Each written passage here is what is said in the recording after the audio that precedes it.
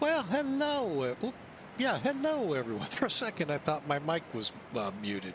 Looked at the wrong set of bars. Welcome into Flying with Mike, and hope you have a great Valentine's Day ahead for you. Actually, tomorrow, giving you all a day's notice for those going, oh, it's Valentine's Day. I'm going to get hit by a frying pan if I don't.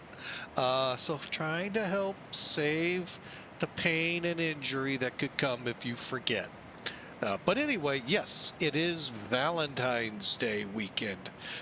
And it also is Mardi Gras, I found out on it. I didn't know that, even though technically that would be Fat Tuesday, but the weekend is prior to is usually called Mardi Gras. So yeah, we're getting ready to head into the Lent season on top of it. What a week, plus Veterans Day. And those of you of Irish descent know something's coming down the road that's green. St. Patty's Day. So quite a busy week up ahead. So I hope you all enjoy. And today, I know yesterday I tried, folks. My body just was so tired. I just needed the break. So that's why there wasn't a flight last night. But I hope to make up with it today. Yeah, we're not flying for Pan Am. We're flying for TWA and not Pan Am Virtual.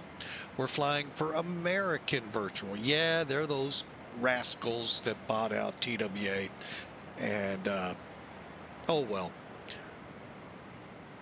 But no hard feelings. We're going to fly from Miami up to St. Louis for Mardi Gras. So I hope you all enjoy. And if time permits, who knows? Maybe we'll try and throw yet another flight into the wind.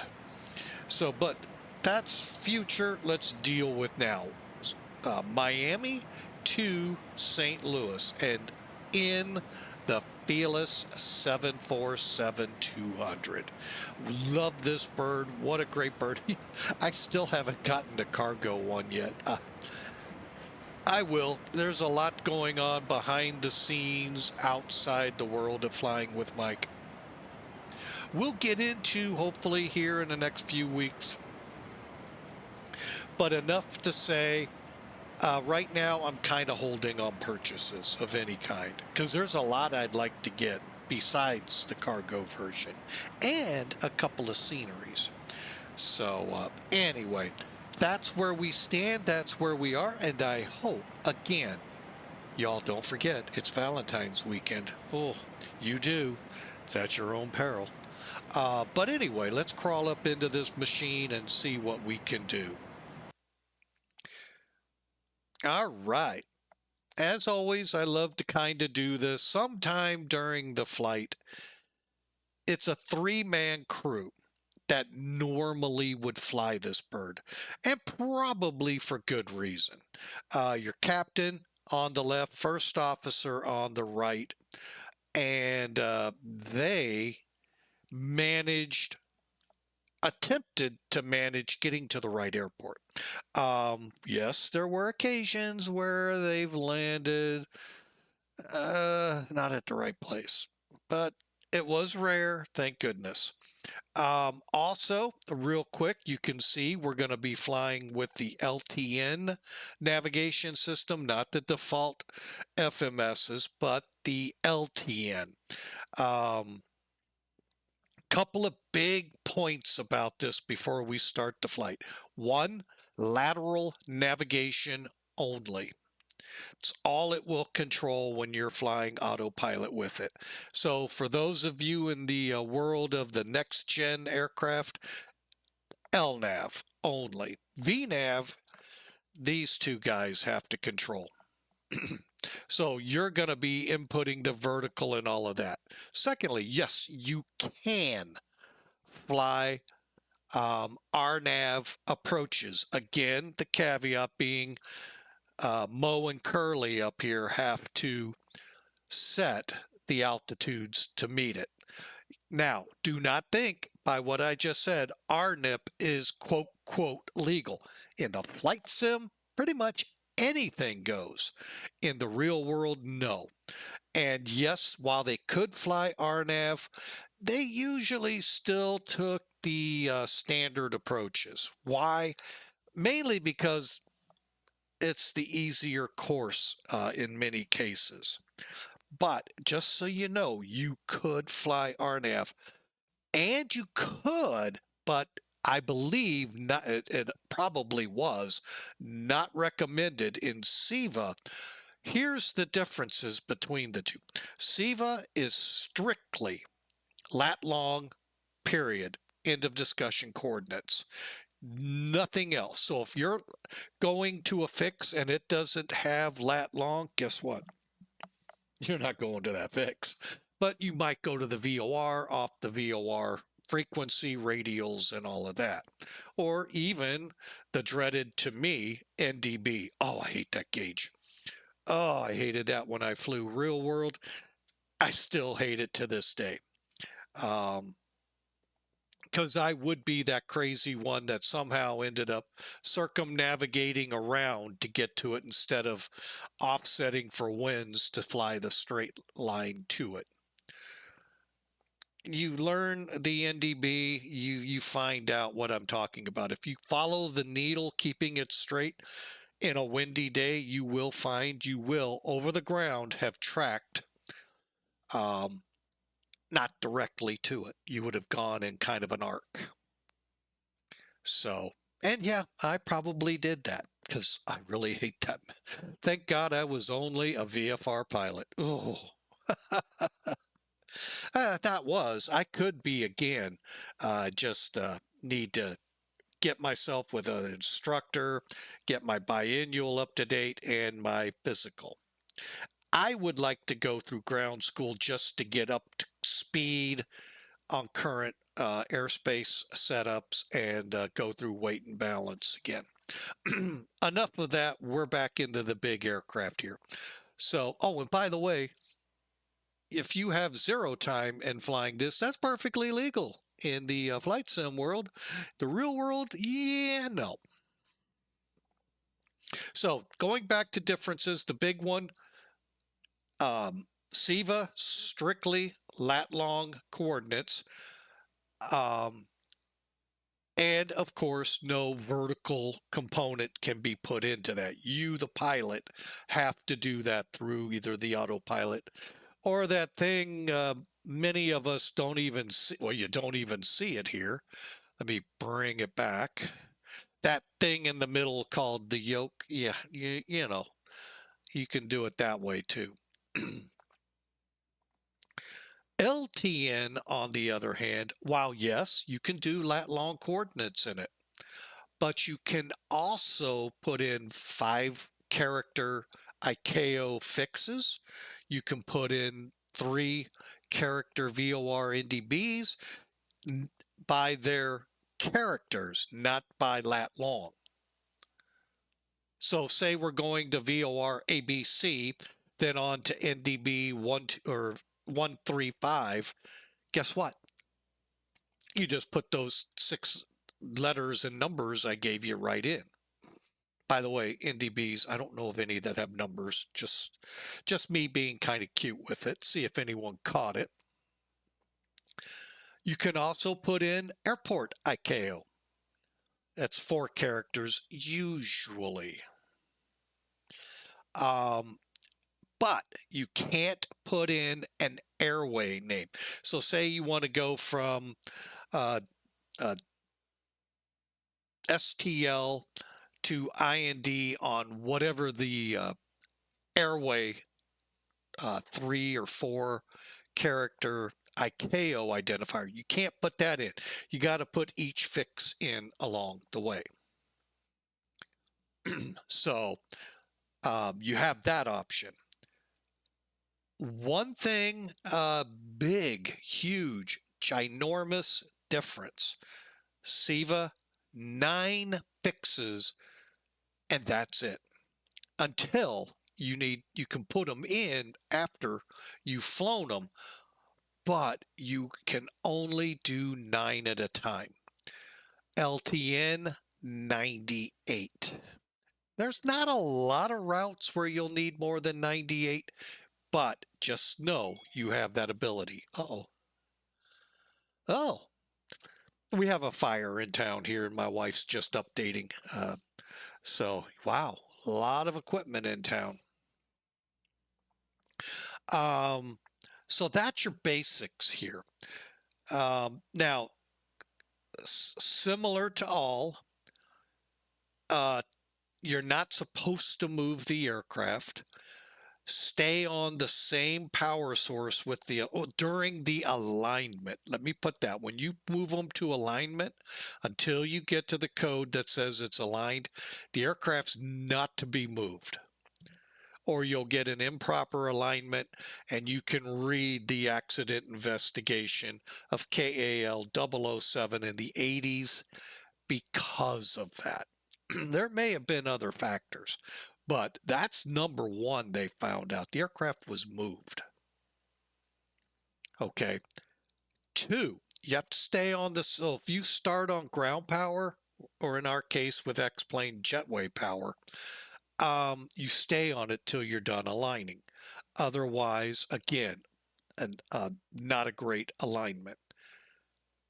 So many airlines will not fuel or load during the process of getting the S's aligned, or INS, sorry. All right. Very good systems. I mean, they were what we had up until the days the NGs would come with FMCs and those beautiful nav displays that, you know, are on many of the 737s, 6, 7, 8, 900s, and 57s, and 67s, and 777s, and later models, the Dash 400 and Dash 8 of the 747. So, and there were a little more, again, you don't move the aircraft while you're aligning. That kind of makes sense, but they did on KAL 007. And oh, tragedy hit big time. Out of nowhere, tragedy hit. They were shot down by our Soviet MiGs because they were off course because of not a good alignment. And there's a lot to that I don't understand, because we're doing alignments en route, so as well. So I'm a little confused of the whole incident. I'm sure there's more to it than the simplicity of moving the aircraft. So anyway, long story short, that's what we're in today. We are in what's called the classic, the Queen, the 747-200. And I hope you enjoy the flight. Also, if you haven't noticed, we're cold and dark. Although in Miami, it's kind of hard to call it cold. So let's take a look at our flight and see what we got ahead of us, and then we're going to get to work. Yes, expect a little bit more ground time because I have nothing other than the flight set up. TWA flight 499, getting ready to take on passengers. Oh, I needed to make a change. We are actually, in release client 2. I forgot that. Now let me go ahead, at least make it right here.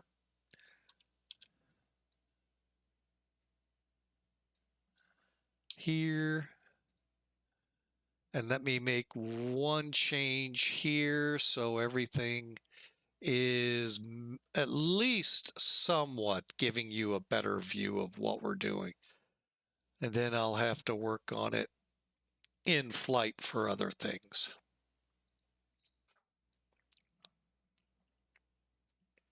Hang on just a second.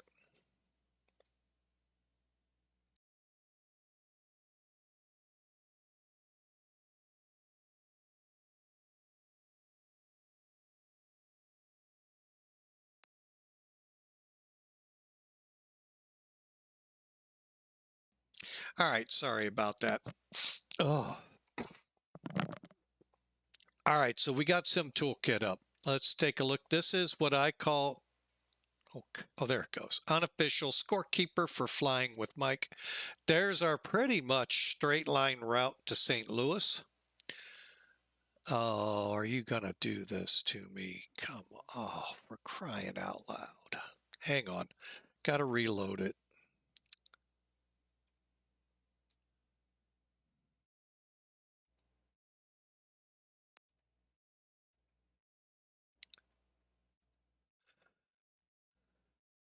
Oh, boy. Oh, it's going to be one of those days with it.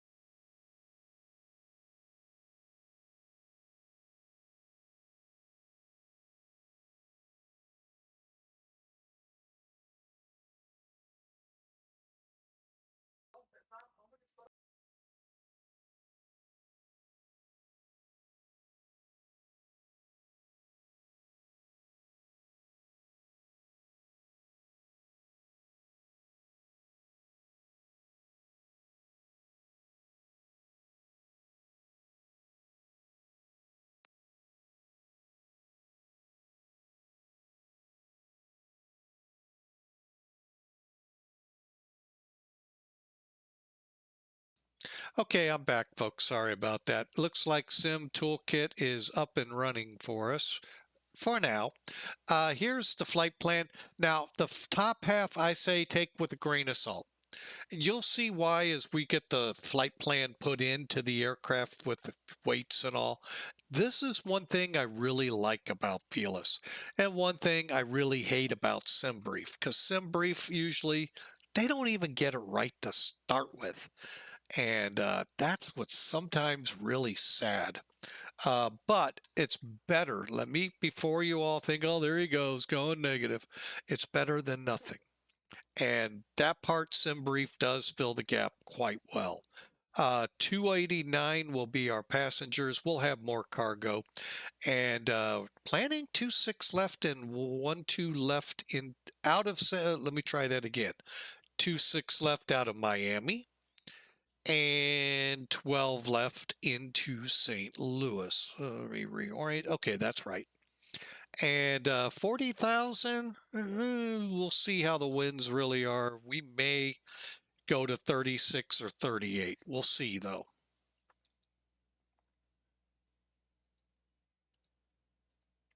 All right, weather here in Miami. Okay, we don't have an ATIS, so there's nobody up on VATSIM at the moment. Winds are out of the west-ish, 300 at 6. Excuse me, 10-mile visibility, and there's some clouds at 3,000 work through. Got some distant cumulus north and east of the airport moving south. So whether they turn into rain or not, we'll find out. But an odd day, we're taking off 26 left to the west instead of the normal out to the east. Up here in St. Louis, where I am, 180 at 10-mile visibility, and some clouds up at 25,000. Yeah, that's pretty much what it looks like out of the window here at Flying with Mike headquarters. It's 12 degrees out there. Yes, 53, call it 54 degrees. Beautiful, glorious degrees considering last week. Oh, let's just put it was almost the exact opposite.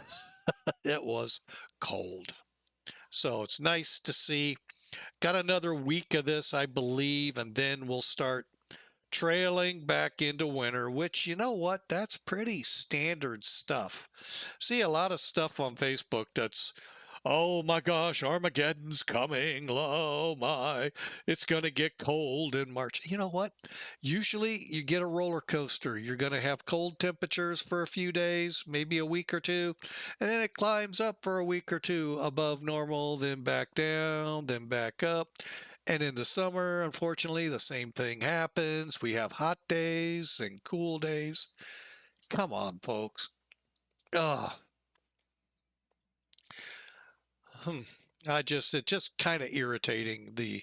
Oh my God, it must be the end of the world. It might be. Hey, I'm ready, but are you? Um, but no, diabolical. I could go into a couple things I think people need to pull their head out of their butt and look at, especially meteorologists, but it's just going to stay there. I'm not going to mention it to them or mention unless asked personally by them. And wait, I don't know any of them personally, so they're not going to ask me. So, but I think it's something they need to think about called the scientific method and quit ruling things out without testing. So, anyway, so that's what we have today from Miami to St. Louis, a beautiful day of flying, and I hope you all are ready. All right, let's get up here in the captain seat. Oh, by the way, I forgot to introduce the most important position on the whole plane. I told you 3, but you only have seen 2, captain and the first officer. They have to get the plane where it's going. But the guy that monitors everything, makes the minor corrections here and there to make it better for you in the back on this plane sits right here, the flight engineer, with all of this at his disposal. And you will see, you put this in the hands of the pilots in this form, I don't think the plane will get off the ground. You literally had to have this guy, but they would come out with the 400, and this guy was gone, and this panel was gone, condensed and microed down to the overhead. And it's not this complicated in the overhead. All right, so we're up in the front. So let's get over here. Oh, wait, first thing, in the Felis, you will come in, what I recommend before you even bring the jetway over, turn the battery on, go normal on your standby power. Why? You'll see here in a second. You can hear. To ground. Put the chocks on.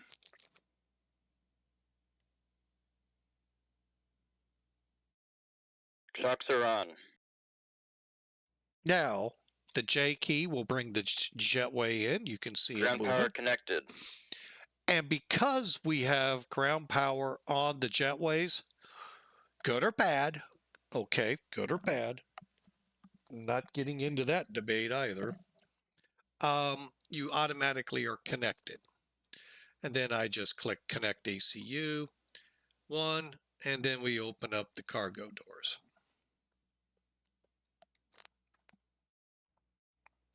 Just kind of work our way across. Oh wait, I could have done this, KMIA, KSTL, I don't like it. KMIA, upper, let's see if that gets any better. KSTL, a little better. Not 100%, but oh yeah, it is Hurricane. Okay, so yeah, that'll be better. And we'll go to maps, and there's our route on it. Granted, it does not show the Hurricane. We'll get into that. All right, let's go to the load calculator next. And we're not going to start with the load calculator real quick. We're just going to put the information in to be able to load the aircraft. Follow along if you would, please. All right, SimBrief. Stand by. I didn't know I didn't have it pulled up. There we go.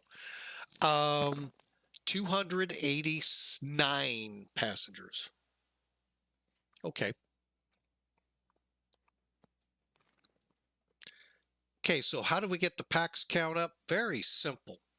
Go to the PAX presets. This is what Flying with Mike does. Click 75%. Okay, we're at 291. Now, you could click the button until you get 289, or decide who gets to go. 2 people off the deck. Now we're down to 289. Granted, I know those are the most highest paying people on the plane, but we don't need them up there. Okay, now remember I told you we are going to carry cargo. Currently, our cargo bins are empty. Now, if you're not sure what upper deck, cabin 1, 2, 3, 4, it tells you up here in the diagram. Same with the cargo bins. Hang on just a second.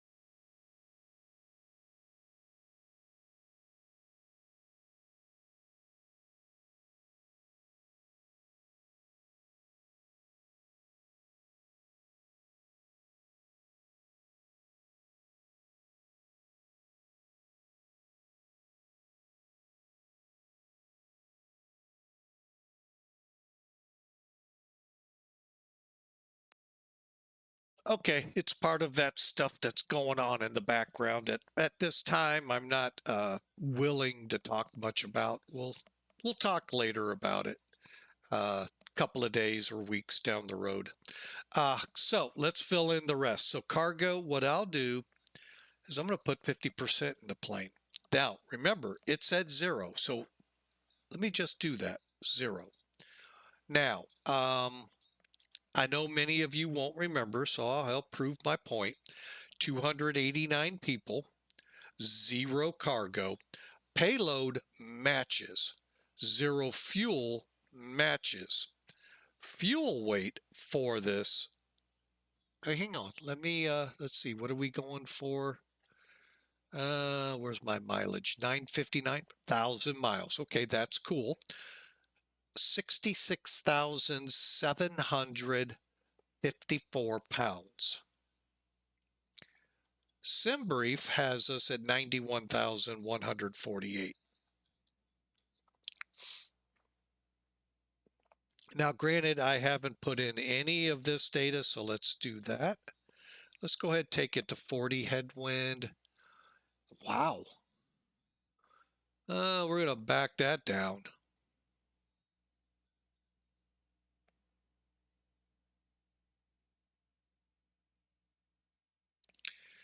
104. Oh, wait, 89. Sorry. Component is 89.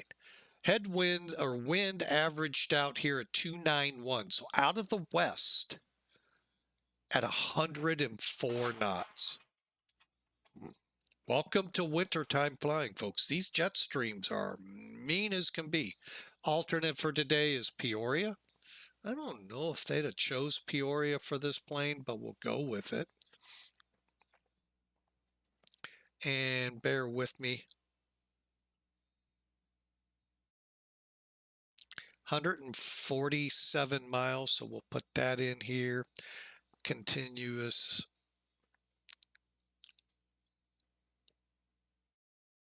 Okay, so all in all, still 91,148 pounds. Now we're up to 96,000, almost 800 pounds.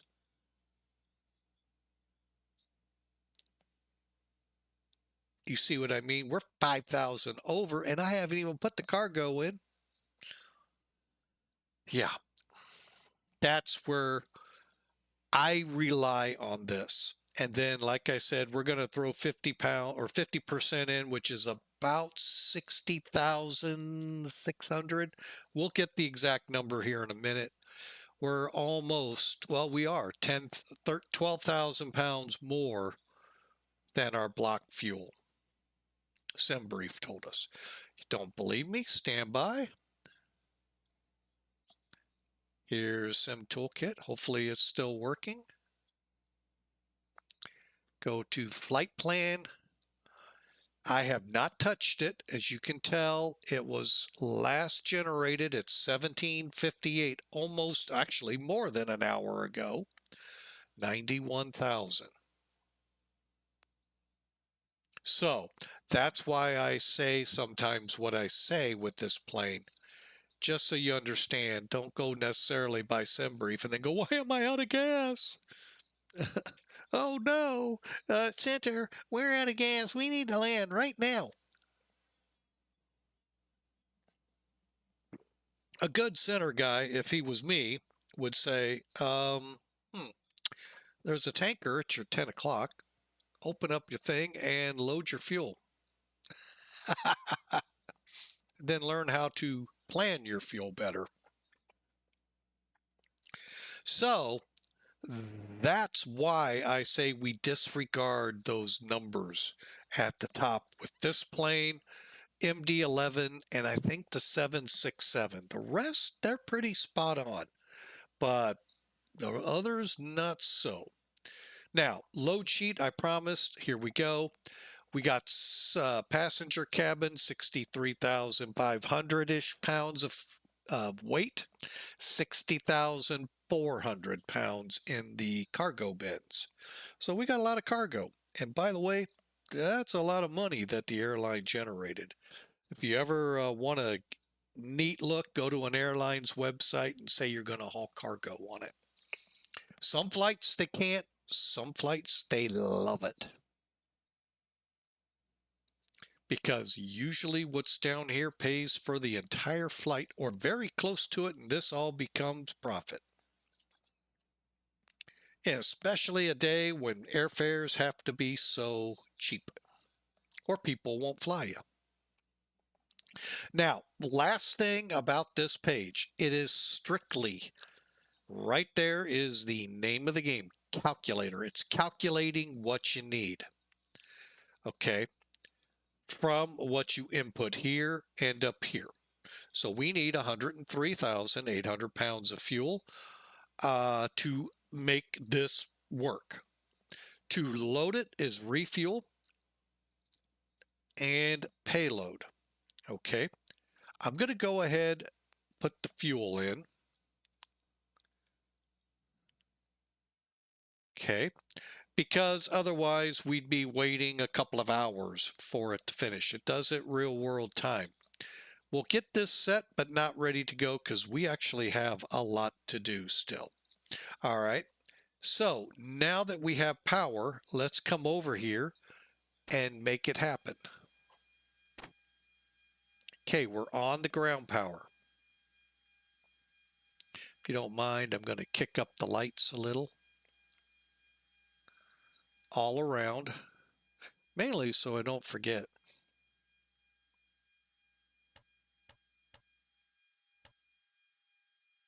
And get some switches that I know need to be in certain selected spots.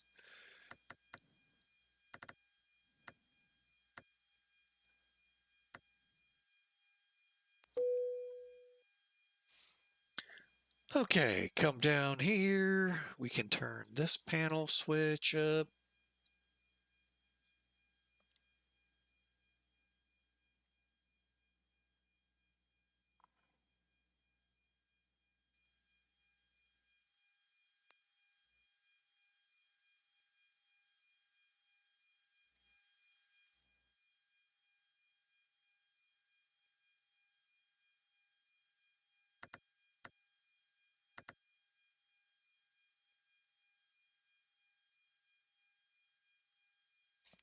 All right, so you're going, why am I not seeing some of this stuff lit up? Let's go back up here. Radio essential master, or radio master bus essential and number 1 have to be turned on. to start the alignment. Okay. Voila. Now, just because I like it this way is why I do this.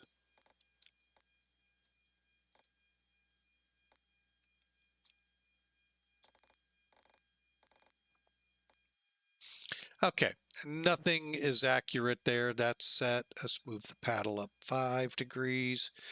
All right, everything looks good there. Let's start. Well, first off, let's go to standby on each of the IRS units up here, CD or for the CDUs. Now, when we go down, look, they're powered up,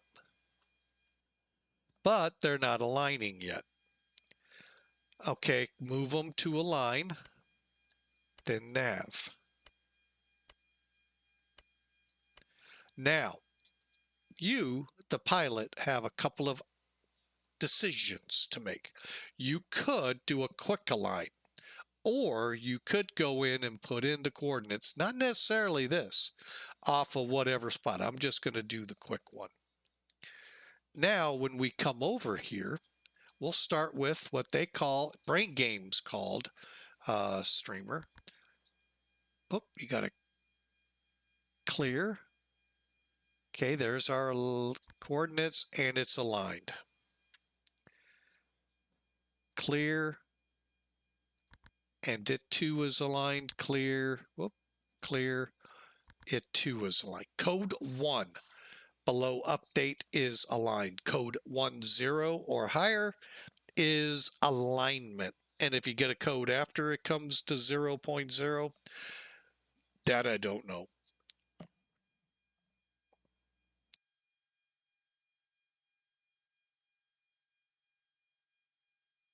Oh. All right. Sorry about that, folks. Coughing spell. Oh. Anyway, so we're now aligned. Now, if you want, and it takes time to put it in fix by fix by fix, trust me, it can take up to about 15, 20 minutes, depending length of flight. Now, if you're just going from St. Louis to Chicago, a couple of fixes, you're done, probably done in 5 minutes or less.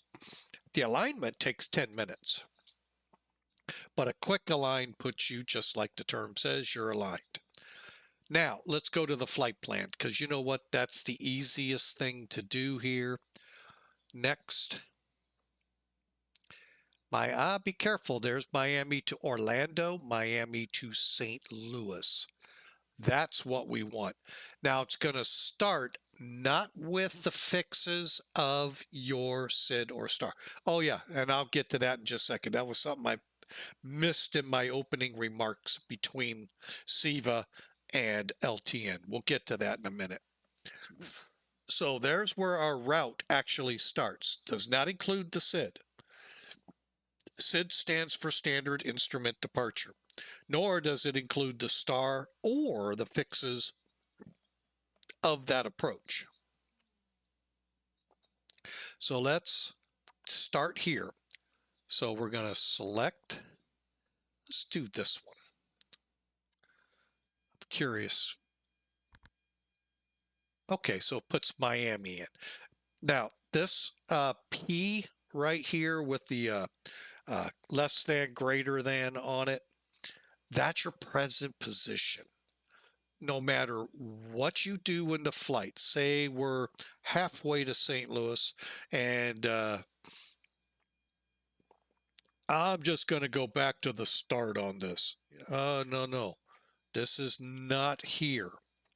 This is wherever you are along your flight, your current location en route. So right now, it's right here. Once we get airborne, it's wherever we are airborne. Okay. Even though when you put the extra fixes in for the arrival and the approach, as well as those for the departure, guess what? It will still be wherever the plane actually is. you'll kind of get a feel for that here. And I'm sorry it takes a little bit to explain all this, but once it's explained, you can start trying these things. Folks, this is a great system. Yes, you just gotta, I mean, it took what, 7 flights for me to finally get a fairly decent takeoff with it out of Singapore. I mean, it's not easy, but flying this plane, that's why you had a lot of time. Usually didn't come in with 1,500 hours total.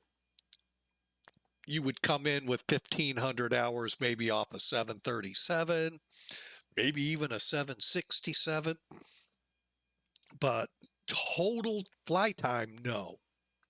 You'd be in the 3 to 4,000 hour range. Not to say some cargo companies out there might hire you right off the street, but most won't. You got to have some experience, especially for this plane. Okay, so let's get to work. Put that in. I'm just going to go ahead deal with the departure. So for that, let's bring in charts.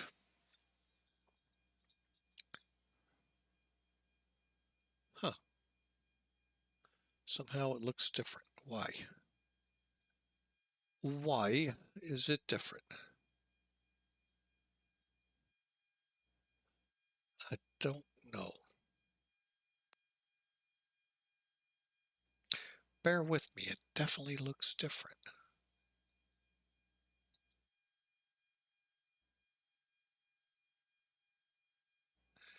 You know what? I am going to do that and that for now. All right.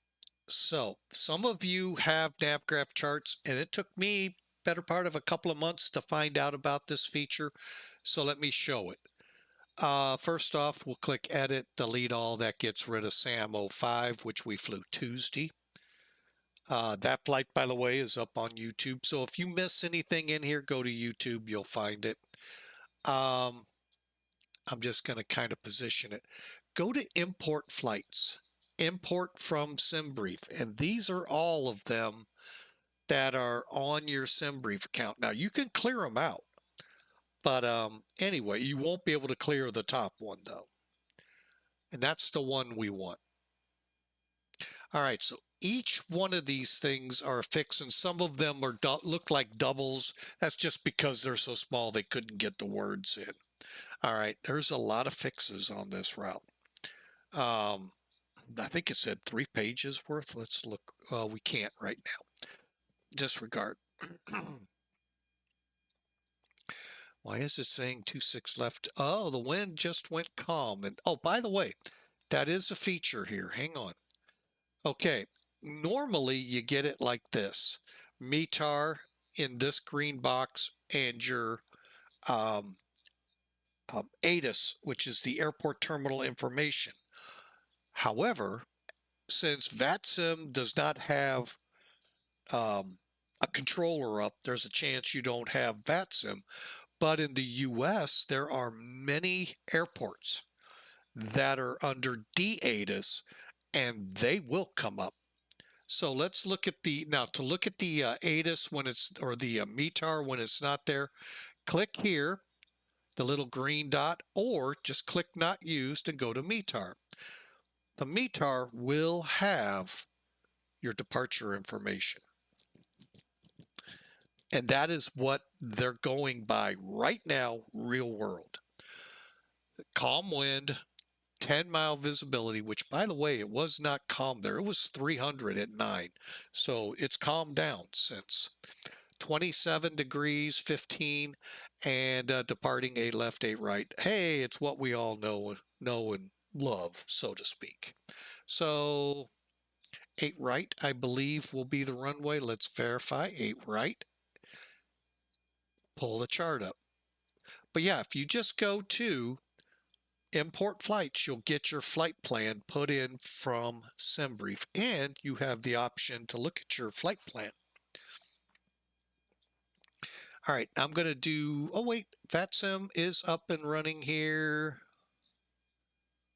Which one are we looking at? Hang on a second. Okay, departure. Departure is Yankee, calm winds, 8 left, right, 9, 12. Notice the airman about DHP. I don't know what they're trying to say. Birds in the vicinity of Miami. Yeah, think there might be a couple seagulls somewhere around. Aircraft readback for all hold shorts, yes, and advise Yankee. And if you're coming in, here's what you get coming in. So there is a controller up here, either ground, center, approach, tower, one of them, maybe even delivery. I saw that somewhere, just delivery. Must be learning the ropes. I don't know, but that's a weird one. But you never know. Another feature to be aware of. You zoom in and look, all of a sudden you can find your routing.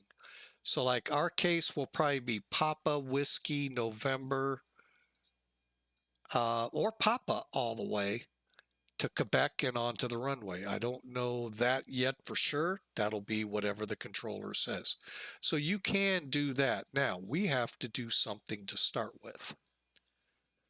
Come here, change runways to 8 right. Hurricane 4 smells. I thought it was something different. So we could get put on a different route, which that makes it that much harder.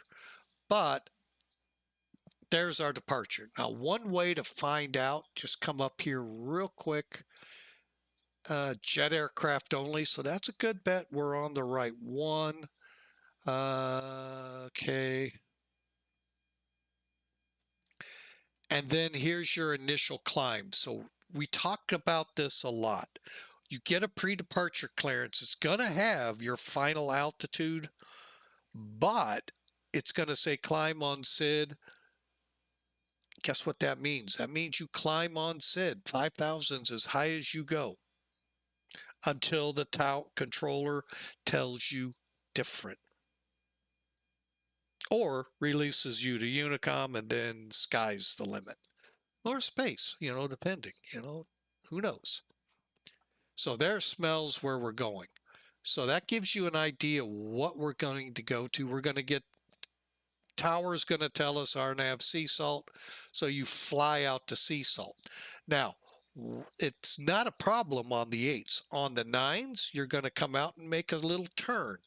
On 1-2, you're going to make a bigger turn. But the goal, you fly, say he said RNAV live. You're going to fly sea salt, deals, and live. Okay, so it's where you fly the departure to that point. You don't just go boink, try to beat everyone. I know it's Daytona week. I know. But this ain't a race. All right, so let's put them in here real quick. I bet you that's what I do. You know what? We're going to fix this. Hang on. Doink. And if it's this one, I think. Nope, wrong one. Okay.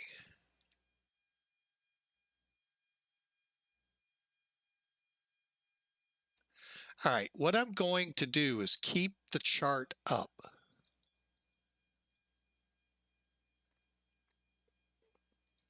But I'm going to get rid of this. So theoretically, hopefully we'll see a bigger chart. Okay, now I need to perfect, or maybe even better. There we go. I wish I could get it to where you could see the other side.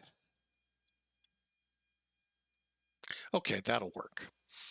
All right, so we're going to put in,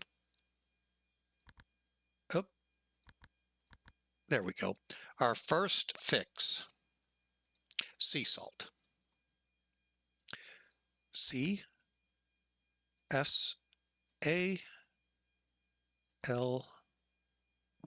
just like it's spelled. Okay, enter. Now, if there's a second one, it would come up with a page and you have to follow directions. My apologies if I coughed in your ear. Deals, Delta, Echo, Alpha, Lima,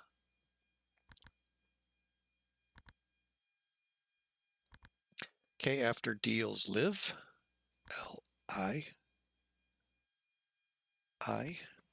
whoa, whoa, whoa. All right, why is it doing this? Okay, alphas are on top. That's actually the number one. Clear, clear. There's the I. Be careful. Oh, it'll tell you if you got, or you'll end up way off course. But yeah, this button, alpha numeric A, alpha, top of the keys, numeric, everything underneath. So to do the position, course, leg, you click on it, it's switched to in, and then those become available plus your numbers. Okay, live, enter, enter. Out to nibbit.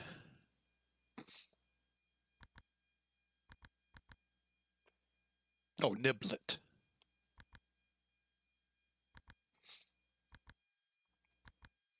And moving up, Jones.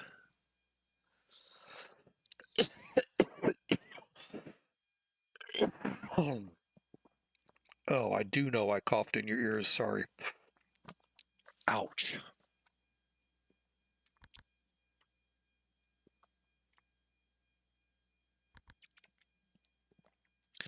Oh.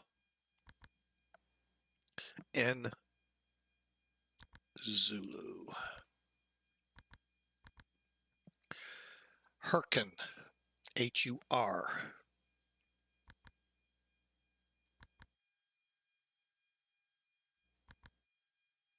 C-N. They never see those here in Florida. Come on.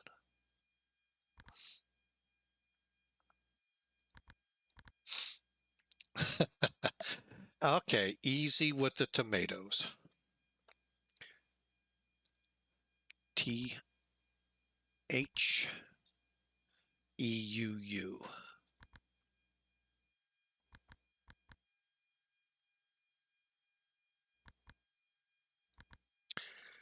Gnarl for gnarly.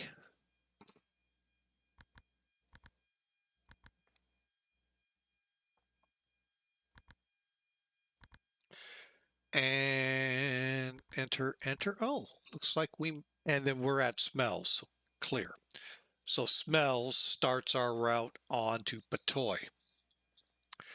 And if we look here, see how you're already halfway through Florida at this point. Patoy, Diener, and on. And you can check to make sure those are all in there correctly. Up to Visqua. And for now, we'll just kind of hold there to make sure a couple of things. We already know the arrival, but the arrival alters slightly depending which way we're landing. Or yeah, so if we come in on the 3 zeros, we turn at a different fix than if we go on for the 1 2s. So let's hold right there. One more step to do, and then we're going to get the plane ready to fly. In more ways than one. We need to copy now these additional, we'll call it 8 fixes over, because you notice it's just Miami to Smells. Same thing here. All right. Okay, hang on. You can't see that just yet. There we go. So you see how it's Miami to Smells? We got to add in those roughly 8 fixes, roughly. How do we do that? Very simply. And I don't know if this works sort of kind of the same way in Siva or not. But all we do is click the, so darn it, hang on. There we go. Click the RMT button. Now, since this one has the fixes on it, up arrow will put it on master. Enter. Then we'll come over here, click remote. And we'll put these on the slave. Now I'm going to give you a neat term that Brain Game uses to know what you're touching. This is the captain's CDU. This is the first officer's CDU. Now, whether they're used like this in flight, that I don't know. They won't let me aboard when they're flying in the cockpit. I don't know why. Something about 9/11 rules and security, and I don't get it. And then same thing here, remote, down, so it's a slave, and enter. Okay. All right, now we need to click enter one more time. Now you see, now literally they are A, B, C, but I liked how Brain Game said it, really nice and easy on us. First, or captain, first officer, and flight engineer. They're ready, let's transmit. Transmits all of them. Remember I told you that in the beginning? And it's going to tell you where it's at. It takes about a second or so for each one. So in our case, I think it's going to be close to a minute, and it'll be done. And then you will see they're in all 3 units.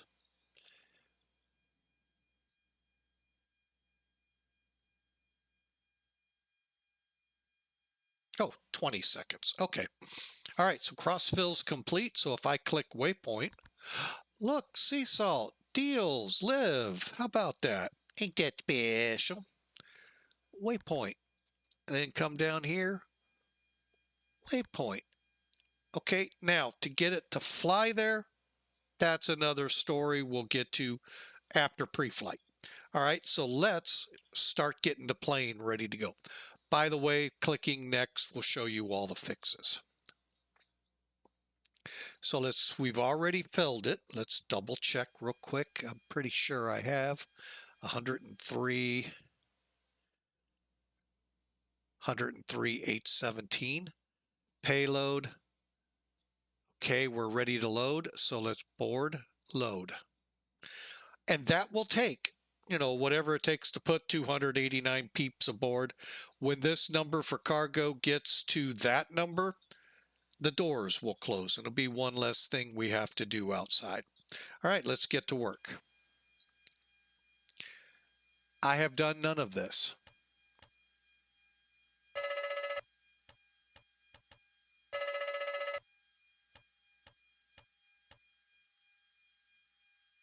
Now, we're aligned. So I'm going to go ahead, fire up the EPU. Wait for the door close light to go out. Okay, and I'm just going to quickly move over so you can see it spool up.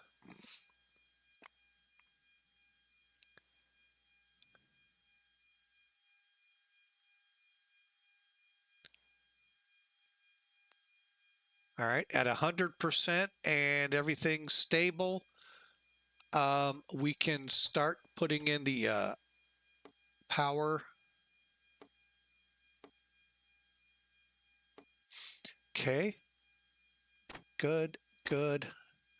And yes, it's available, the external. That's what these 2 lights are. We're not connected anymore.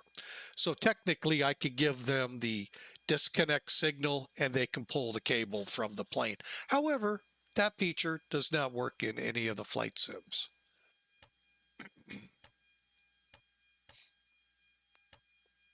And no, it's not the middle finger pointed at or sticking up at them, saluting them. Okay, bleed air on. Here come the packs with the air.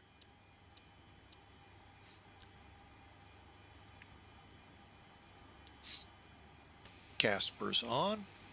All right, moving ourselves. Now, what I do for the fire checks back here, this is where you do your fire check for the engines. All right, it is these 2 switches here. Point of view is to the cockpit. That's where they are. Okay, and for the cargo compartments, fire check good.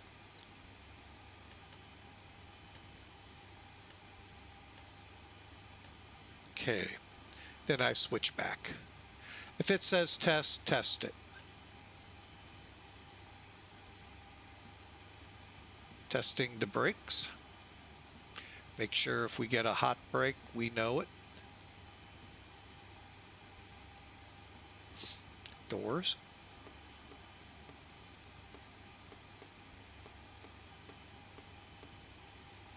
Okay, potable water's good. Check there. Okay, good, good.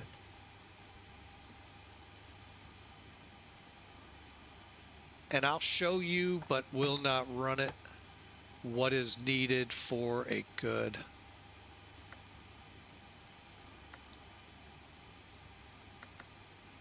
Okay, now let's come up here because there is a few things we do need to do. First, quantity test looks good. Go ahead and turn our bleeds on.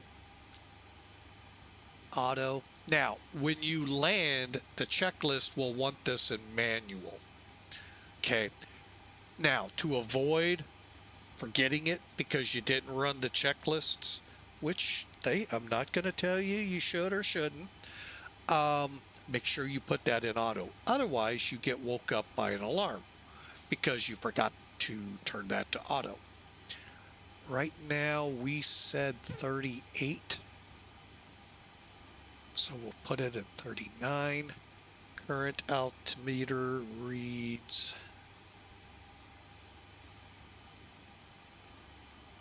06.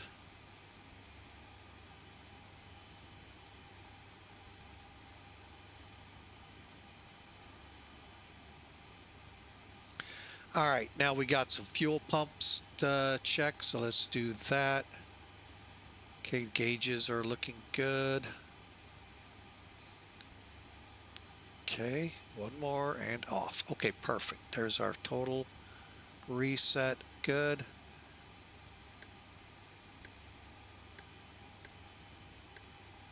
Now these will not turn off because the tanks are empty.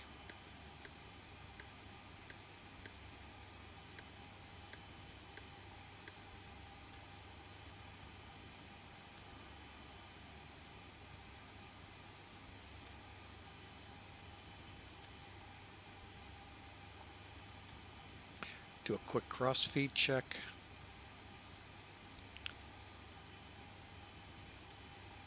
That way, if you do run the checks, it'll tell you what you need to do. Oops, that was my bad. There we go.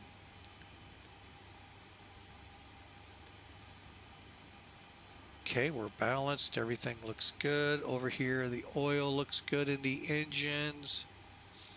And one last thing, check the lights. Good, good, good.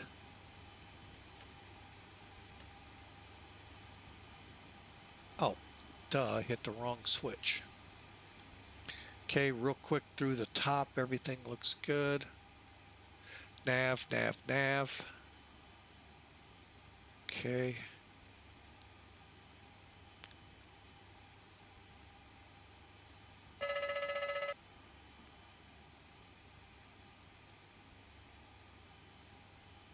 Okay, everything still looks good. We got a few tests.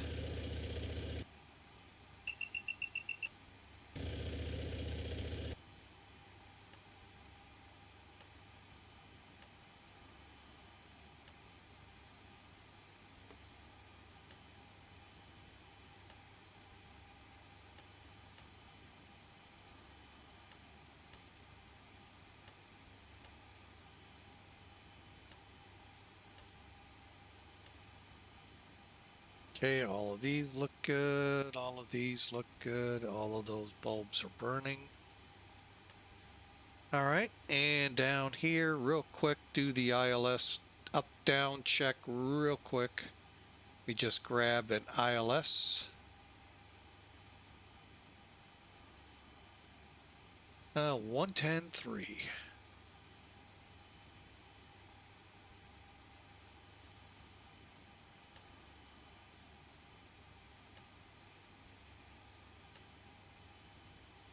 Okay.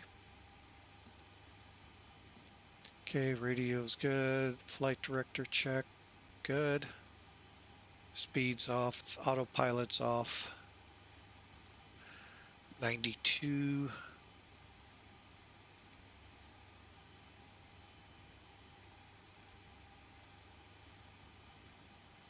Okay, off, off. Flight director, co-pilot side, 110. Tree. Dolphin is 9. Okay, and up, left, good. Down, right, good. All right, now we'll come back over here real quick through the bottom half. Okay, test. All right. Altimeter.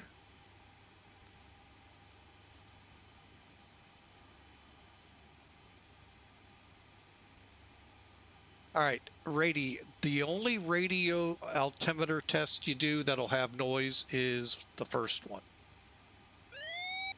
Okay. The co-pilot side will not. Okay.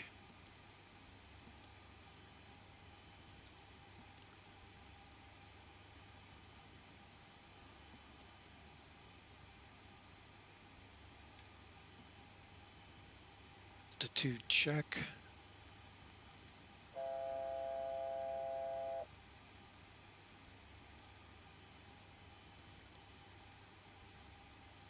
Since we know 5,000's our start, that's where we'll be. Pull up, glide slope, glide slope. Pull up, glide slope, glide slope. Okay, rudder ratio gear down, light on. Okay, P1, good, P2, good. You know what? I don't think I checked them over here. And again, if you were running the checklists, it would let you know you forgot.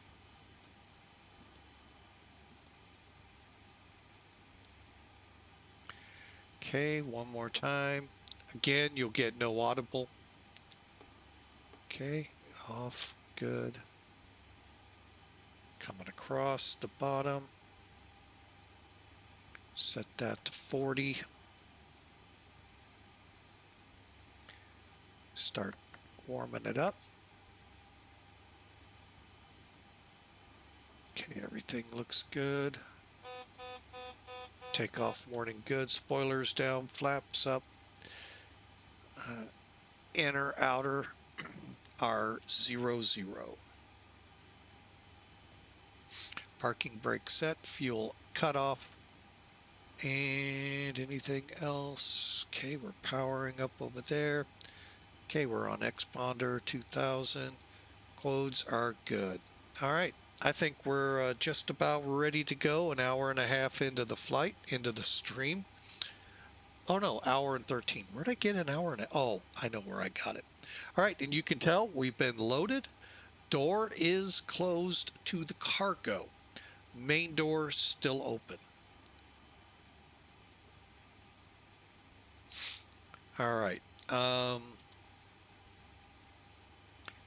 One last thing over here we need to do, our takeoff performance, load data sheet, airport for 8 right is 10,500. Oh, wrong one. And we're sea level. 9 feet, and we're taking off runway 8. I'm going to go ahead and put 9 on it. I don't think we have a slope. Oh, that's why we have a center up. No slope. Wind calm, right?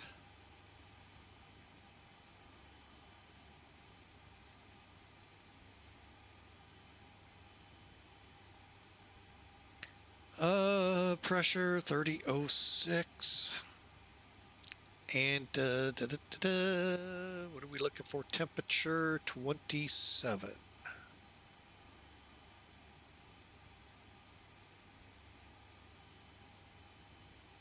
All right, so we'll set the speeds. Okay, our takeoff, if we go flaps 10, we're going to use 6,500. Now, if we go flaps 20, still going to need 6,500 feet, but our speeds come down. We're going to go ahead and go flaps 20. You know what? Let's do 10. Let's see how much we eat up. 228 for flaps up, and once we're above 10,000, 308, 3.6 on the stape trim, 16 degrees for takeoff. Set your speed bugs, and now we're pretty close ready to go, minus the fact I have not filed a flight plan.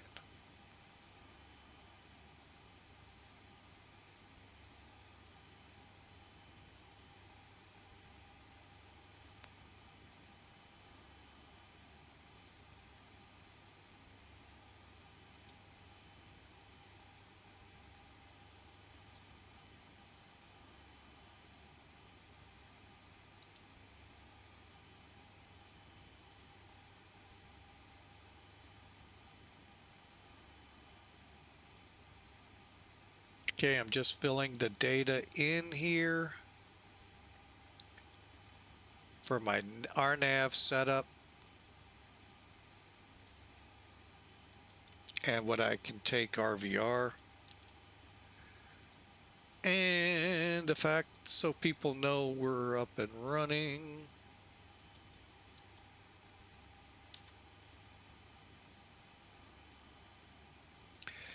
Connecting. Oh, wait, let me double check.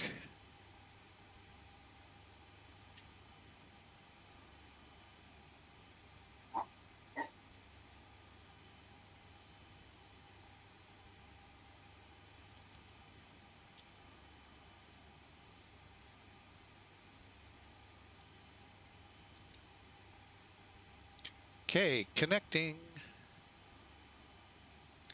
All right, here's our PDC. Altitude 40 cleared, Hurricane 4 doesn't say anything about climb on transition. Oh, we have a tower too. Oh,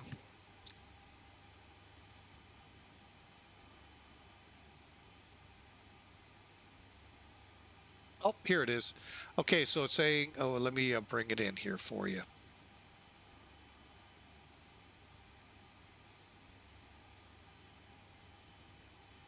Hang on, let's get some things put in first. 118 tree.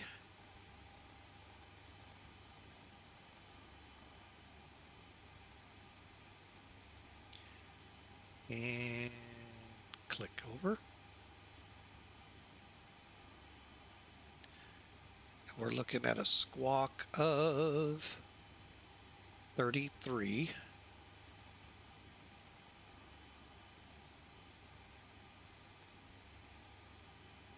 $53.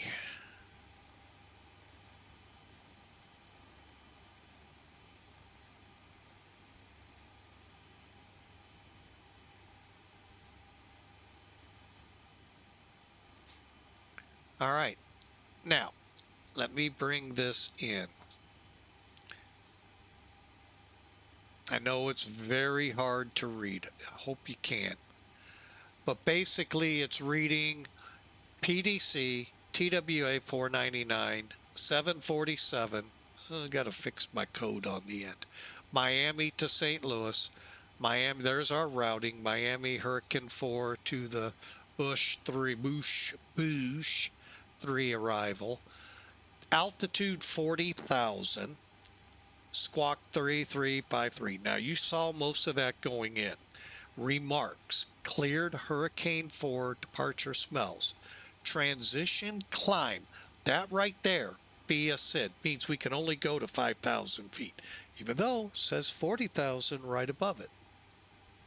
Expect flight level 400 10 minutes after departure. And departures with him 132.2. So that's where you got to be a little cautious. All right. So I think we're ready to go. Let me just do a couple things here. I like to go through my checklist on my own. Okay, window heats on, see emergency lights. All right, let's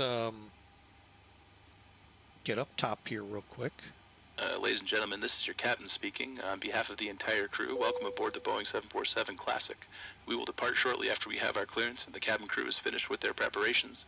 For now, I wish you a pleasant flight, and I will be back during the flight with further flight information. All right. All right, so we got all of this. Radio, okay. Radar transponder set, okay. Stall warning check, Mach.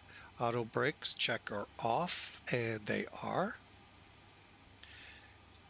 Takeoff warning we did. Instruments and all that look good. Okay, let's do the first, or flight engineer. This is where it gets a little tricky. It's kind of set up so you're ready to push, but you're not 100% ready to go. Okay, like you don't want to turn the fuel pumps on right now while you're sitting here. Automatically turns on the one for the APU. But the air conditioning controls are set for now. Packs are on. Fuel pumps are currently off. We're in the proper configuration. So we're good to go. You know what?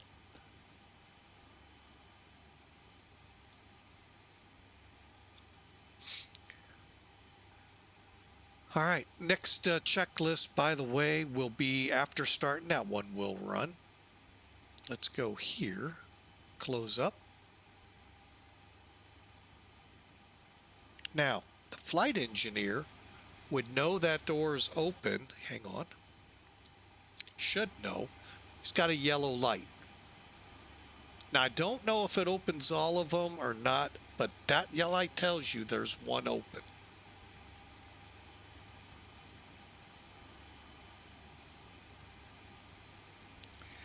All right, and get it closed again.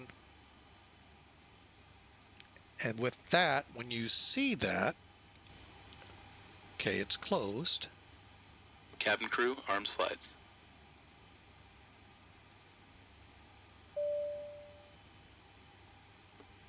All doors are closed and armed. Ladies and gentlemen, this is your chief flight attendant, and on behalf of our captain and the entire crew, I wish you welcome on board. Please take your seats and fasten your seat. Ground power disconnected. Make sure that your tray table has been stowed away and the back of your seat. Cockpit to ground. Remove the chocks. We request your full attention as our cabin crew will demonstrate the safety. Okay, and just so we know, we're going to push You must fasten your seatbelt. Insert the metal fittings one into to the spot other 18 if we need to. Okay. end of the strap. Chocks removed. Your seatbelt, lift the upper portion of the buckle. We recommend that you keep your seatbelt fastened while in your seat. If you are seated next to the emergency exit, please read the instructions on the safety on board card. You will find it in the seat pocket in front of you. If you do not wish to perform the functions described in the event of an emergency, please ask the flight attendant to reseat you. There are several emergency exits on this aircraft. Please take a British moment to Falcon, thanks for the follow. We sure appreciate you. Sorry we had those turned off. We'll get thank you though for the reminder to turn those back on, and that. the direction of the arrow. Each door And I need to do this in the cockpit. which may also be detached and used as a raft. In the event of a decompression, oxygen mask will appear And this. automatically in front of you. To start the flow of oxygen That radar. towards you, place the mask over nose and mouth, adjust the headband and breathe normally. Although the bag does not inflate, oxygen is flowing to the mask. If you are traveling with children or someone who requires assistance, please secure your Ah, I think he dropped a departure now. Actually, I can't keep up with him. Member advises you to remove it. In the event of an emergency, please assume the brace position. Lean forward with your hands on top of your head. Okay, actually, no, he's not. Okay, well, that radar is really making it confusing. A life vest is located under your seat or between the armrests. Y'all ready to fly? Because I am. Open the plastic bag and remove the Miami Tower, TWA 499, stand Echo 30 with weather information ready to push and start. More air can be added by blowing into the tube, using the whistle and lights to attract Echo attention. Whiskey Alpha 499, out Miami Tower. Good day. Position thoughts on pilot's discussion. Advisement of the taxi. Please let me remind you that this is a non-smoking flight. All right, we'll let you know when we're ready to taxi TWA 499. Located in the left street is All right. prohibited by law. Had a feeling he'd You will pop find out. that all the other safety procedures in the safety and You ready? Here we go. located in the seat pocket in front of you. We advise Beacons you to on. leave the car before 2912, takeoff. descend and If maintain you have any 5,000. questions, please don't hesitate to ask one of our crew members. Sun Country 8661, runway 1 left, cleared for takeoff. Wind 2308. Ground to cockpit. Please show me where you want to go.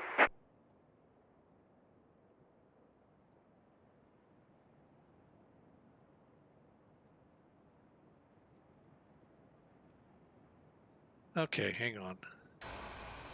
Let's try that again. Ground to cockpit. Please show me where you want to go.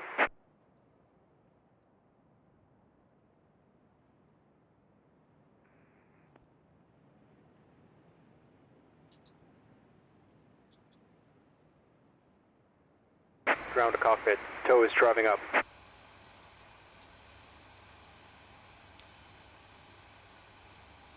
Ready to start the engines. Ready for engine start.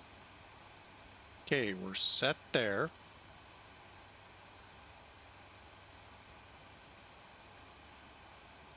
Okay, all doors and hatches are closed. Ready to connect. Cleared to connect, face us, facing west.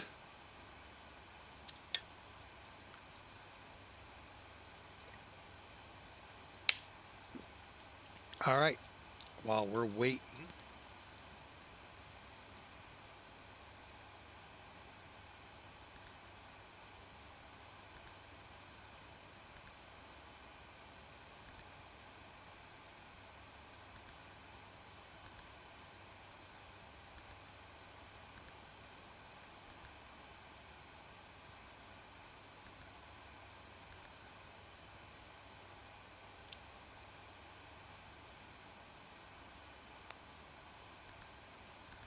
Tow connected and bypass pin inserted. Release parking brake.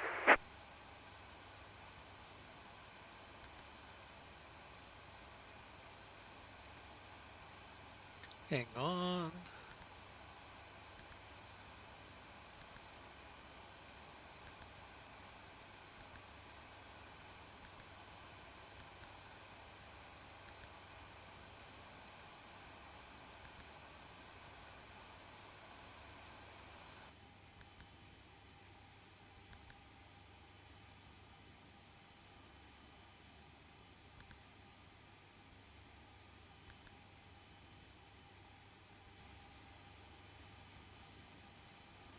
Okay. 61, radar contact returns to engine contain 12000.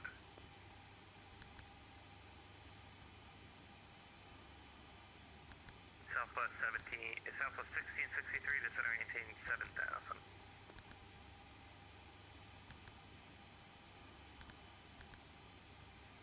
Frontier 2912, Tampa freight at your 3 o'clock and 9 o'clock and 5 miles above Tampa site.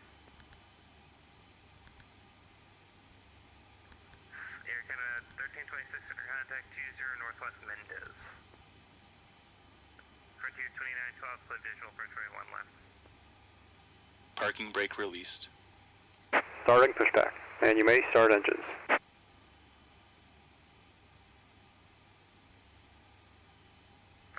late eye for cancellation received. Squawk VFI, radar service terminate, free change of brief. Good day.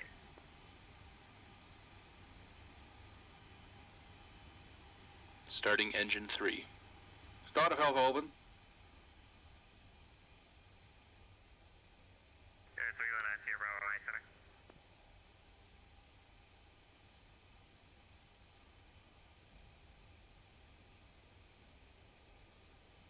Starter off. 319 Sierra Bravo, departure from departure from present position will be at your... Oh, the GP. Oh. On departure, remain northwest of runway, the runway down or extended center line.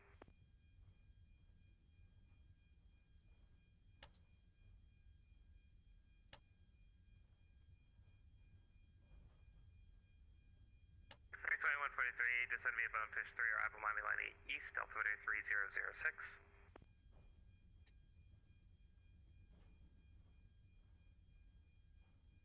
Sun Country 8661, Jack Center offline, pre-change approved, good night.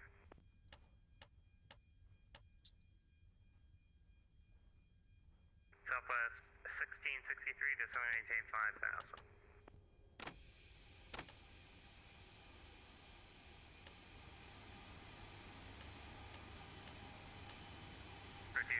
I forgot if I clarity a turn left heading 100, cleared visual approach runway 1 left. Starting engine 3. Start of Hellhoven. For 22912, that's fine. If you could start your base turn in about 2 miles, that'd be great.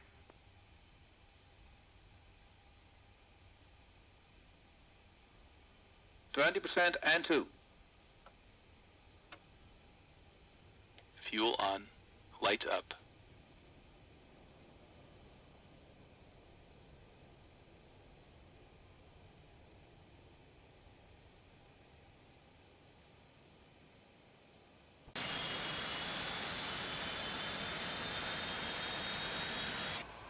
Operation complete. Set parking brake. Starter off. Parking brake set. Disconnecting tow. Stand by. Engine stabilized. All right. Engine stabilized. We'll go to number 4. Actually, let's do number 2. Starting engine 2. Start of Hellhoven.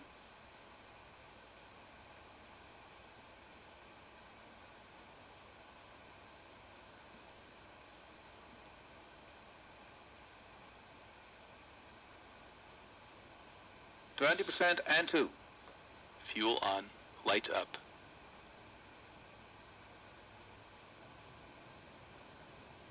Here, Bravo, pre-change approved. Talk to you on the way back. Zip. Southwest 1663, traffic 12 o'clock, 7 miles. Tow is disconnected and bypass pin has been removed. Hand signal on the right. Well, see you next time and have a safe flight. Joining us final for runway 1 left, advance traffic light. Engine stabilized.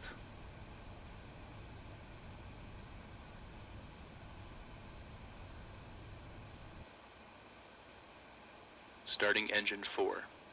Start of Hellhoven.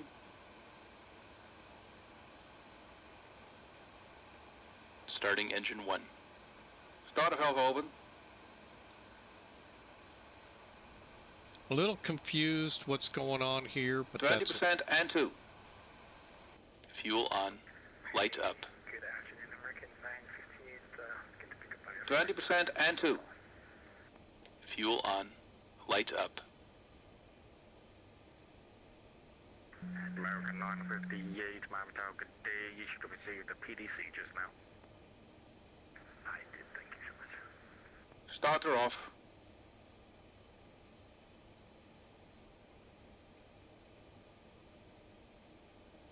Starter off. Engine stabilized.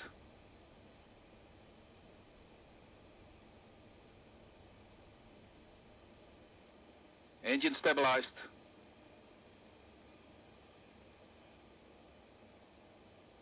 All right, we got them all started. Let's get over here.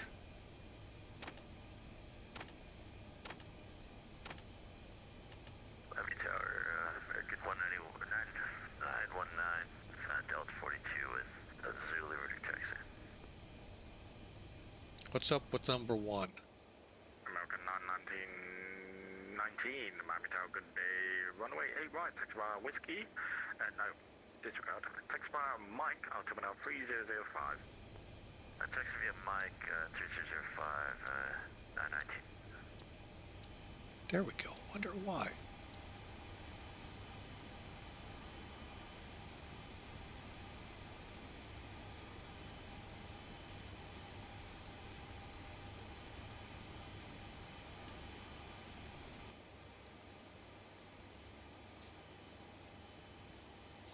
Okay, since we kind of had a botch start there, let's just recheck everything. Let me get up here.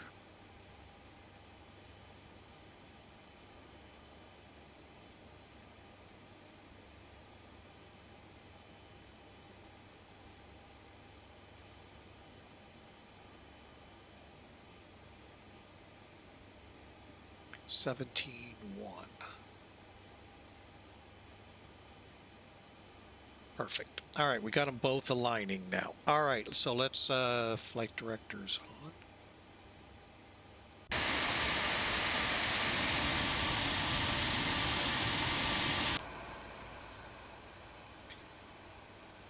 All right, flight quarters, switches, beacons, start levers, pack valves, warning, hydraulics.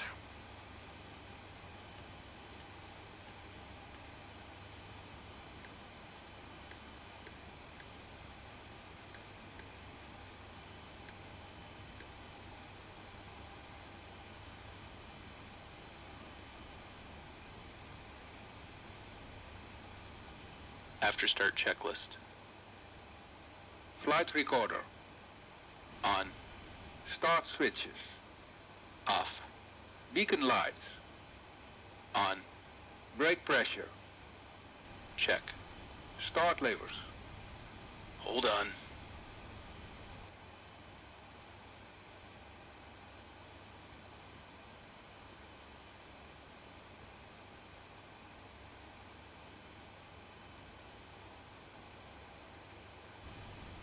Not sure why. They look good. Engine and the ice. Off. Electrical panel. Check. Pack valves. Open. Dual warning lights. Out. Hydraulic panel. Check. Flight recorder. On. After start checklist completed. Taxi checklist, please. Flaps.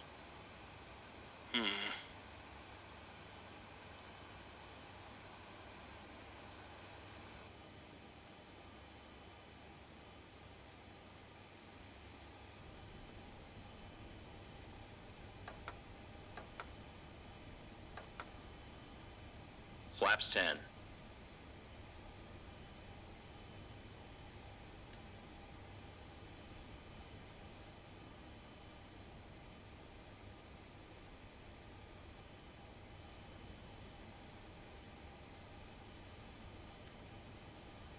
Flaps 10. Flaps 10. Takeoff data. EPR and airspeed bugs. Set and cross-check. Stabilizer trim. Damn. Get that in a second.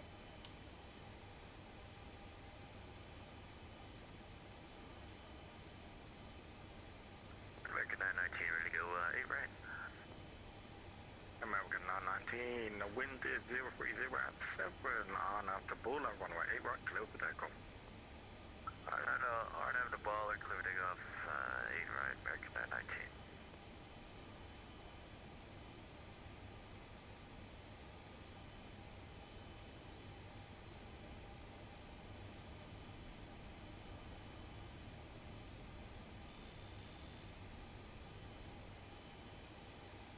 Set in green band. Probe heat. On. Flight controls. Check. Yaw dampers. Check. Seatbelt and shoulder harness. Check. APU. This.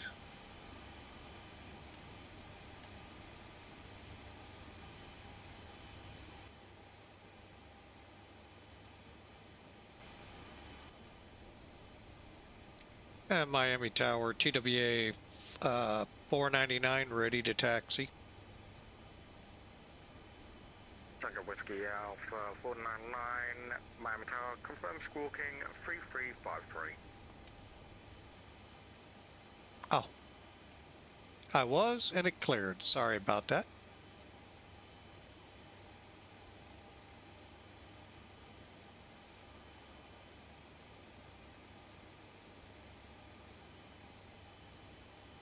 Off.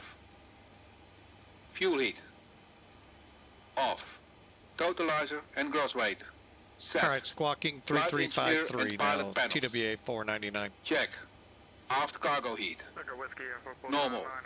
Seatbelts and shoulder harness. Check. Taxi checklist completed. Missed the runway, but we'll go via Papa. Echo Whiskey, Alpha 499 Heavy, runway 8 right, taxi by Papa.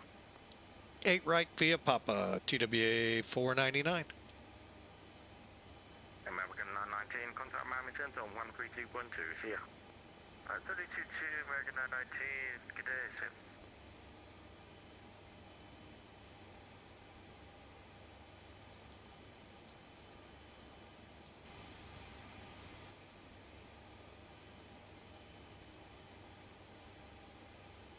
Okay, here we go.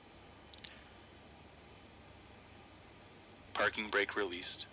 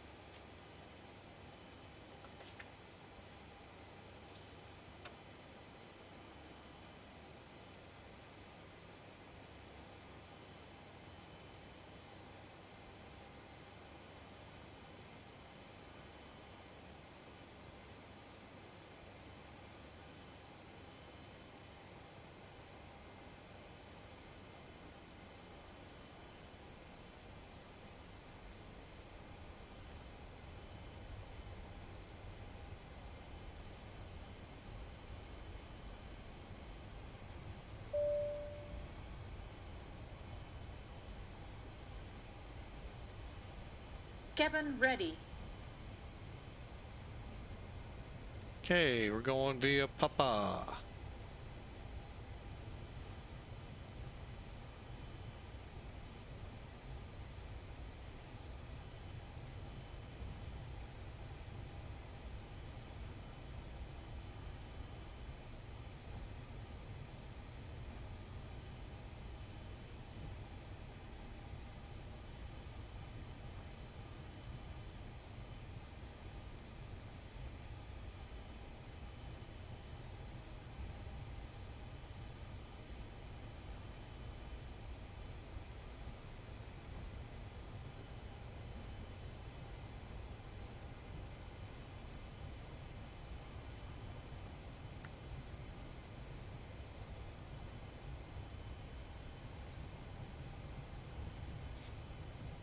All right, Papa is the first one, I believe, right? Yeah.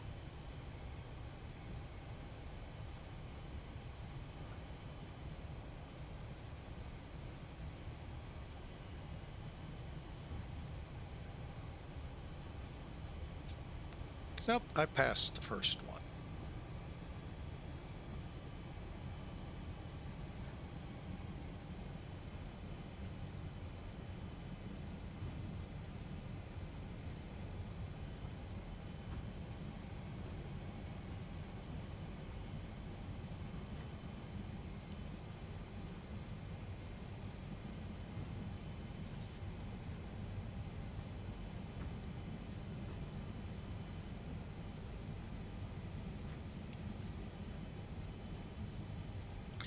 All right, and we get down to the amalgamation of the eights and the 1, 2.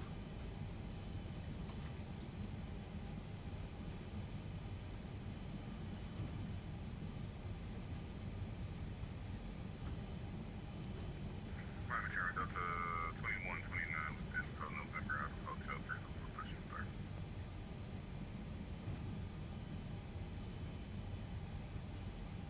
Delta 2129 Miami Tower, good day. Position starts our pilot's discussion. Advised ready for taxi. Squawk mode Charlie. Roger that. Position on the script. Now call you for taxi. Service lock in. Low Charlie.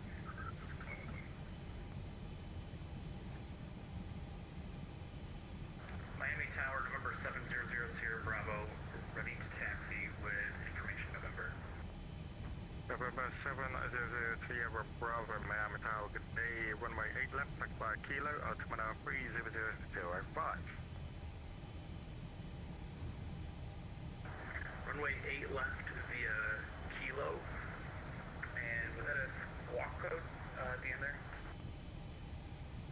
November 700 Sierra Bravo, negative, altimeter 3005. Altimeter 3005, apologies. Taxing to 8 left via Kilo, November 700 Sierra Bravo. Tango Whiskey Alpha 499, Heavy, you ready to go?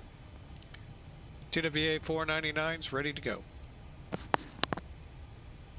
You don't know this airline.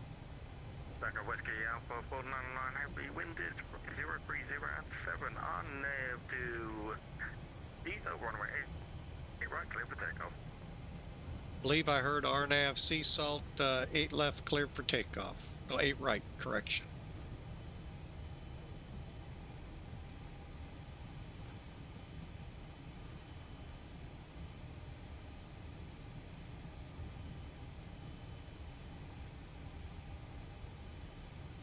And Tower TWA 499, that was Sea Salt, right, for the RNAV. Tango Whiskey Alpha 499, Heavy, A firm, on up to Sea Salt, runway 8 right, clear for takeoff. Clear for takeoff, 8 right, Sea Salt RNAV. TWA 499.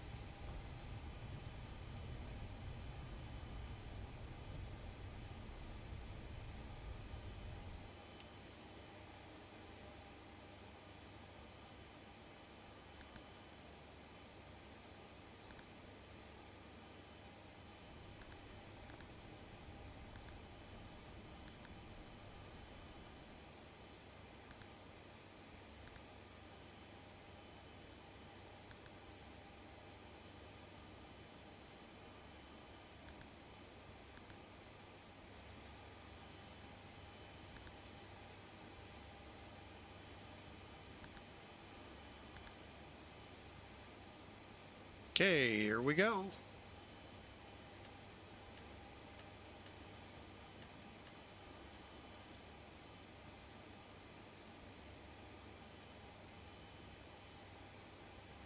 Before takeoff checklist. Icing considerations. Check. Cabin alert. Check. Transponder. Hold on. Check. Ignition. Damn. Flight start. Body gear steering. Disarm. Pack valves. Wait. Closed. Pressurization mode selector. Auto. Fuel boost pumps. On. Cross feed valves. Check. Before takeoff checklist completed. Stabilized.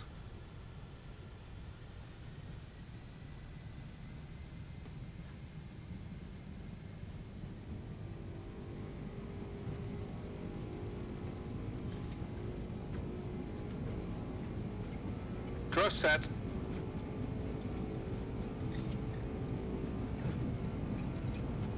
$80 knots.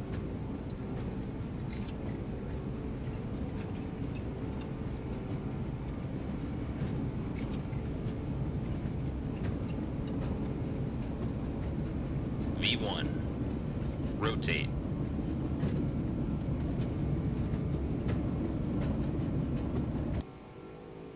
Positive rate. Gear up.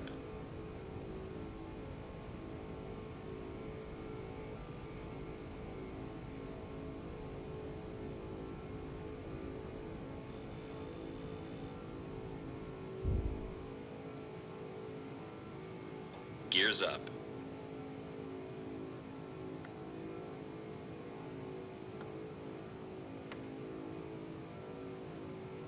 Tango Whiskey Alpha 499, Heavy, contact Miami Center 132.2 today. 132.2, TWA 499. Have a great day.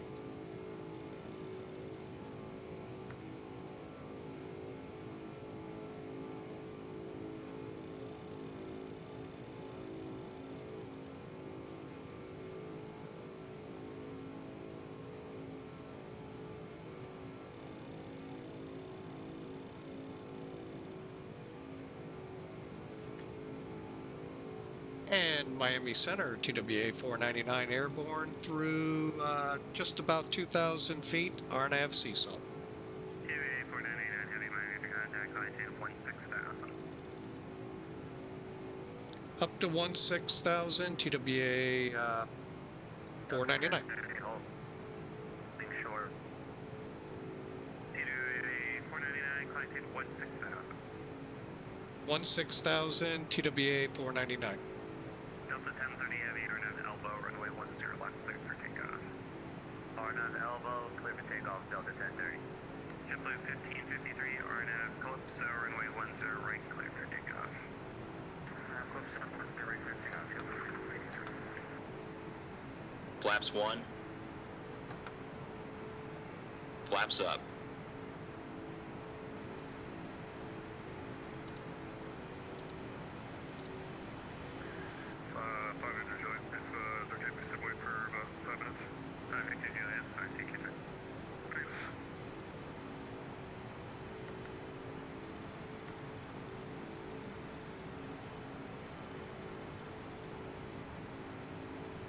This plane, hardy Cenovator, no, it's not free.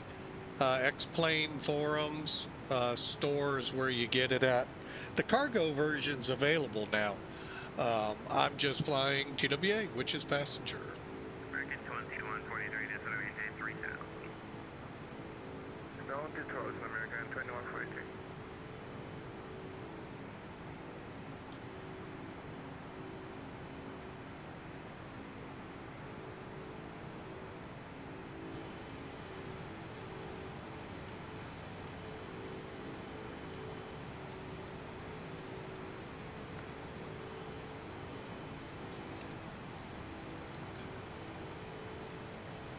American 1326 San Juan's offline, frequency change approved, good night.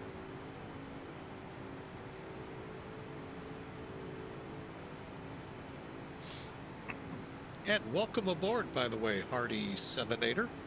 Seven-Eighter. I hope I get that right. Anyway, welcome. I'm glad to have you aboard.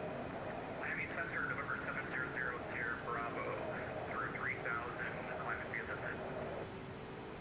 Air 700, Sierra Bravo, Miami, to contact, latitude 16,000. Miami C 16,000, November 700, Delta 1030, to contact, latitude 13,000, say altitude. Delta 13,000, Delta 1030, passenger 3,000. American 2143, turn left heading 150, you're 6 miles from Miami, heading 150, maintain 3,000 till established, clear ILS runway 12 approach. 150 on the heading, maintain 3,000 until established clear ILS. Approach, American no, 10,000.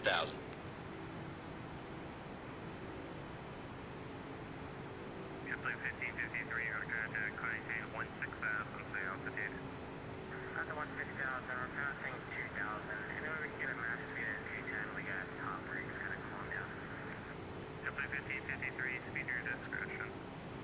First question, 1553. TWA 499, climb to level 400. Continuing to flight level 400, TWA 499.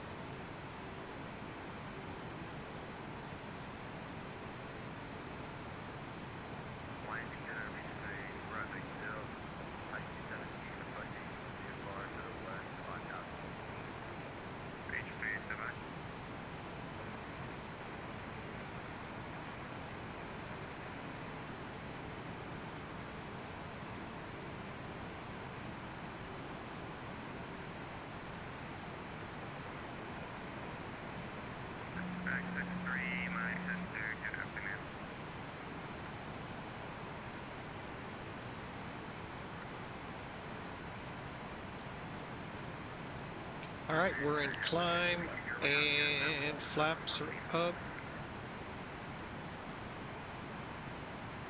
After takeoff checklist. Gear lever. Off. Landing and logo lights. Hold on. Off. Ignition. Check. Seat belts and no smoking sign. Check. Back valves. Open. Fuel heat. Auto. After takeoff checklist completed.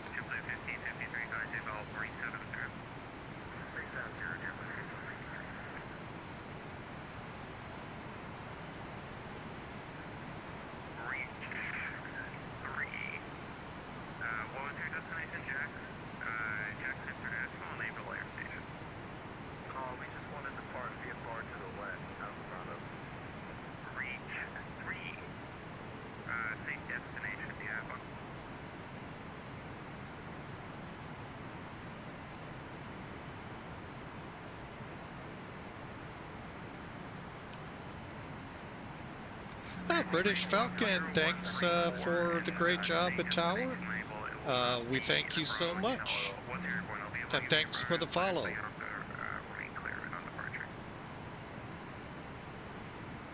Okay, nibble it. And out we go.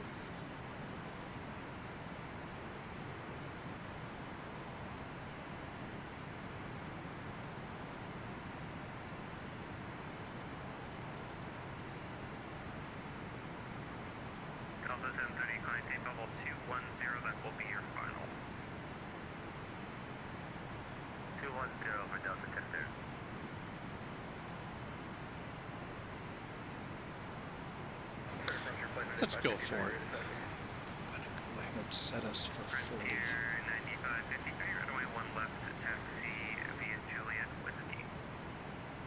1 left via Juliet Whiskey, frontier flight 95. All right, folks, we are headed out. We've done our checks, and we are cleared to 40,000.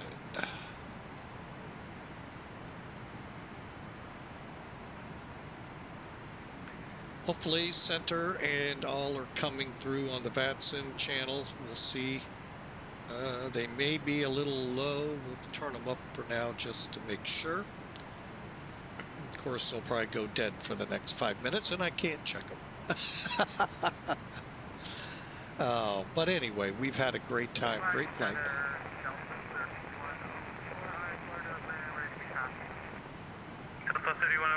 Yeah, it's working.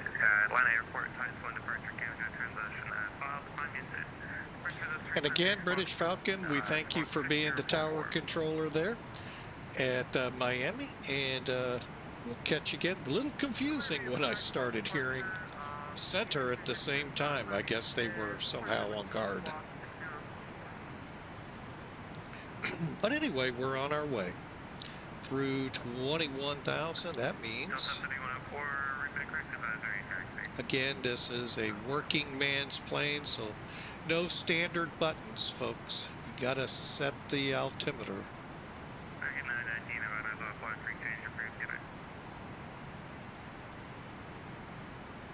2092. The good thing is we do have an option to set it over there. At the Miami International Airport, the GA ran with a VFR request. Miami International, contact the tower. Oh, tower's active. Apologies. Tampa approach, FedEx 84. Going to be entering your airspace from the north. Destination is Sarasota, Bradenton. We'll be crossing Lubber at 13,000 and descending via the Lubber tree arrival. Planned runway is tree 2. Exit 84, Miami Center, LSA to a call across Lubber 13,000, Tampa altimeter 3007.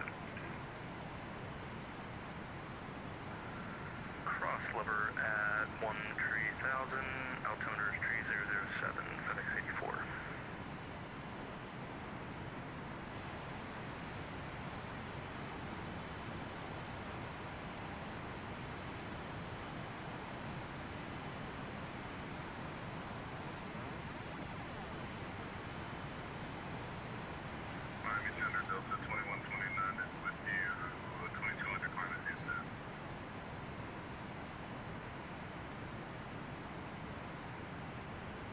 All right, and we're on our way. Hope you enjoy the flight, folks. Oh, why is the ETA not showing?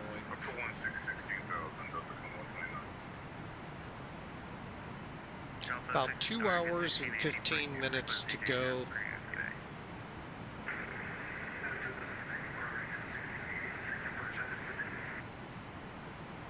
Well, it's working. Looks like 2 times now for some reason.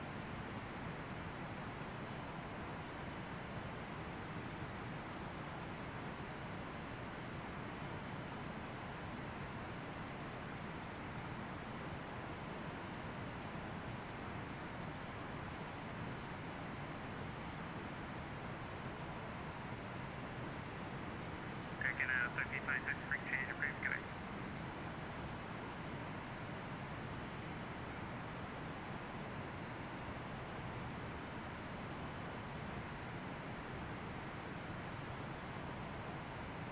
Simply 314 my sim, check your sim rate.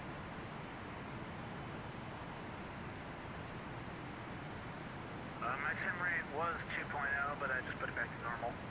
Thanks. Frontier 9553, runway 1 left, clear for takeoff.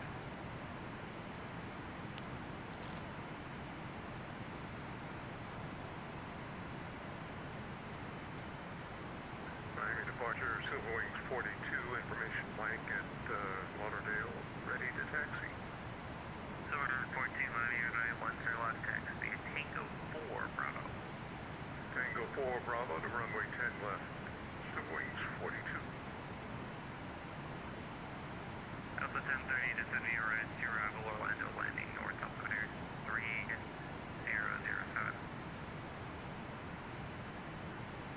Right to arrival descending for Delta 1030. And you said 3007? He's through. Copy. Miami Center, reach 3. After our departure, do you want us to stay underneath your airspace? Yeah, reach 3, say destination. We don't have an exact destination, we're just trying to leave the Bravo to the west. Alright, I'll just put it as big tail for now. Reach 3, squawk 0134. Remain clear of Bravo airspace. Once you're airborne, I'll be able to get you into it. 0134, and we'll stay out of the Bravo, and you'll help us on our departure for reach 3. Miami Center, good afternoon. Center, Frontier Flight 9553, short 1 left for departure. Reach 34538, taxi.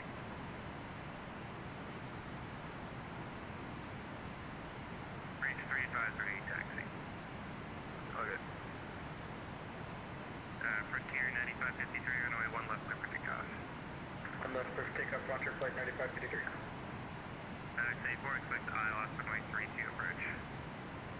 Expect ILS runway 32 approach, FedEx 84. Miami Center, American 958, altitude 2.745. And 958 heavy monitor to contact connected 16,000. 16,000, 958 heavy. Delta 2129, connected bubble 330. Other part level 330, 2129. Yankee Victor 559er2, cross Ralph at and maintain 6,000. Vero Beach altimeter 3007. Ralph 6,000 feet on 3207, further than 3 minutes before Vero Beach for Canary Century 55. FedEx 84 to set maintain 11,000. Set maintain 11,000, FedEx 84. Miami Center, Delta 3104, ready to taxi. Say location. Sarasota.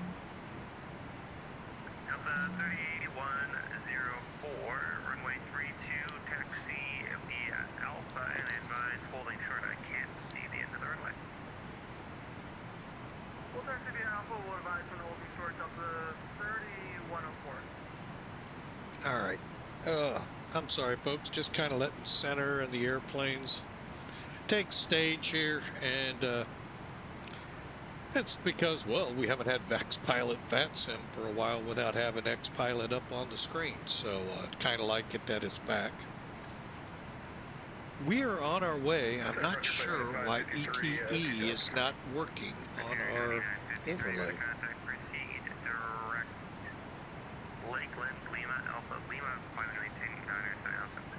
But I can tell you we're about 2 hours out of St. Louis. So sit back, relax. We're just getting over 30,000. And next thing we've got to do is put it into mock climb once we reach about 84, 85. And then cruise on. The weather, amen to that, isn't you, sick? The weather is at least nice, yes. And it's been beautiful here in St. Louis. Like I said, 60s and a couple days, maybe in the 70s next week. Not bad. We're in the downhill slide finally for winter here. But doesn't mean to put our guard down. I have seen some whispers that we might see some winter in the first part of March. So, which is normal. Again, like we said in the beginning, folks, one thing to take away about the weather, if it's real cold, real snowy and all of that, unless you're in the northern latitudes, which that would be normal, expect it to be cold and snowy for a few days, a week, maybe, or two, and then it's going to warm up. Now, will it get above normal or not? That's all dependent on what's going on in your area. But generally, it'll get a warming trend, and then it'll drop down. It's kind of like a little bit of a roller coaster. Kid roller coaster, not a big Screaming Eagle or those big roller coasters, you know, that turn and flip you over. Although you sometimes feel that way in these.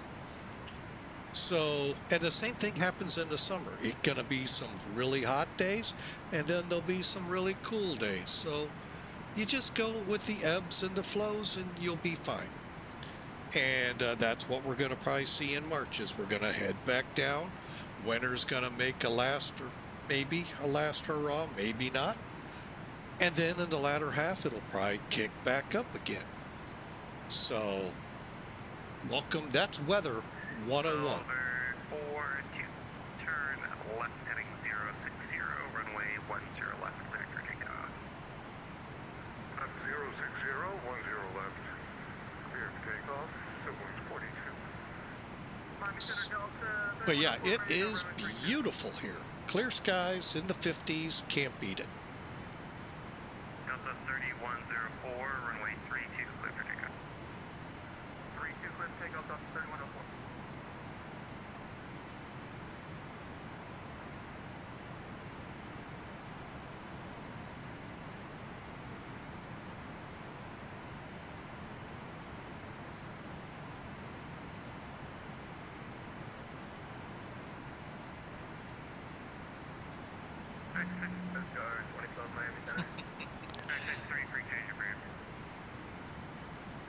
I am in USIC very fond of the 747. 200 from Felis. This is one aircraft. I love the 747 in general.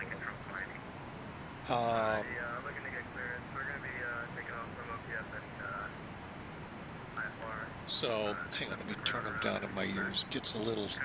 But yes, I really do love this plane.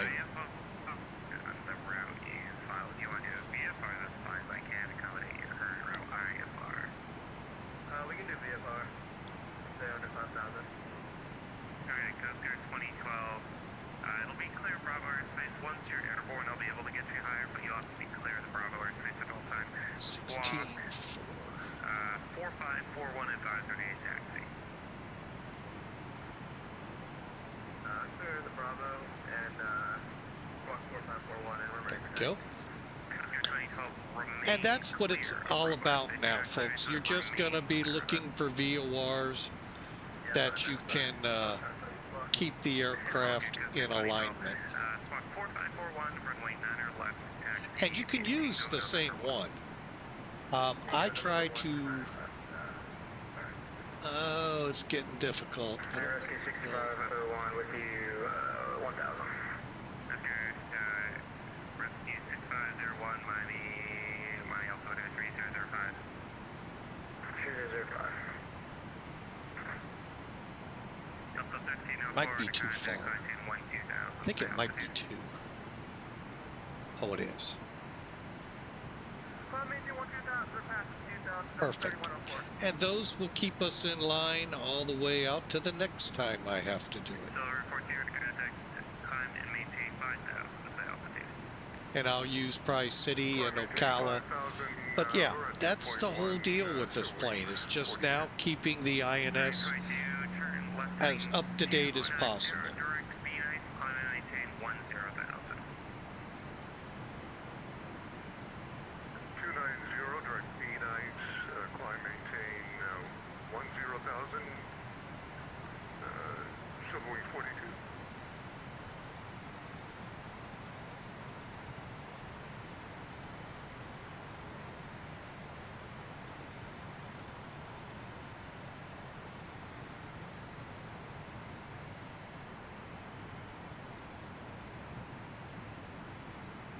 FedEx 84, descend and maintain 8,000. Descend and maintain 8,000, FedEx 84. Frontier 9953 Orlando is offline, frequency change approved, okay? 32 for Frontier Flight 9553, so long.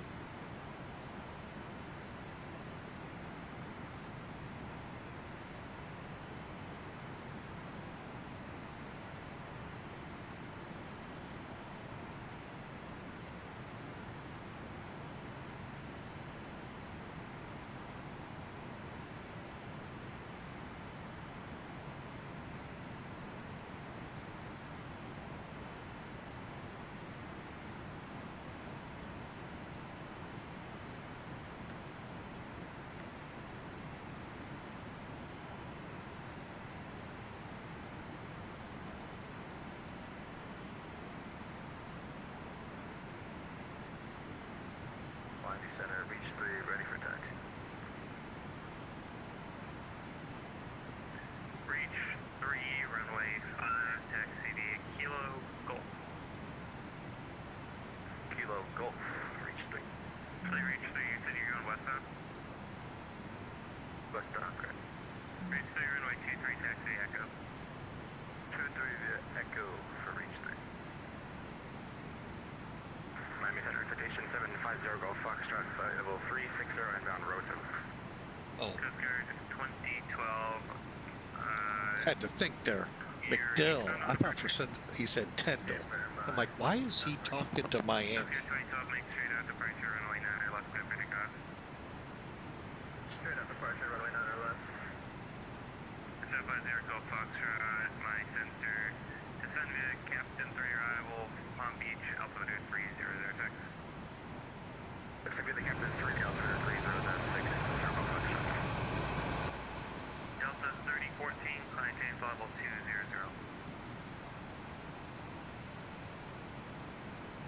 Delta 3104, climb change level 200. Climb maintain 200, 31.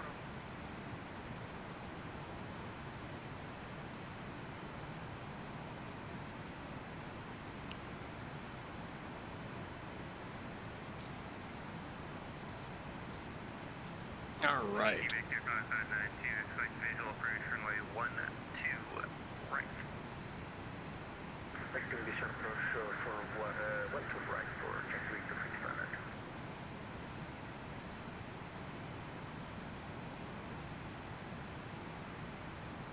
Coast Guard 2012, at a current fixing altitude.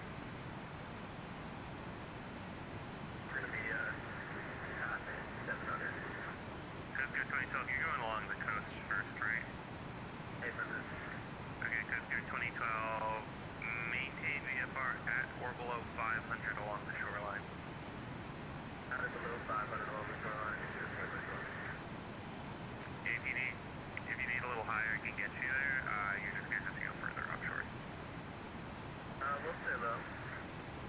Okay.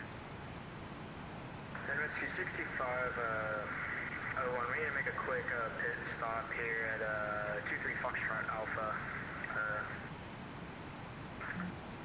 Rescue 6504, Roger, report landing assured. Reporting landing assured for 6501.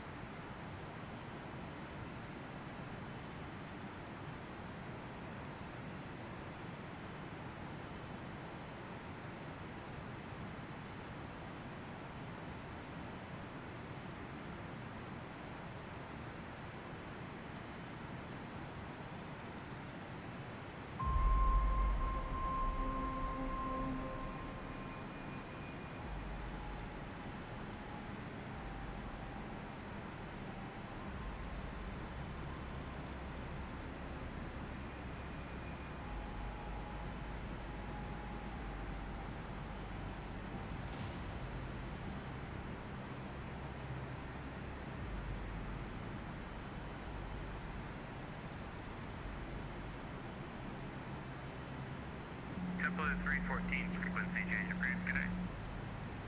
Frequency change approved, 314, somebody's hot micing. I'm not hearing it. Maybe check com 2. Delta 1030, frequency change approved, good day. Over to Unicom, Delta 1030. WA 499, free change approved, good day.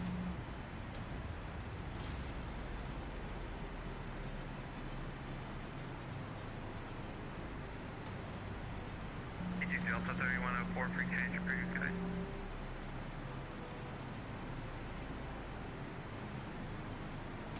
FedEx A4, just out of maintain 3000. If you end up getting Sarasota in sight, let me know.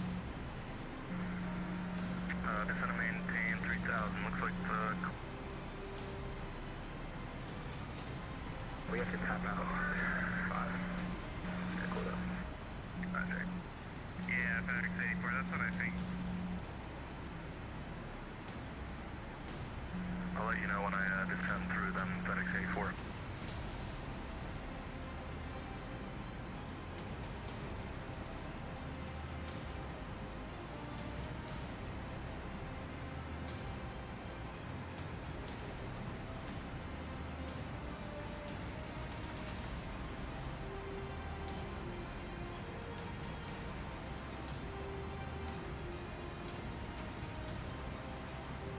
Sorry about that, folks. Had to quickly mute my mic to the stream. My wife had a business call at the university, and we don't need that coming across here.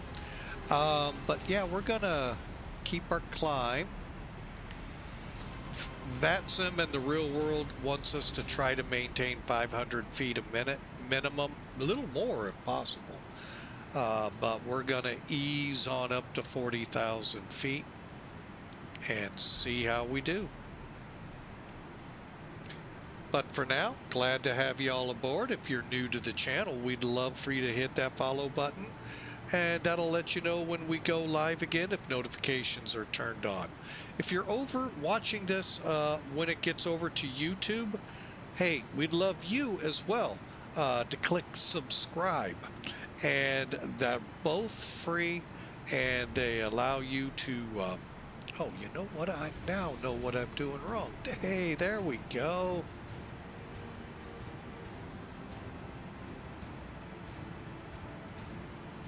Anyway, they're both free, and they just let you know either live on Twitch or when we put a new video out on YouTube. I was trying to figure out why it wasn't doing what I told it to do. That makes sense. Turn the auto throttle back on.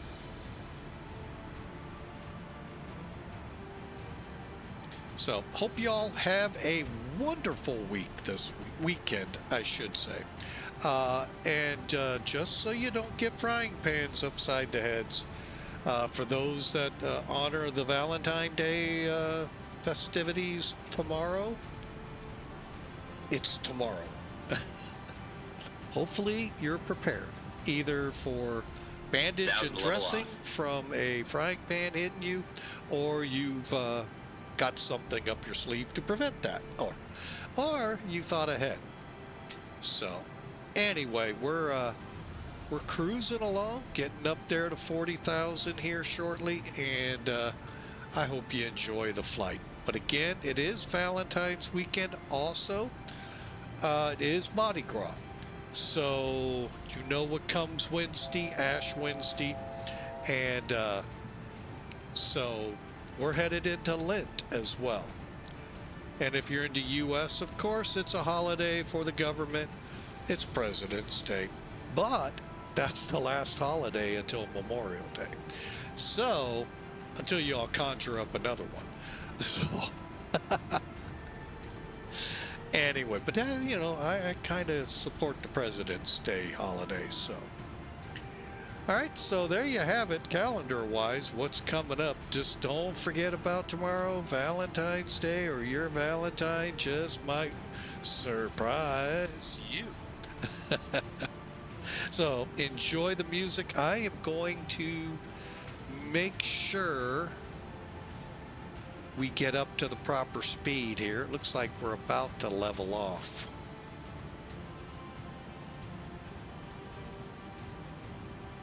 And since the real world pilots can't do this, and I can, I will.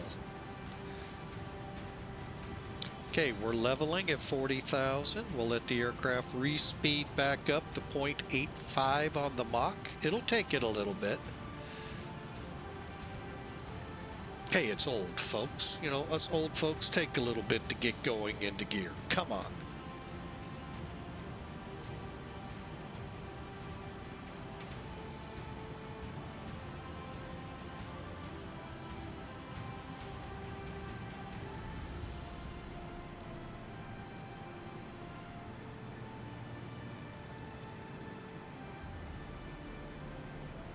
Especially into a 89 knot component of the headwind, which is 100 knots. So it's gonna take it a little bit to push into this.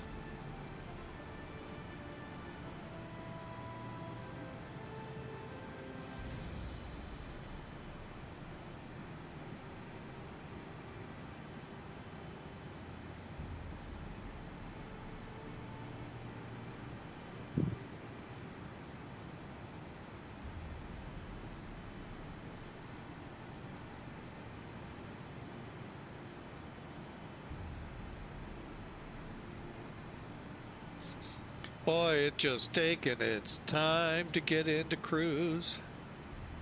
So then we can leave the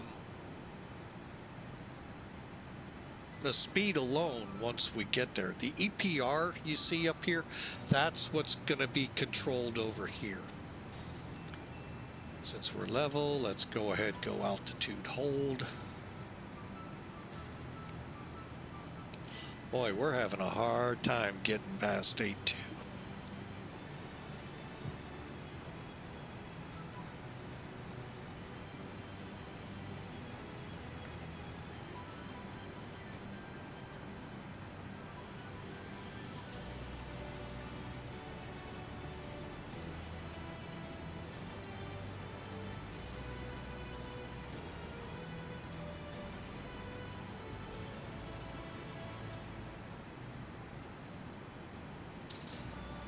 All right, the winds are really tough to push through right now, so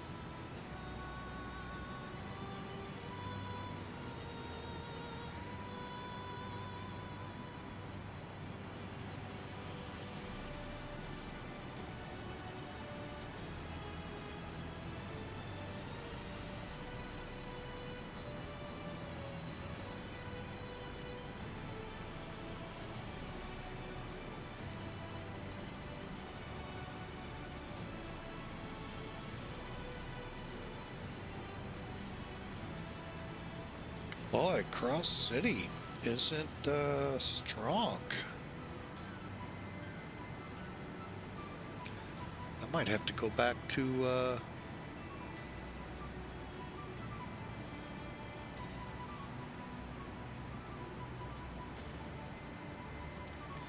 Yeah, for now, we'll go back to Orlando.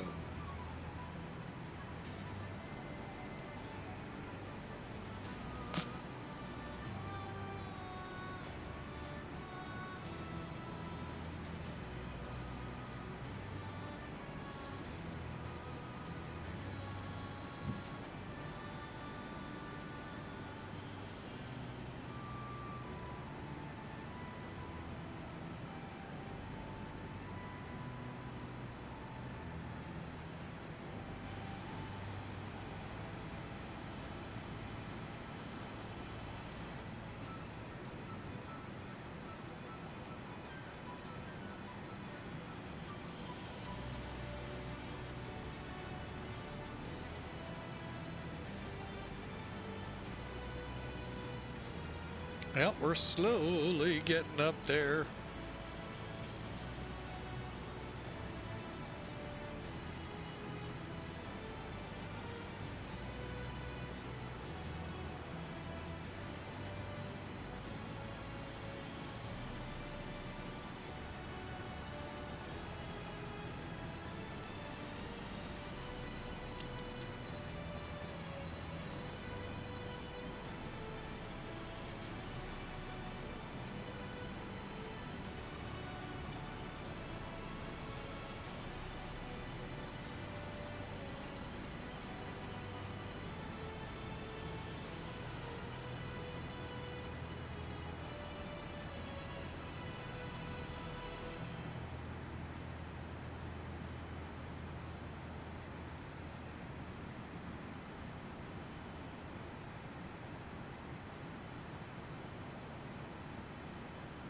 All right, we'll run off Gainesville for a while. Gators, VOR. Hey, who said it could do that? Oh my, we're about to hit Mach. How about that? 8.85 here in a minute.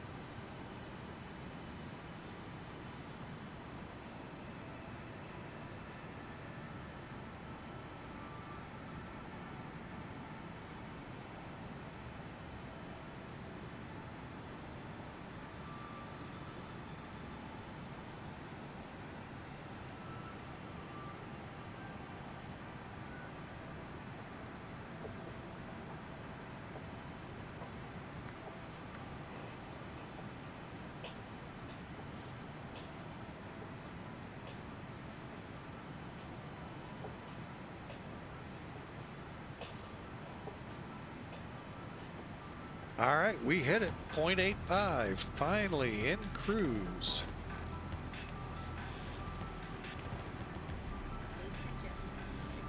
Has turned off the fasten seatbelt sign. However, we recommend keep your seatbelt fastened while in your seat. In a few moments, the cabin crew will be passing through the cabin with hot or cold drinks, as well as a light meal. Alcoholic drinks are also available at a nominal charge. Sit back and relax and enjoy the flight.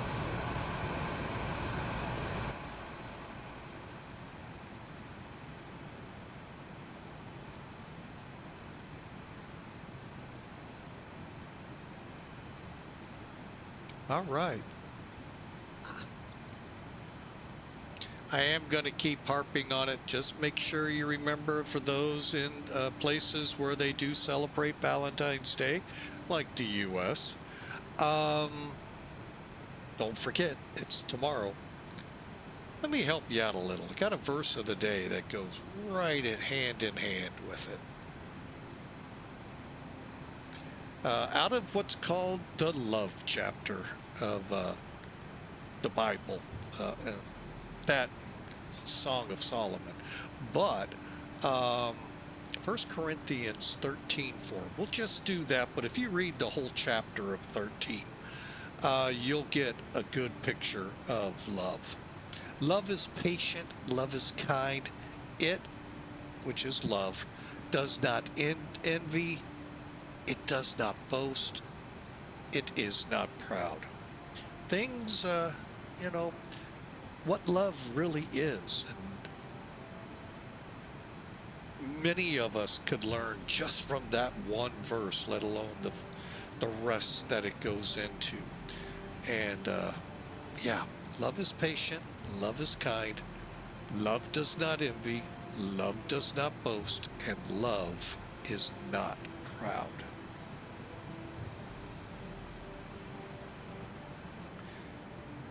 I'm pretty sure there's many a Valentine Day card with those words in it, and pretty true to form. So keep that in the back of your mind this weekend, and the rest, continuing on through the year, through your life.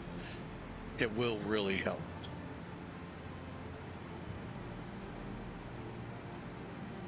And unconditional. Well, in USIC, if I were to have continued that list, that one comes up.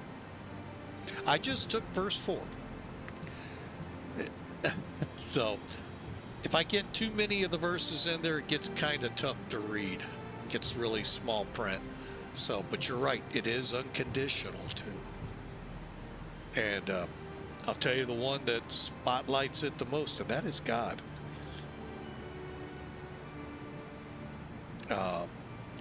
God is definitely puts an unconditional love on us. Because boy, if he didn't, well, me and you wouldn't be breathing right now for our sin. So, but yeah, just, take a look through 1 Corinthians chapter 13, verse 1 through the whole chapter.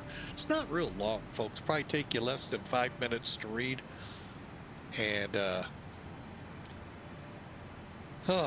yeah, lots to be learned just from that one chapter Paul wrote, inspired by the Holy Spirit. Love is patient, love is kind, love does not envy, love does not boast, and love is certainly not proud.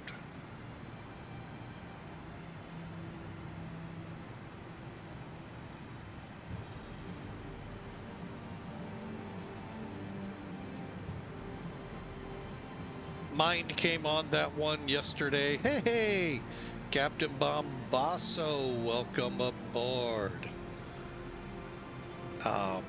And thought, yeah, we got to do something with Valentine's Day. And that was the best verse I could think of off the top of my head. I even looked at the whole list and said, that's the best one. And it's the one most quoted.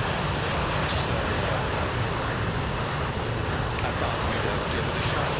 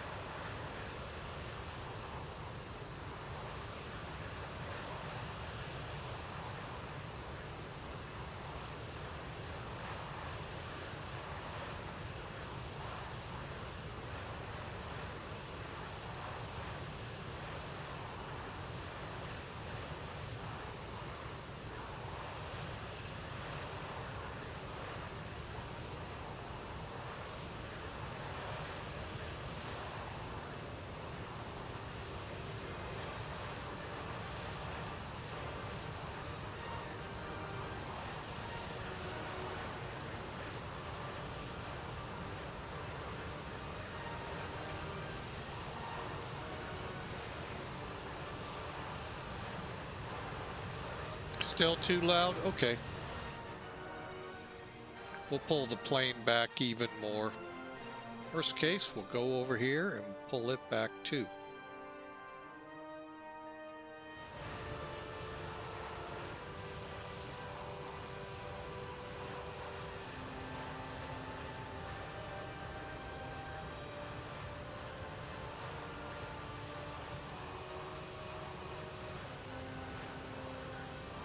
No, no, no. Let's.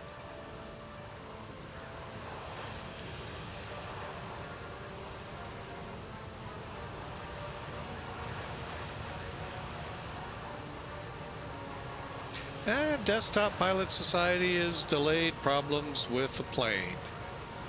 Well, you better.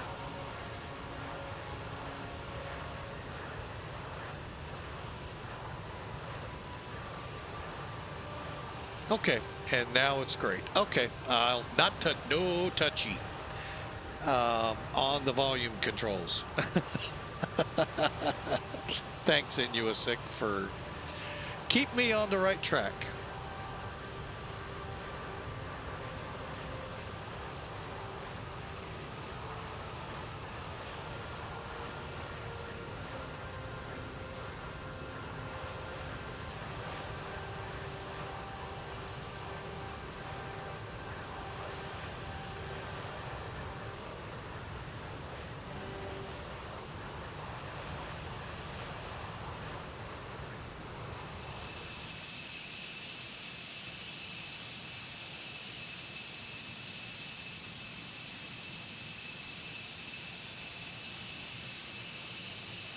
All right, for those just coming in, and if you can't see the title, we are Miami to St. Louis in the 747-200 from Felis.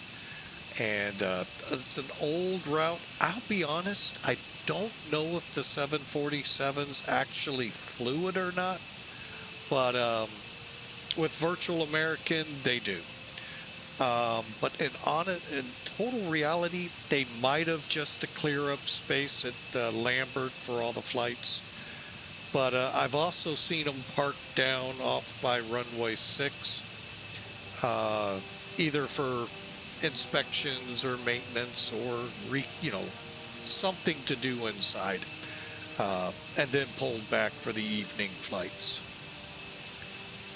So we continue on. Let's get back into cockpit here, see how we're doing mileage wise. Ooh, we're gonna need another VOR. Let's see, about 17.5. Perfect. Just trying to keep them in alignment.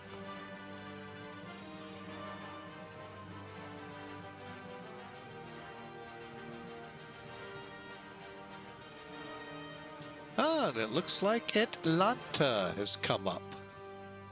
So we'll get that ready to go when they ping us at 132.975.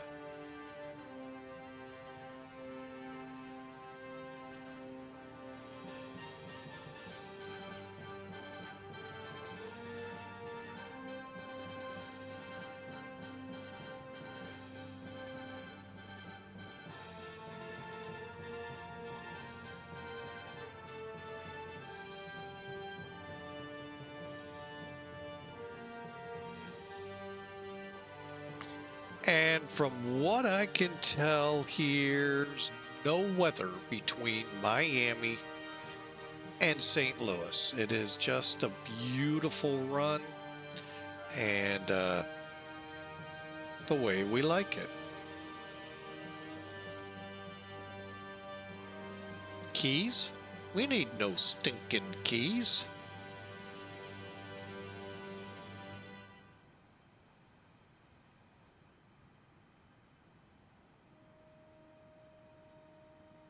However, you might check to make sure you got the spare tire.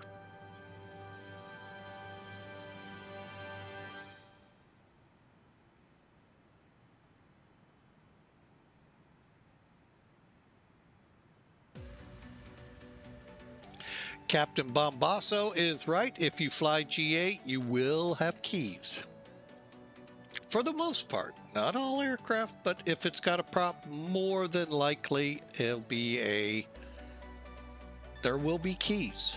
Maybe 2 or 3. I don't know of any 3-engine piston airplanes, but there probably is one.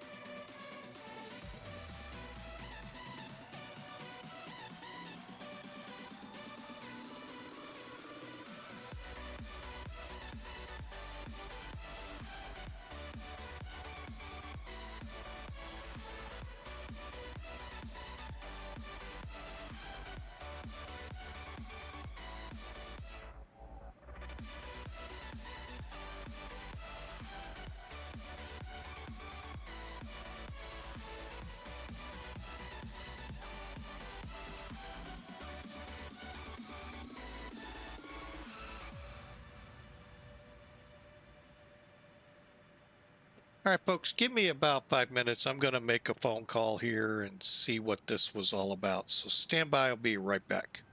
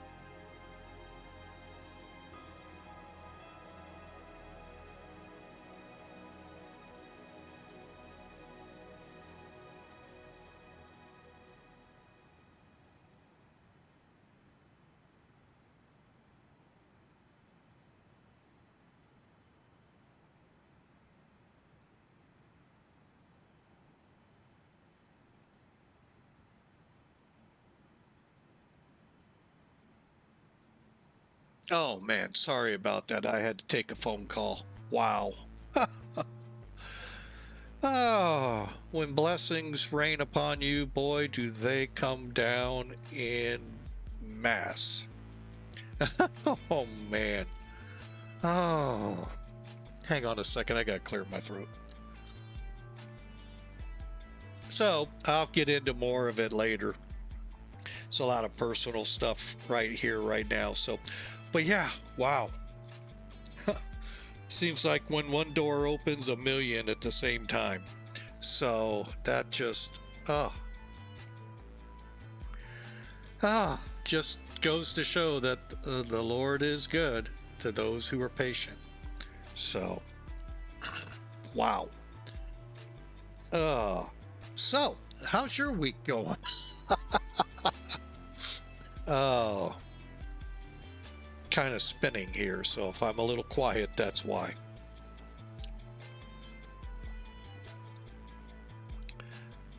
Oh, what a day.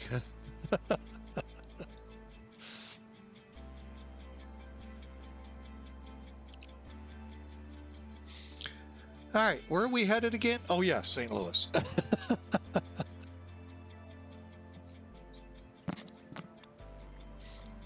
Oh, and by the way, this flight is flown under release candidate 2 for 4.0 in the X-Plane 12 cycles.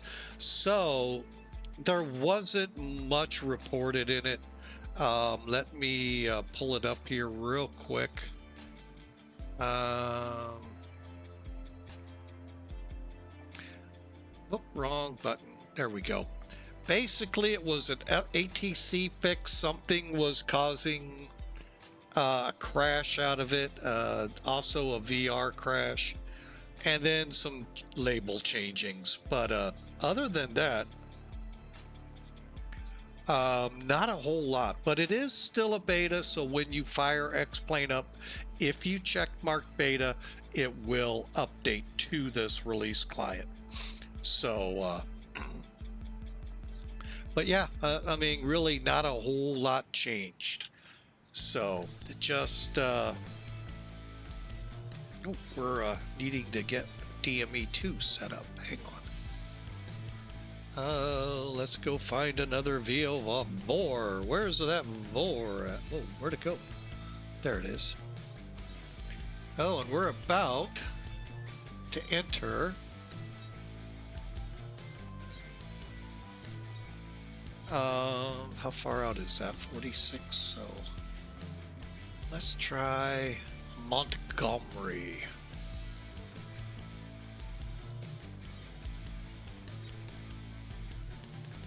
Boom. All right, so Montgomery, Alabama's tuned in on VOR2.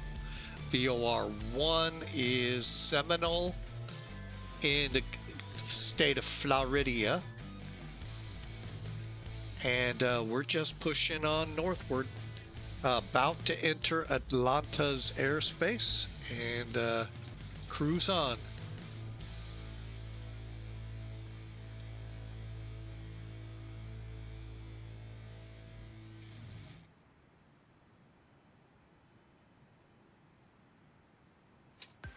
Let's see. Could suggest a full release maybe in February. It's only got a few more days, 2 weeks to go. But I think you're right. Probably by March we'll be in, we'll be in the full release. I think, like you, and if not sooner. And there aren't many fixes. So when there's not a lot of fixes, you know they're about ready to go full. So we'll see. Time always gives us the answer. Or the Lord, depending, we ask and is of his will to let us know. All right, cruising at 40,000, Mach 0.85-ish, and about an hour, 50 minutes or so. Let me check. Since the ETE is not working, let's do it this way. Hour and 20 minutes. Boy, somewhere we picked up a tailwind? Nah, I doubt it.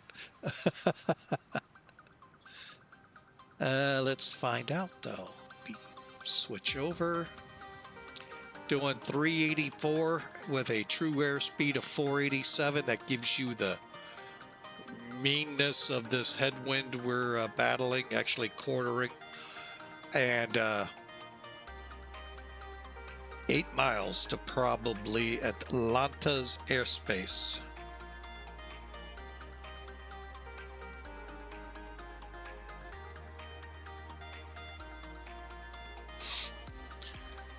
All right, enjoy, folks, as we prepare to enter Atlanta.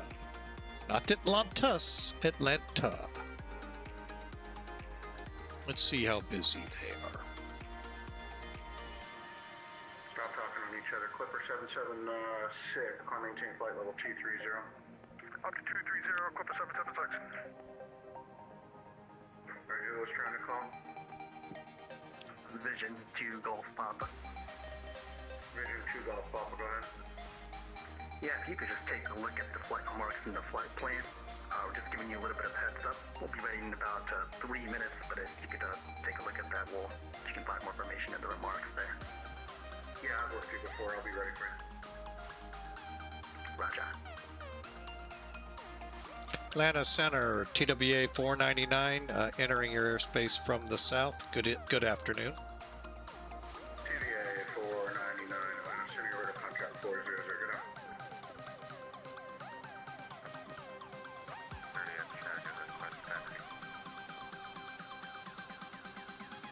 Endeavor 4630, give me 2 seconds. Endeavor 4630, runway 2, taxi via Bravo, Alpha Cross, runway 33. That's something I usually don't do. Call early, give them time, because if they're busy. So, Atlanta Center, Bonanza 512, Alpha Charlie holding short, runway 36 center in Charlotte. Bonanza 512, Alpha Charlie on departure sliding of 330, winds calm 367, clear for takeoff. Alright, 330 on the heading, runway 36 center, clear for takeoff 512 Alpha Charlie. Frontier flight 3699, climbing chain flight level 230. Climb and maintain flight level 230, Frontier flight 3699. Clipper 776, Jacksonville's offline, climb at your discretion, radar search, and crew change crew. Roger, going over to Unicom. Thank you very much for your help. Clipper 776. That's great. Atlanta Center, good evening. American 1688 with information is descending via the Chelsea 6 arrival into Charlotte, runway 31 left. American 1688, Atlanta Center, radar contact is available. Descend via the Chelsea 6 arrival. Charlotte altimeter 301, 6 landing north, plan 36 right. Yeah, I'm at 36 left, sorry, but 36 right for American 1688.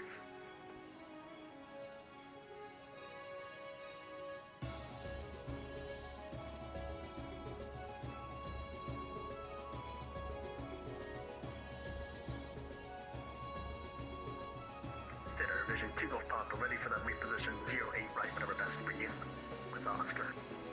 Roger, give me 30 seconds. No worries.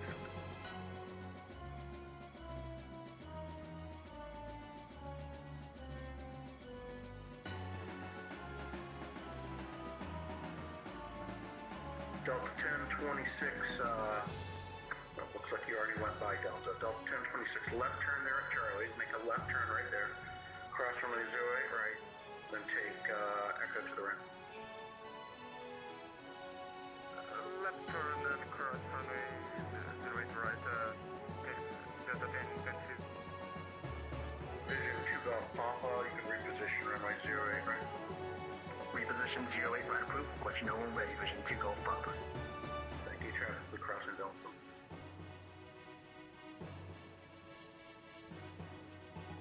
Frontier flight 3699, Jacksonville's offline. Climb at your discretion, radar service. Turn my current change for a little bit flight.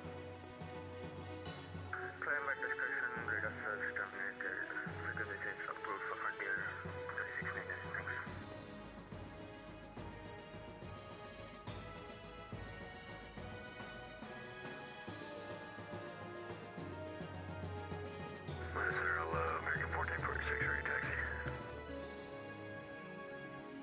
November 512 Alpha Charlie, flight heading of 270, climbing 6,000. 270, 6,000, 51 Alpha Charlie. Vision 2 Golf Pop, ready to go, 08 right. Roger, hold short, just hold position. One more second.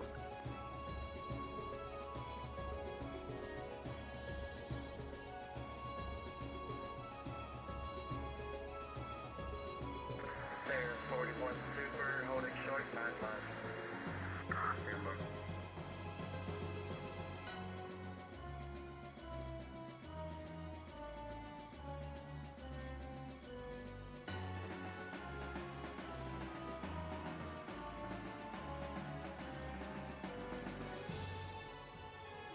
November 2 Alpha Charlie, go direct to 10 Blue, please.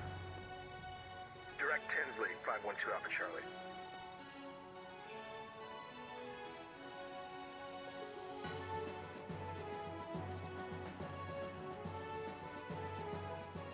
Alright, Vision 2 Golf Papa, RNF Herschel, runway 08 right, clear for takeoff.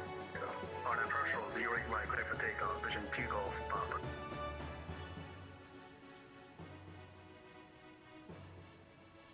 November 41 Super, it's going to be about another 3 minutes for traffic on the north side. No worries, take your time. Center American 1446, ready taxi 09 left with American 1446, runway 09 left, taxi via Mike 2. 09 left via Mike 2, sorry, we mean to inform you that we had Oscar on board. Roger. November 700 Sierra Bravo, I'm assuming you're parking at the North GA. Yes, please. 00 Bravo. Okay, 00 Bravo, you can plan a visual approach runway 08 left, plan the north, fly the north transition, please. Alright, 08 left, north transition, 00 Bravo. Hello, November 46, runway 28, again at 4 entering your space in about 9 miles, flight level 330. Yeah, those two at once, United 74. Hello, United 74, flight level 330, entering your space in about 10 miles. United 74, Atlanta Center, your radar contact, cross Glavin at 12,250 knots, the Atlanta altimeter 3016, landing east. Atlanta Center, this is November 94 Tango Whiskey, just departed Huntsville, headed direct north to Sitter at 4,000 feet, looking to get the IFR to Dulles. 4 Tango Whiskey, roger, you're still not in my airspace, just monitor my frequency. Break United 74, go ahead with your readback, please. Yes, after crossed the 8% in the waypoint cruise 514, descend flight level 100 and 250 speed near knots greater and runway news is 0 left for little approach United 74. Roger. Atlanta Center, Denver 4630, hold ensure runway 2 ready for takeoff.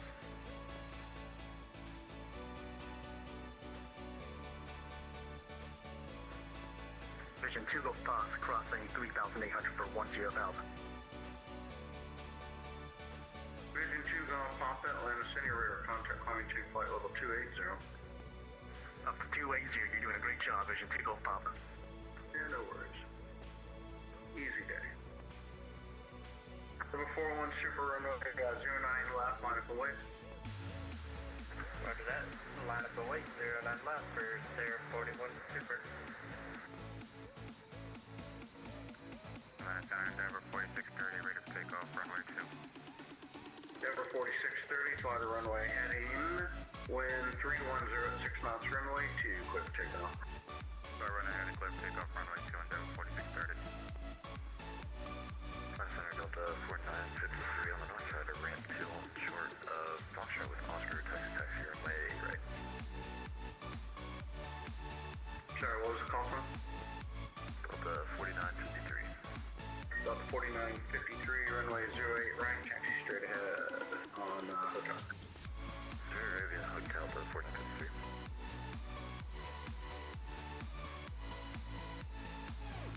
Delta 3104, you can plan a visual approach, runway 09 right.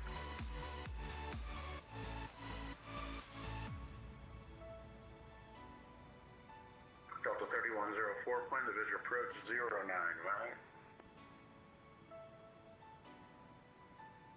Below visual 09 right, Delta 3104. Delta 947 cross Aussie at 14,000, the Atlanta altimeter 3016, landing east.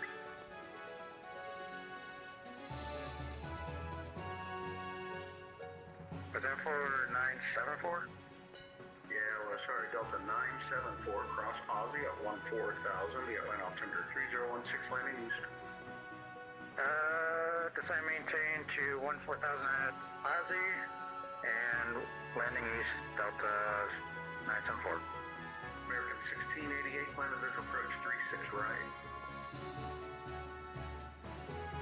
Plan, control post for runway 36 right, American 1688.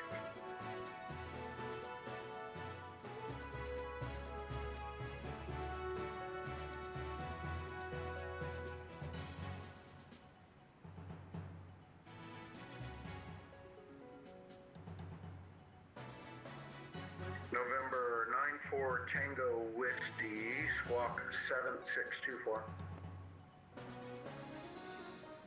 Squawking 7624, November 94 Tango Whiskey. November 94 Tango Whiskey, your radar contact, climbing chain flight 410, resume on navigation on course. Alright, we'll climb maintain flight level 4100 and resume on navigation, 94 Tango Whiskey. Endeavor 4630, proceed direct to limit gate, climb maintain 10,000. Direct limit gate for command 10,000, command Endeavor 4630. Cover 41 super, let's see, on that bridge runway 09 left of takeoff. Roger that. Clear for takeoff runway 09 left, RNAV to grid. Or grid, sorry. American 1446, runway 09 left, line up and wait, caution wake turbulence, departing heavy super 380. Runway 09 left, full caution the turbulence, 1446, thanks. Atlanta Center Delta 2129 is with you, flight level 330. Delta 2129, Atlanta City, radar contact 330.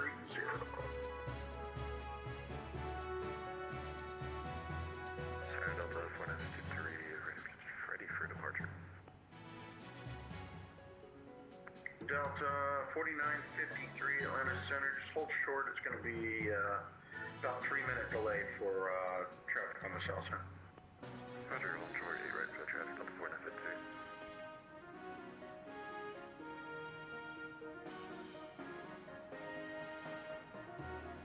November 7000, Bravo, maintain 12,000. Maintain 12,000, number 7000, Bravo.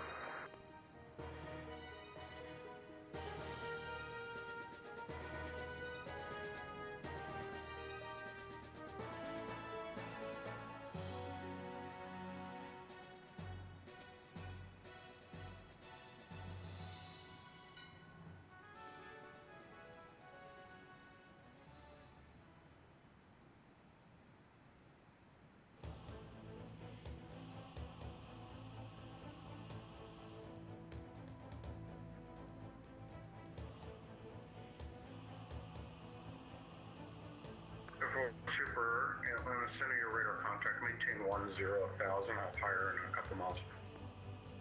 Roger that, maintain 10,000 for Sarah, 41 Super. Is it pronounced Spear? Sarah, the first angel, Sarah. Sarah's got it, thank you. Delta 3104, maintain 12,000. Atlanta Center, November 575, Bravo Whiskey with you at 24,500. Delta 3104, maintain 12,000.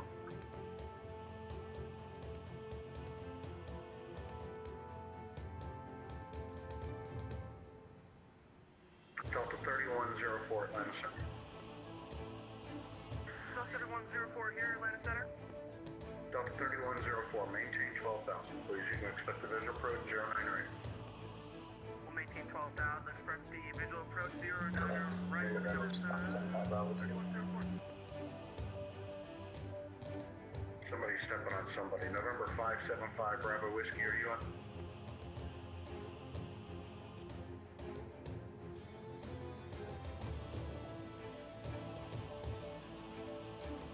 United 74, can you confirm the QNH is 101?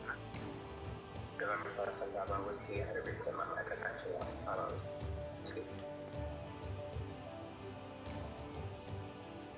American 1447, one to call, one up grids from the 09 left, clear for takeoff. One up grids from 09 left, clear for takeoff, 1446. November 575 Bravo Whiskey, November 575 Bravo Whiskey, descend me the set 3 arrival, the Atlanta altimeter 3016. So we just kind of be able to around the world at 5 Bravo Whiskey, are you parking on the north side? Parking at signature, tunnel. Roger, north side, signature, got it. American 1688, descend and maintain 6,000, please. Descend and maintain flight level 060, American 1688. Negative, American 1688, descend and maintain 6,000, the Charlotte altimeter 3016. Descend and maintain flight level 6,000, American 1688. Negative, do not descend and maintain the flight level. Descend and maintain 6,000 with the Charlotte altimeter 3016, please.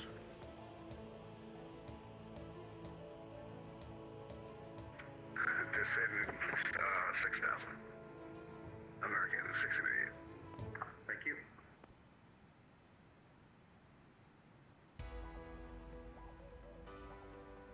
United 74, can you confirm the QNH is 101? Stand by, please. American 1466, Atlanta, send your radar contact, maintain 10,000.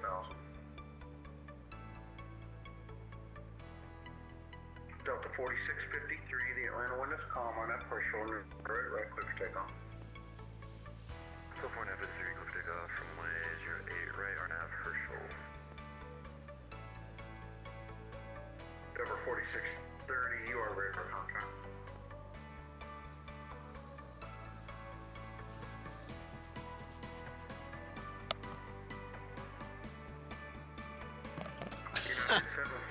Too many mutes on this mic. All right, we're back with you. A lot going on here, and I do apologize. No idea this was gonna barrage me like it has, but that's fine.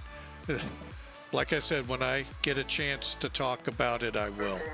But for now, I'm kind of keeping close hold. Oh, a lot going on here at the headquarters. All I can say is a lot of good things. So, a lot of things I've been looking for the last year, 2 years. And, boy. Good evening, Roger 7076, level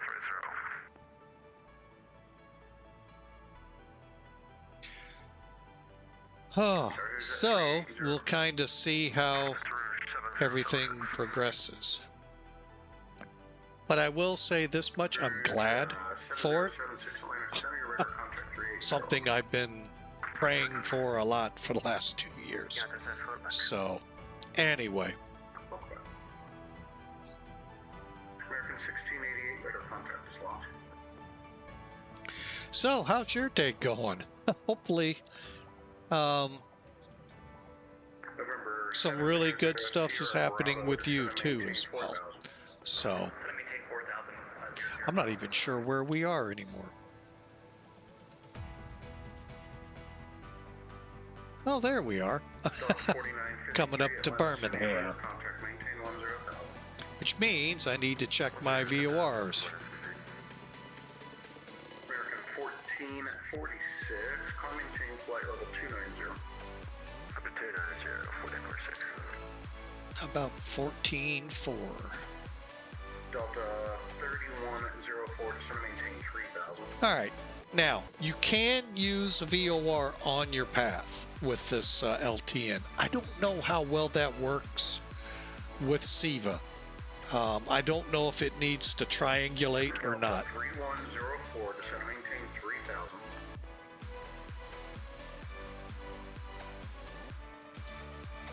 3000. The life is good, folks. And as we always say, God is good. And November 575 Bravo Whiskey. today is one of those days. Fly the north transition.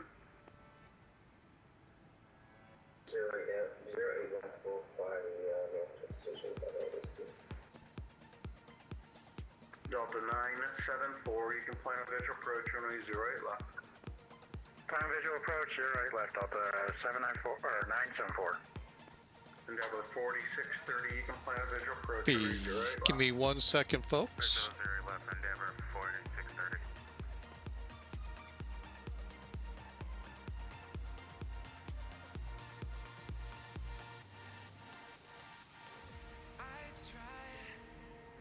Yes, there, Vision 2 Gulf Pop. The airplane shows we can do 340. Any chance we could possibly get that? Vision 2 Golf Papa, what altitude do you want? We're at 280. We're requesting 34 if that's possible. 2 Gulf Pop. All right, sorry about that, folks. Just needed to get an estimate over to the wife how much longer. And Did you say 08 right or left? phew.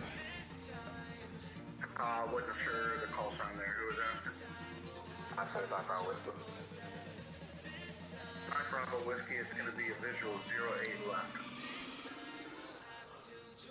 08 Bravo Whiskey.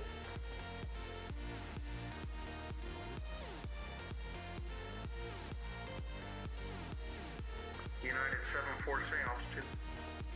10,000 feet, United 74. I thought I gave you cross Avenue. Never mind. United 74, descend and maintain 6,000. It's under 6,000 feet.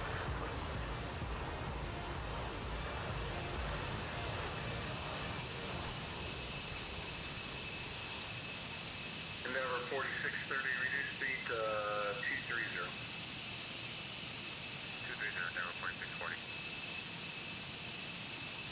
United 74, proceed direct to I really wish I could use the new, when TWA went out, that livery. Ah, I love that livery. What a great design they had. But the airline specifies I gotta use this one. American 3101. Which is fine. Just as good. The other one's just better. Give you an idea here. Let me see if I can pull that off. 3101, your radar contract 3501.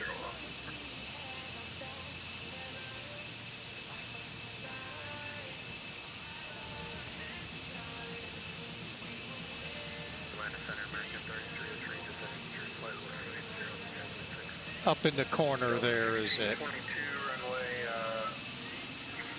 runway 08 right. Love that livery.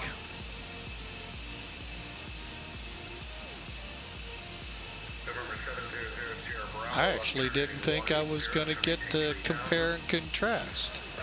Wow. Delta 49. But yeah, I just love that world view. American 3303, Atlanta Center, radar contact, descend via the Chesley 6 arrival, Charlotte Fleming North altimeter is 3016. So, what do you guys have planned, gals and guys and gals, for the upcoming Valentine and Mardi Gras weekend? I already know what the government workers have planned for Monday. Sleep in.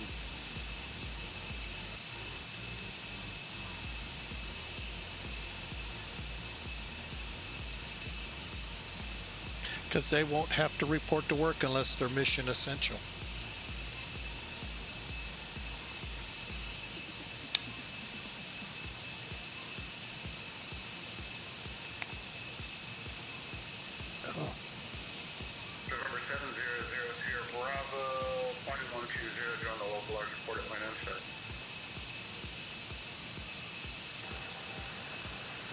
Join a localizer, North Radius to Bravo, 8 left. And report the airport inside. Break Delta 3104, finding 360.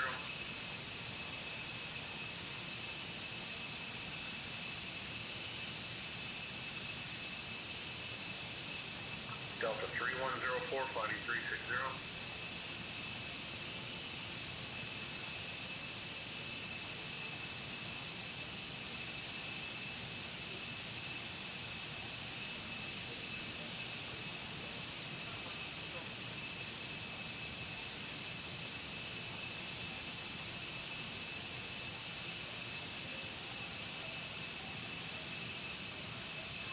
Louis 1068 X-ray on the ground at Talladega.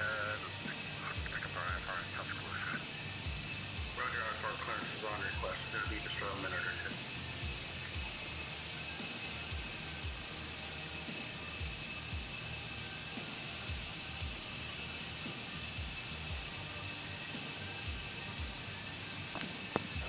Runway site for November 700, Bravo.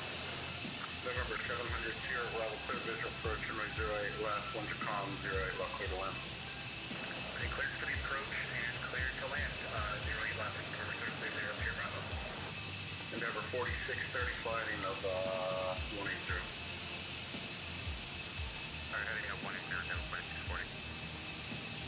Good evening, Delta 98, requesting for pushback, I think pressure is approved. Delta 3104, turn right, heading 060, John, the localizer, report at landing site.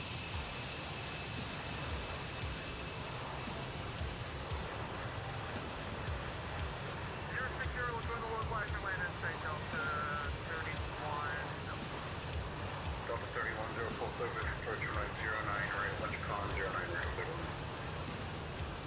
Clear visual approach, clear to land 31, 09, right, Delta 31. TWA 499, radar 69, right, change grid up, good ratio, flight supposed. All right, over to Unicom, TWA 499. Thanks. Great job. Thanks, we'll see you out. Delta 205. What little I heard of it. I'll be honest. That was a whirlwind, not only just for the Atlanta controller, but for me during that whole time. My mind is still spinning and praising God in many ways for blessings and the patience and all of that's gone on in these 2 years. That, wow, a lot going on in my mind to think about. So,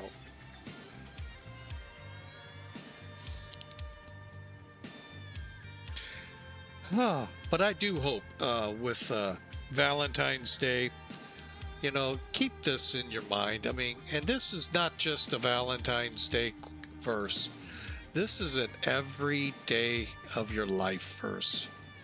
And it's only 4 out of the one verse out of 13 in chapter 13 of 1 Corinthians.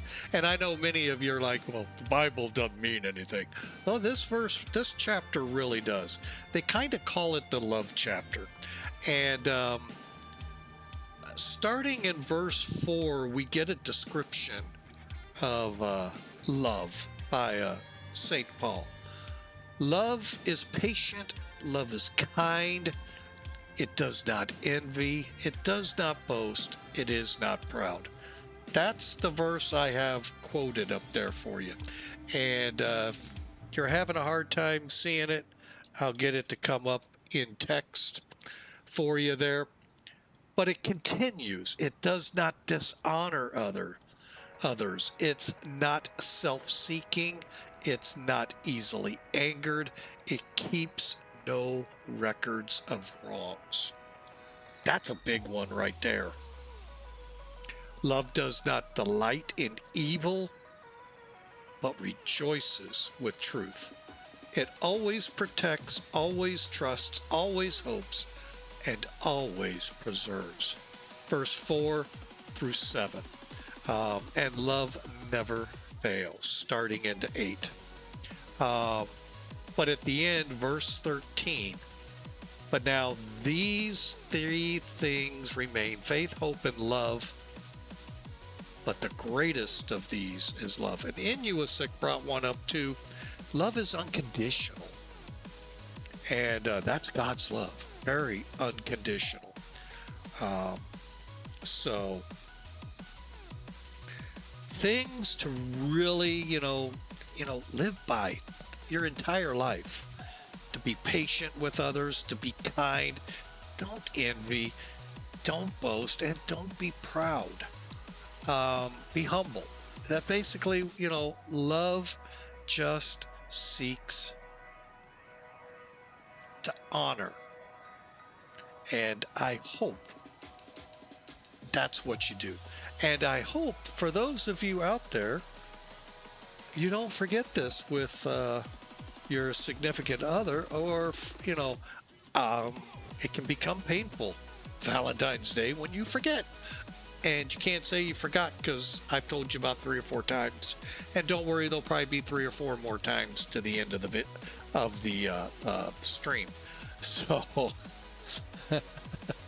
heading home. Be back. All right. So, take care of that Valentine in your life. Or, like in my life, many Valentines. My kids, my granddaughters, my spouse. I mean, that's it, folks.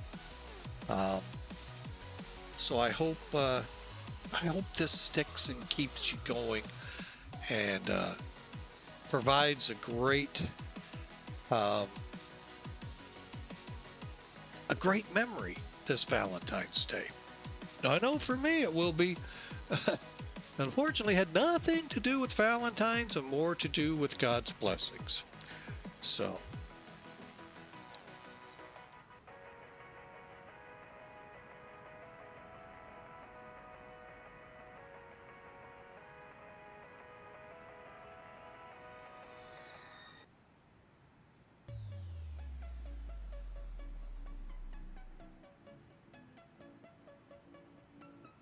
Okay, I lost track where my music is. Hang on. Oh, there it is. Ah. I hate when that happens.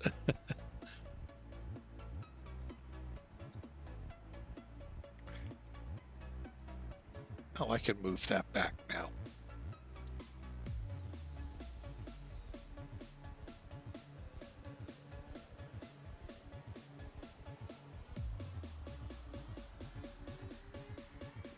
Obviously, we're the green track headed to STL up there. We're getting close. Like I said, we're about an hour or so out. And I hope you enjoy. What a day we've had here. And it's just a blessing to be on, talking with you all, and being a part of both your life and you all part of mine. And I love, that's what this is all about. Would I love to have 1,000 subscribers at YouTube? Yes. But I actually enjoy more coming on just to interact with you all. You sometimes don't realize how much you help me when struggles come about. And challenges, and just because I'm a Christian does not mean the world is going to be nothing but roses. I still gotta weed through all of the heartaches and all of the troubles life will throw at us. And guess what? Many of you love to call Christians hypocrites because we sin. It never was written that we will not sin. We can still sin, but we have a gracious Father who came to us, who on a cross and died for our sins, that we can come back and pray for forgiveness and repent and turn every single time we screw up. Lately, I found myself just hanging out at the cross because every time I turned, just it just sin and just and I'm trying to pick myself back up and go on. And it's been a struggle. And like I said, God never promised just because you're a Christian, you're going to be rich. Life will never throw a tomato at you and be will never, ever be bad. Oh no. I mean, all you got to do is look at Jesus. Died on a cross for us. Of all things, a cross. One of the most horrific ways in which to die at the hands of Rome. So, and he did it for you and I, for our past transgressions and those we don't even know are coming. All we have to do is open our arms and ask Jesus in, and Jesus is there for us. You're never alone. And that's the best we can ask for when times get rough. And I'm glad to say that Jesus has been there walking with me through these years of trouble and years of blessing and years of troubles. So I hope you take that leap of faith and ask Jesus into your life and follow. All right, we're going to continue on here. I can already tell we're starting to drift, I think. Let me get back up here. Yeah, one of them's out of range. Let's see where we're hiding.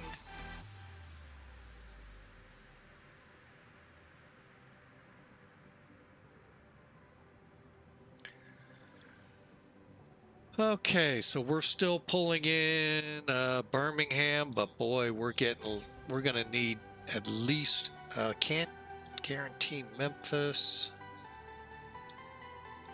Let's do it, 14.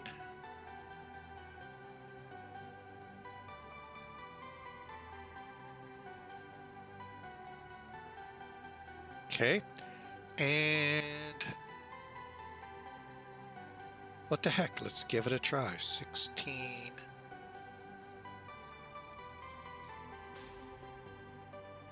Just a bit too far. 1-1.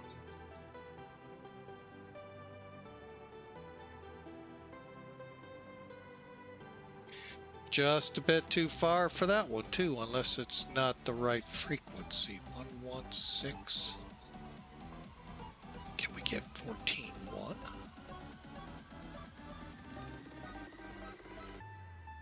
There we go. Got Nashville. So we got Jackson, Tennessee, and Nashville, Tennessee, taking us on to Visqua, and then Cape Girardeau and Farmington will be our next VORs that we'll get. So we're getting there, folks. Visqua is the beginning of the Bush arrival. You know what? Let's take a look at that. Because you know what? We've got to put all of this in. Hang on. I just realized that. All right, Visqua. Go to waypoint.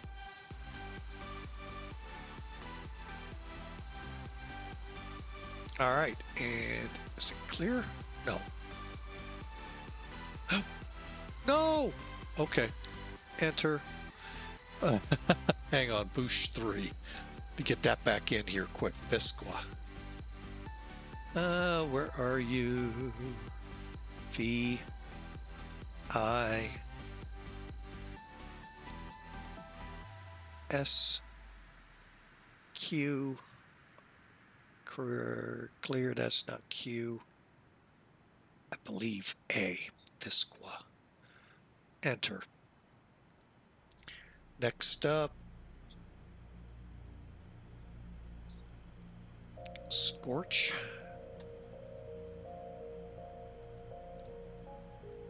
SCR.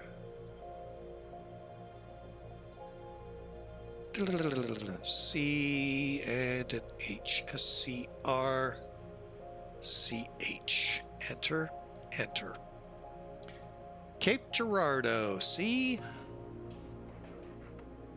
and a G and an I. Is that correct? CGI. Enter, enter. Delight.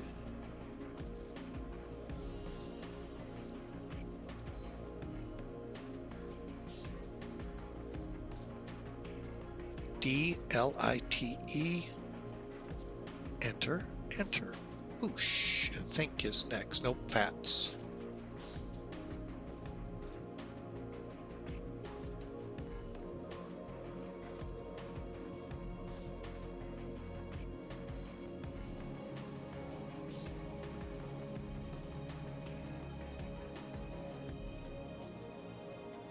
FATSS. Enter, enter, boosh. BOOSH.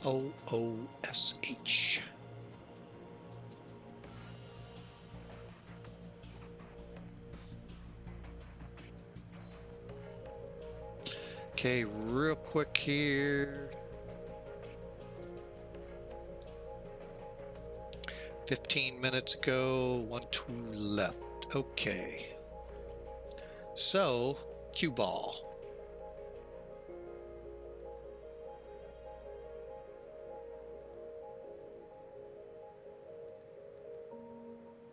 Q B A L L. Okay, enter.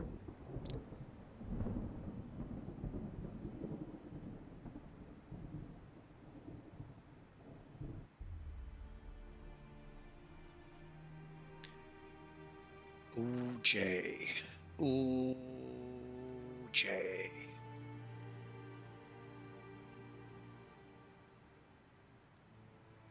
OOJAY.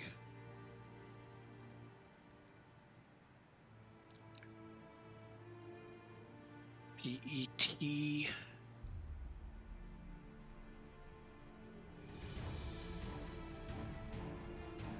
Oh no, got it wrong. PT. Double ES. That didn't work. E. S. PTEES. Enter, enter. Chicken.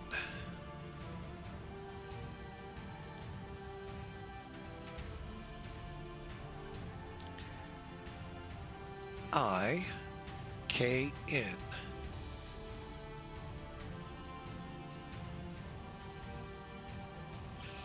Followed by letter.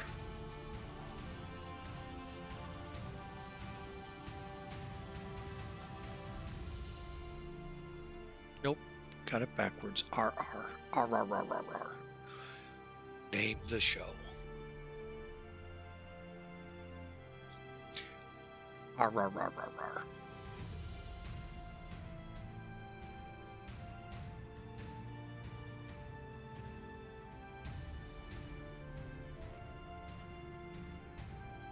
RIPP.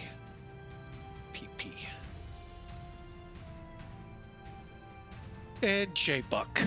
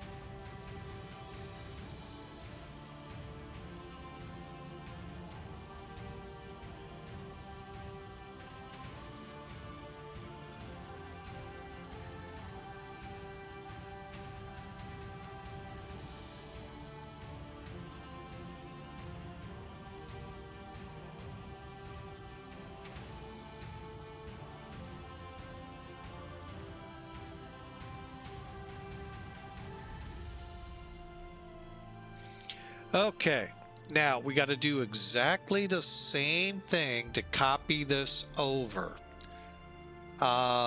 So let's go to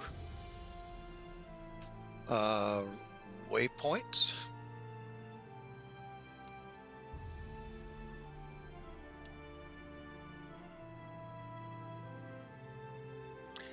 All right, I believe it's remote. Enter.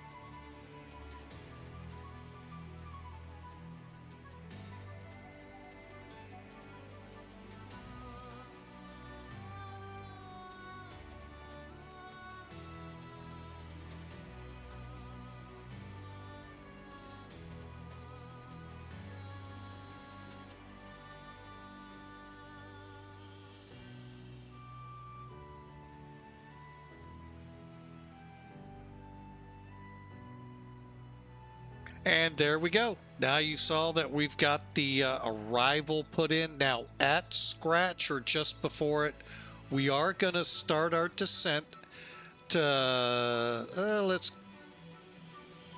got to be below 31,000 by delight. So about scratch SCRCH will start down scorch. You could call that too. And try to get under 31,000, but stay above 14,000.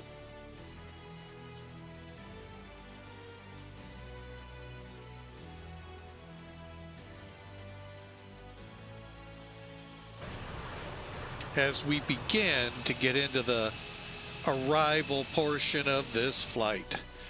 And what a flight we've had. Great control out of Miami with, hang on a second, British Falcon, call sign here on Twitch, but was our Miami tower. And then we had great center from Miami and Atlanta. Very busy Atlanta center, which usually is the case. So we've had a really good flight, and currently no more controllers into St. Louis. So what I'm going to do is take a quick break, use the latrine, the lav, the bathroom, whatever you want to call it, and we'll get ready to bring this down everything's looking good. I know we can't pull CGI in yet. I think it's a 60-mile VOR, but we'll be right back.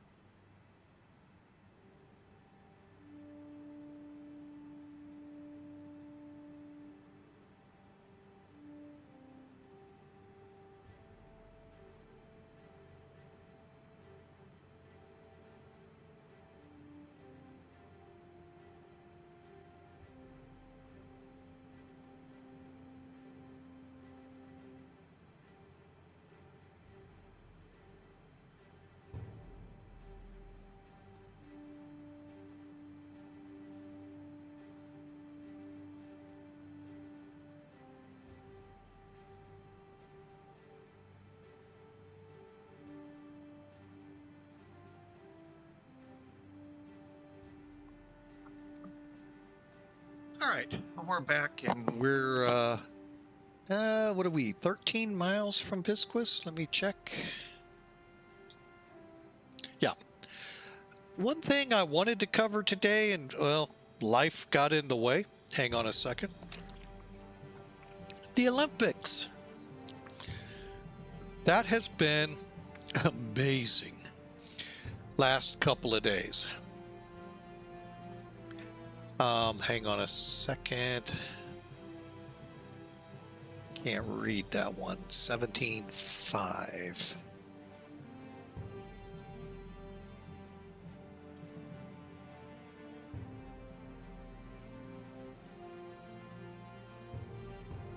Anyway, it's been we watched it last night. Watching the Super G, I think it's called. It's kind of like the downwind, except they do a lot more turns, and it's a little shorter course. Wow, the women, by the way, not the men's. I already watched. We had that a couple nights ago. Oh, let's pick that one. Sorry, I just found a better one.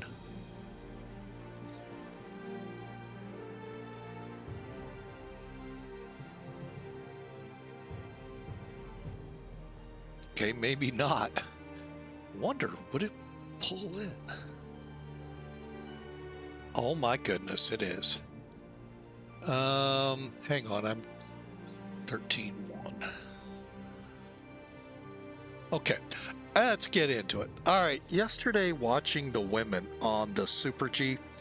Again, if you all have been watching the Olympics or paying attention, the women had a bit of trouble on the course yesterday, but I'm going to tell you,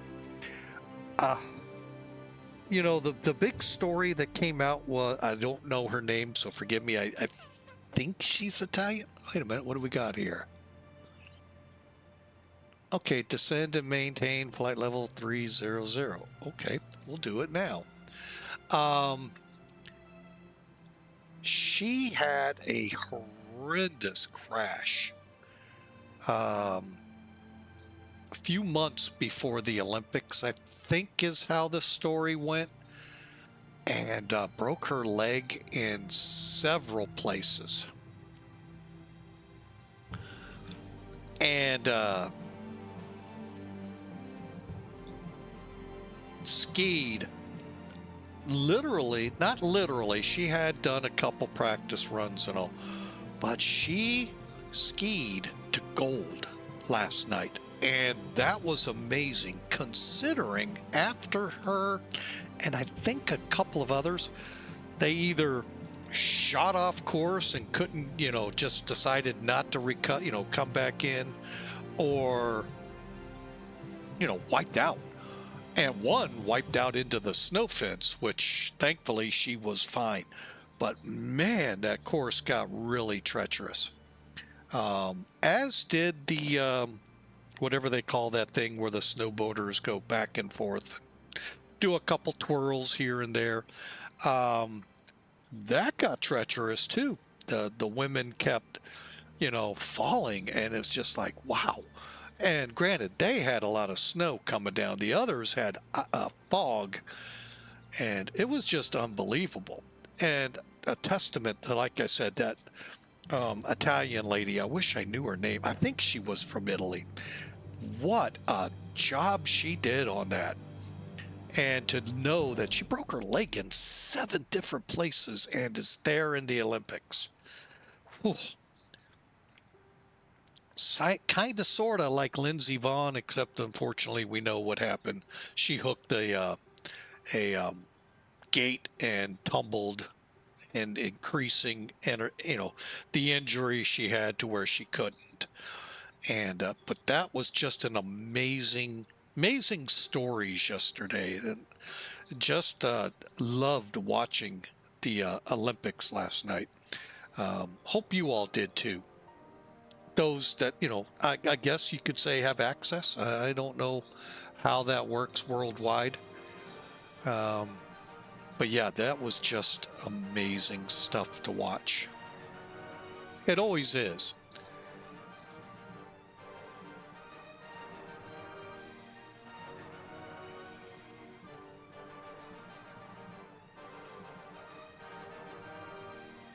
All right, we're in our descent for St. Louis. We just got told by ATC,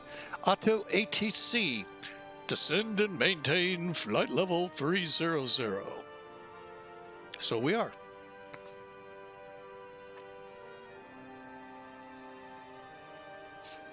And you know what? So I don't forget, click and click. Because, yeah, I will forget.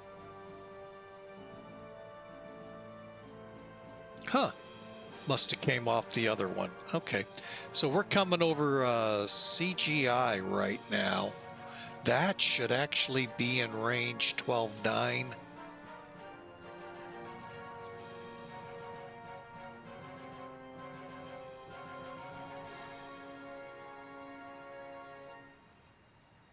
Come on. Go green. Go green. Worst case scenario, we'll go to 13.1. Looks like we may have to. There we go. All right, we'll take those two as far as we can. Farmington will probably get us into St. Louis. We'll get in range of Troy. Once we get in the pattern area, I'm not too overly concerned. Which will be chicken.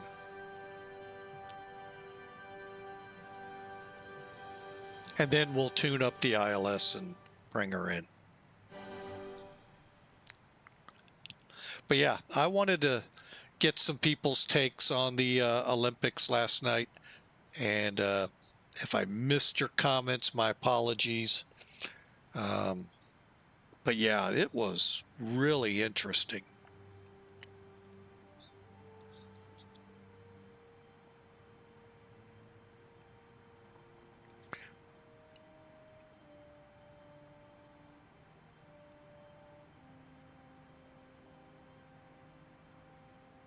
All right, we are to where we shall switch.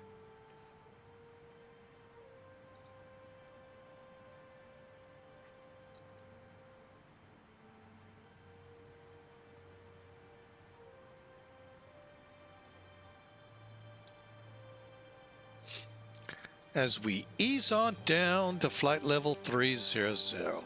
And we got to kind of watch because we'll be at the light quicker than we had planned.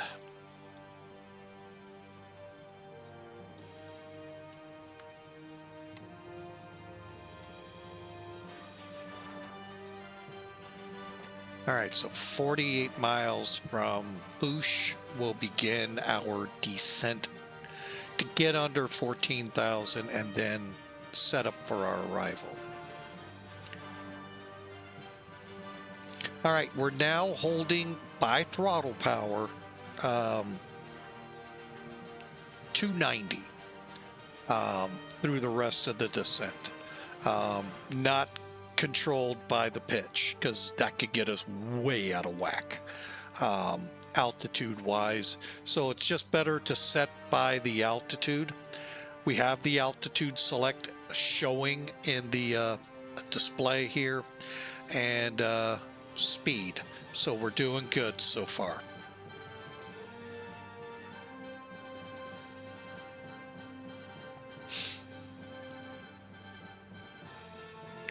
And we just passing Paducah's VOR. I might try for Centralia, because that'll get us even further. 15-1, or nope, 15.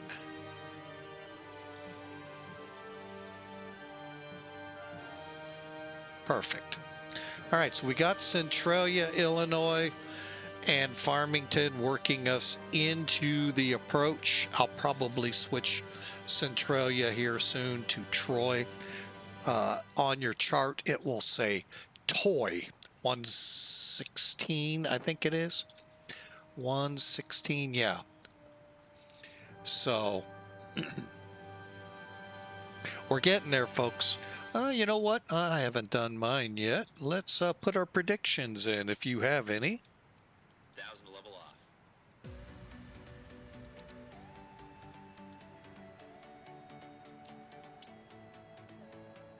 Uh-oh. Let's see. Is it working? Okay, why? I must have spelled some.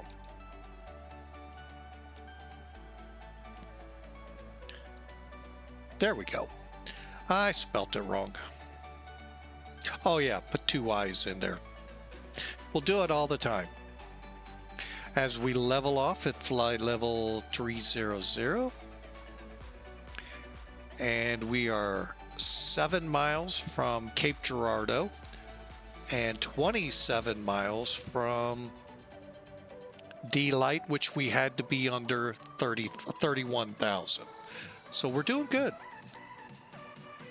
You know what? Now would be a good time.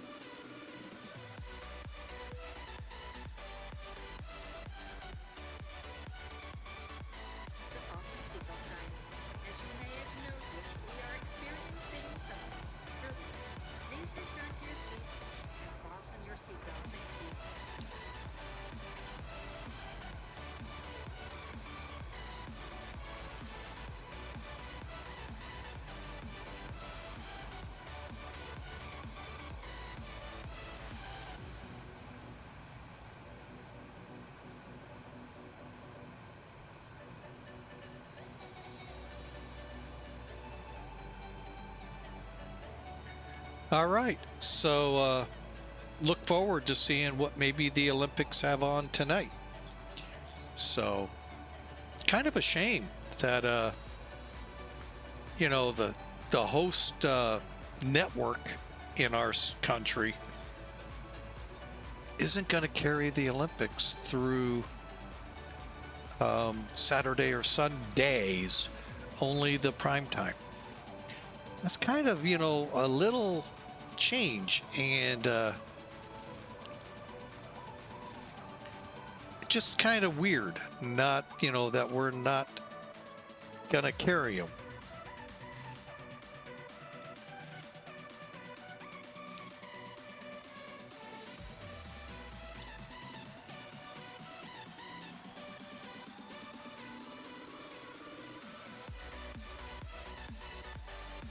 But, you know, who am I? It's just something that happens every 4 years, where other things they'll show happen every week. And I think they could get over it. But I guess maybe they can't.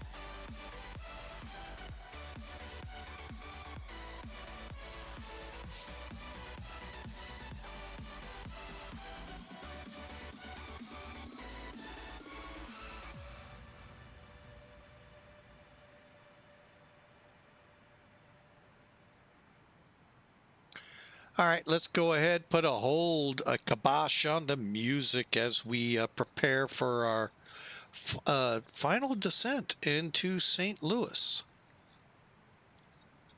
Hope you've enjoyed the flight. Again, my apologies for life creeping up there and having to deal with a whole bunch of stuff hitting my table at once. Good stuff. That's always the good thing. Matter of fact, just checking up on one.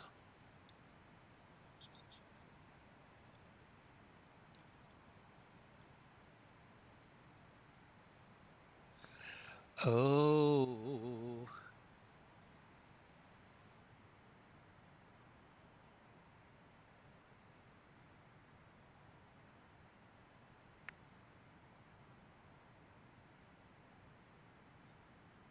All right. Yeah, we got some work to do. All right. It's always good to see that kind of work. So, all right. All right, Auto ATC Kansas City's telling us to send via the Bush 3 arrival, giving us the altimeter, all that good stuff. All right. Let me see where we are. We're headed out to Delight.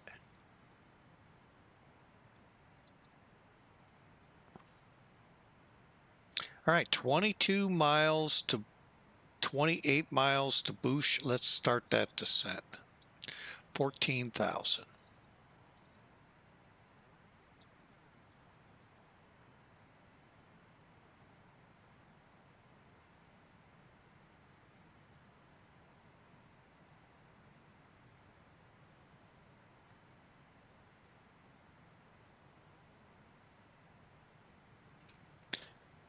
All right, we're going to boost it up to about 1,500 feet a minute and make sure the fun thing about this airplane, if you haven't noticed, you don't have the navigation display to help you out with your descent rates. You're going to have to think it through. And we're starting down, and we got 28 miles. Or 22 now to Bush. I'm going to go ahead and steepen us a little bit more just to make sure we at least make the 14,000, and then from there it's let's do it.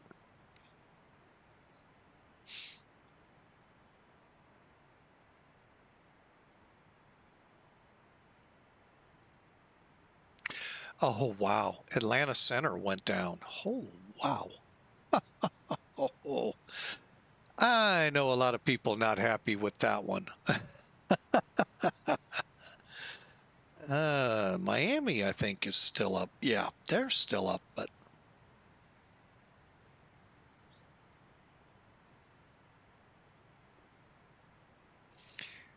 all right. So here we go, folks. 27.5, heading down to 140. 140.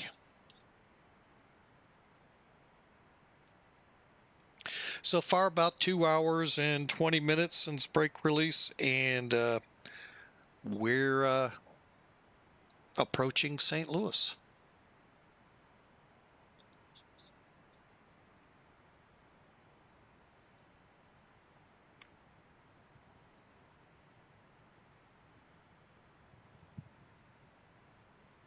Now, the interesting thing here with St. Louis, where this aircraft parked was on the end of the seat concourse.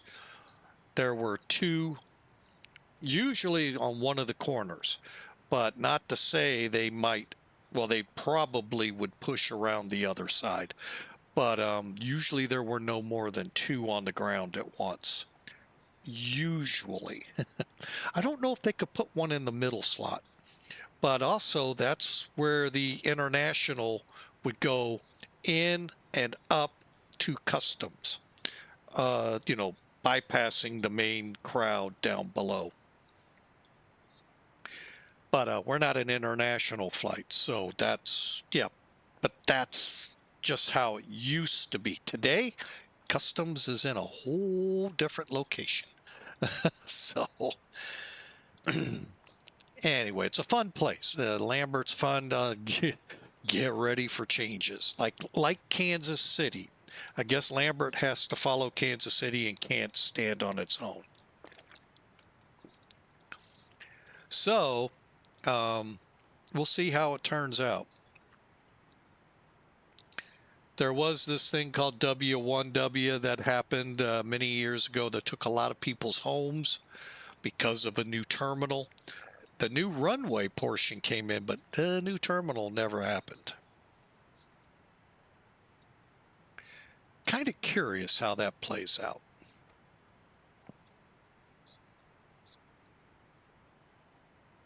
All right, let's set 200.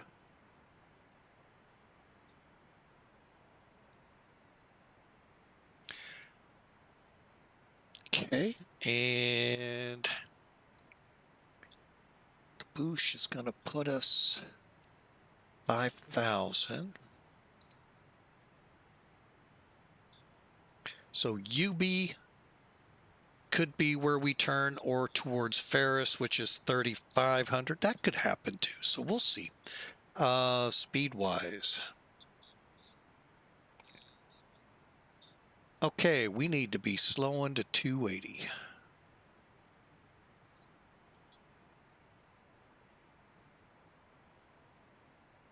We are way high. All right, we got to get down.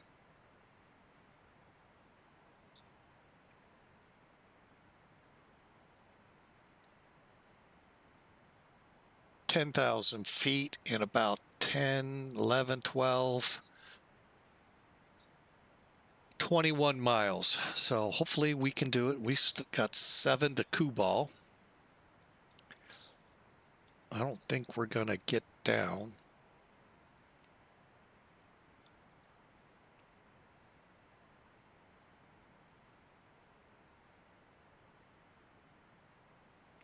We're just about 280. All right, let's get over here.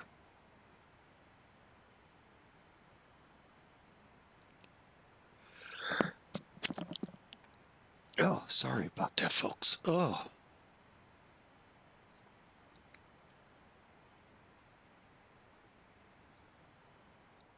Okay, we're peeling the pressure out of the tin can, getting ready for the landing. All right, let's head over here. Performance landing.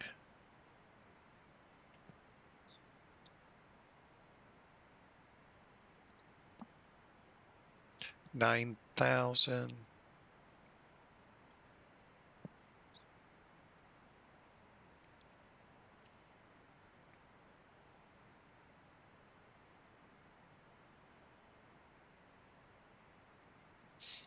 And Ziveta. Where are you? 3007. Temperature today is a balmy 17. Wow. And our wind, 160.8.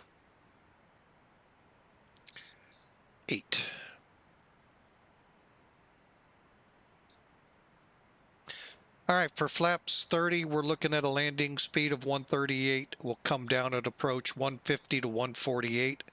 Set the auto brakes for medium.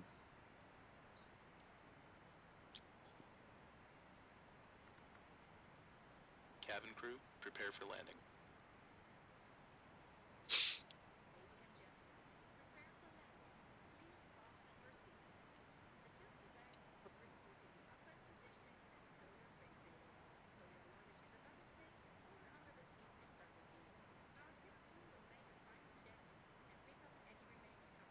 Hey, we're getting in the groove right now. Cool. Bring us down to 10.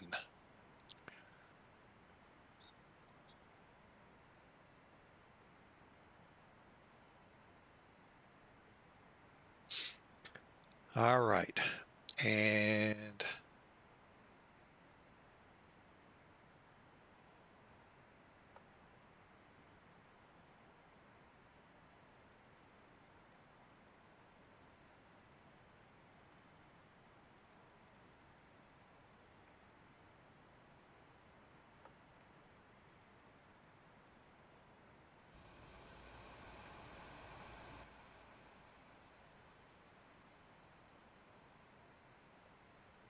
keep that descent going. Okay. Now we'll set to 50. Actually, 245. All right, we'll get that in a second. Cabin ready. Perfect.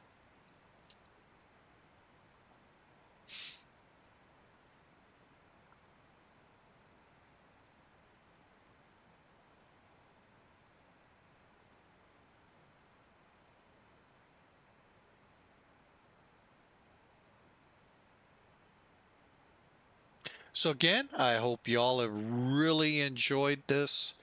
It has been a fun trip, and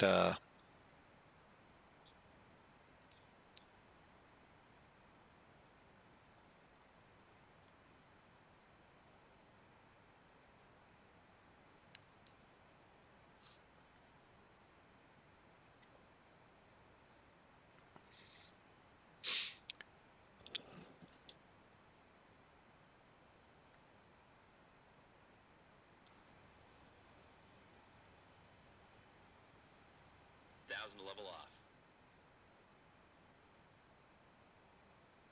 perfect. Oh, 3007.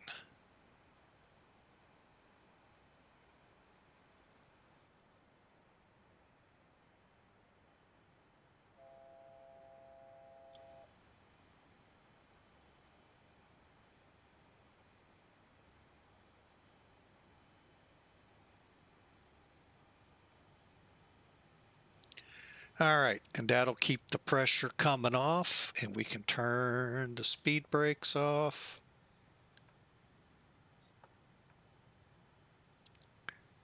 Time for descent checks, real quick. 10,000. Approach checklist, please. Seatbelts and shoulder harness. Check. Seatbelts and no smoking signs. On. Anti-ice. Off. Exterior lights. Check. Outer brakes. Medium. Radio INS switches. Radio. Flight director computer selectors. Check. Brake pressure. Check. Altimeters. 1018. Set and cross-check. Landing data, EPR and airspeed bugs. Set and cross-check. Seatbelts and shoulder harness. Check. Fuel panel. Check. Fuel heat. Wait.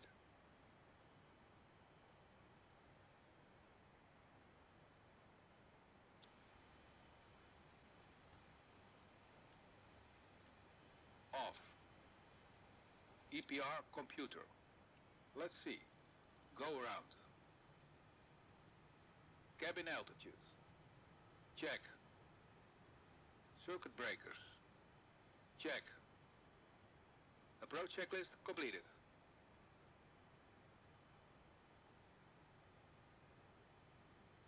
All right, here we go. Matter of fact, I believe that's Lambert right there. Looks like it.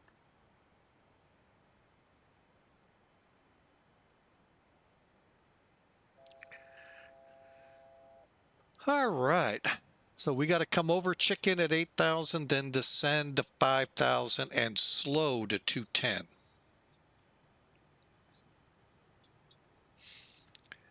All right. And Again, welcome in. If you're new to the channel, boy, we'd sure love for you to follow if you haven't done so already. Also, if you're new to us on YouTube, we'd love for you to hit that subscribe button. Both actions are free in their respective networks. We would just love to have you join the family. But this is what I love, coming on, just chatting with you, chatting about life, chatting about anything and everything going on. And yeah, sometimes my life gets in the way to where I have to answer that call. So, and we'll, like I said, get into it because there'll be more to come.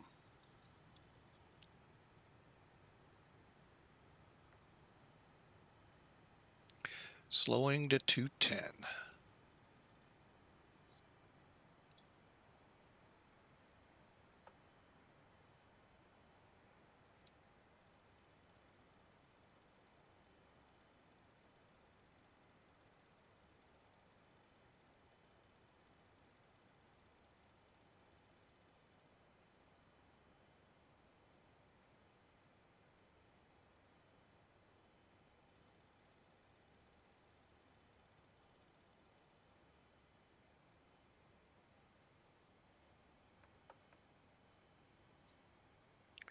All right, here we go.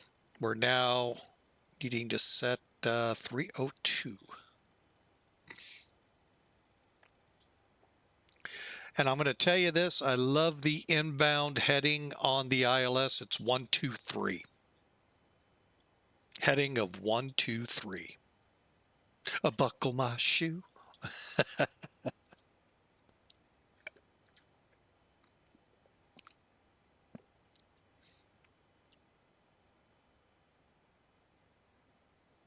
All right, let me...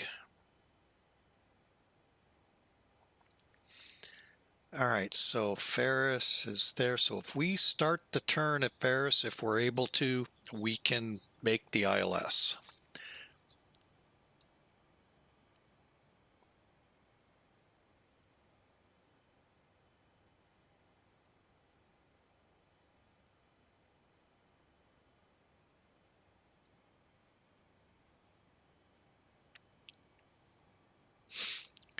All right, I am going to now come off the INS.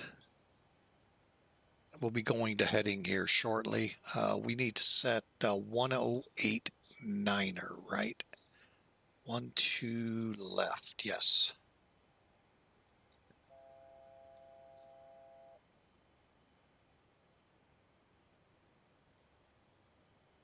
Still 123.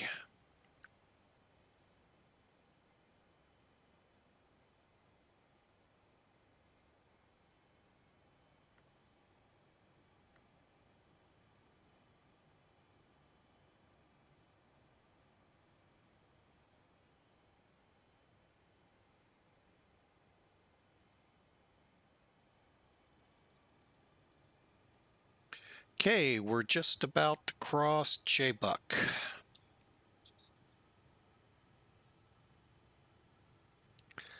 All right, I need .ctaf KSTL 118.5.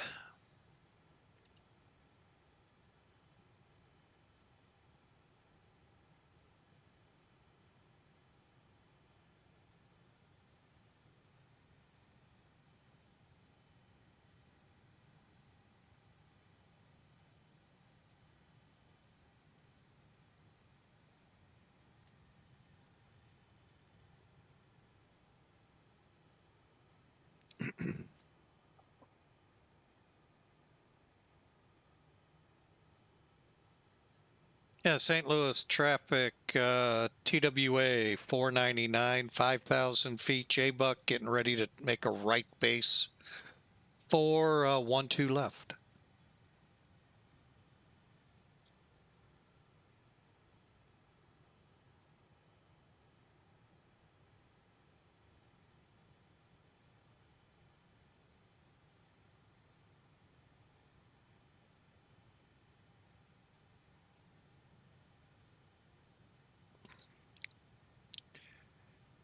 All right, right base. Here we go.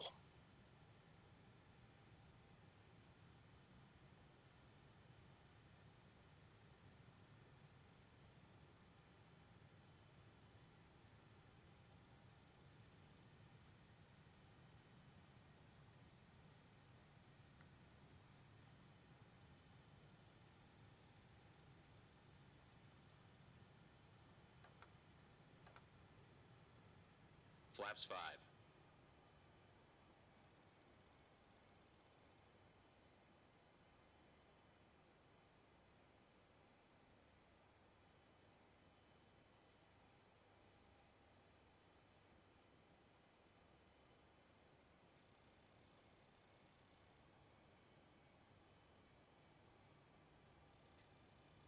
Okay, let's see. I'm going to put it there.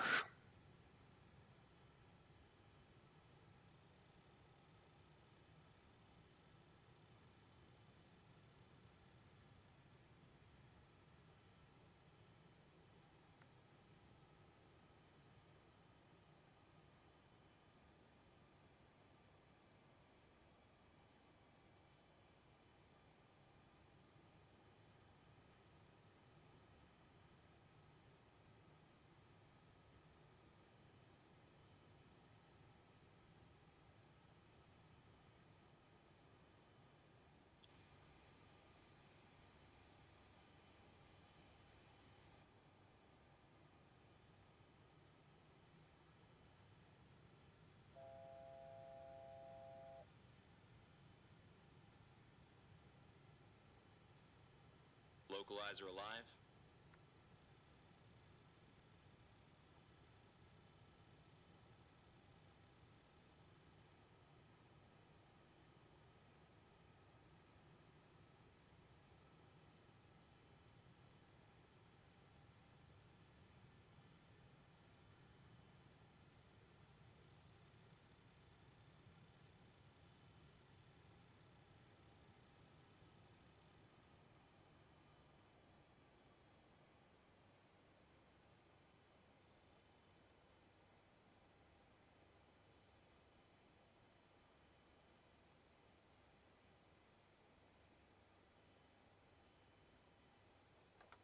Gear down.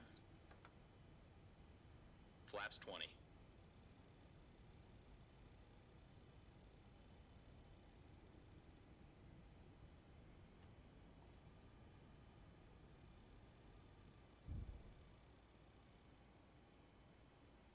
Gears down, green light.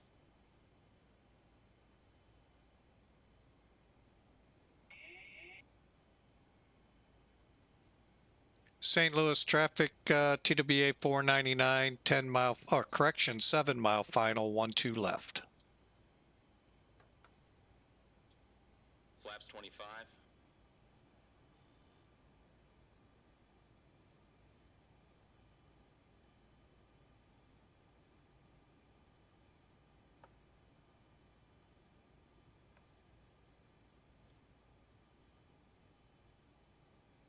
Landing checklist. Gear. Down and check. Down and check. Flaps. Flaps 25. Flaps 25. Spoilers. Armed. Ignition. Flight start. Anti-skid. Check. Altimeters. 1018. Set and cross-checked. Landing checklist completed.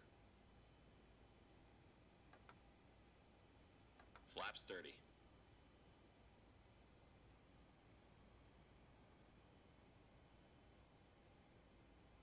$1,000. We'll be landing shortly. Please make sure your seatbelt is securely fastened.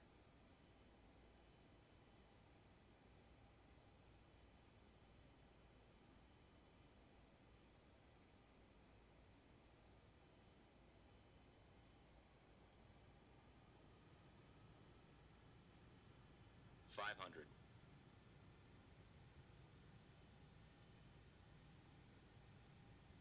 Okay, landing.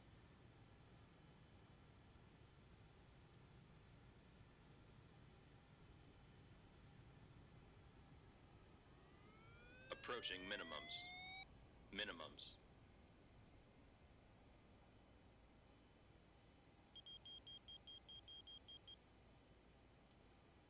50, 40, 30, 20, 10.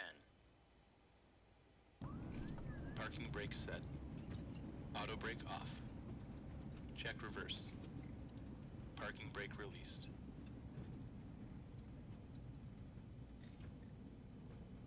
Out, off, reverse. 60 knots.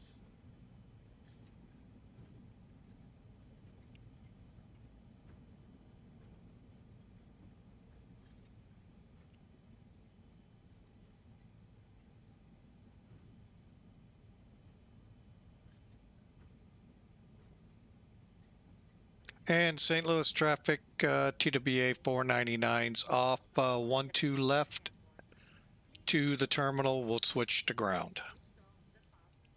St. Louis traffic, TWA 601 will be departing 12 right, via right, 2 knots to the northwest, St. Louis.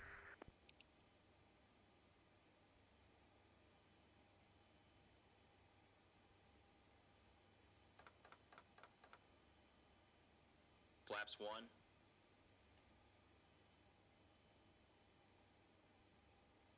And St. Louis ground, TWA 499 off at Echo 1 for the seat concourse. TWA 499, St. Louis ground, good afternoon. Taxi to terminal via Echo 1, Echo Hotel, hold short, 12 right at Hotel. Echo 1, Echo Hotel, hold short, 12 right for departing traffic. TWA 499.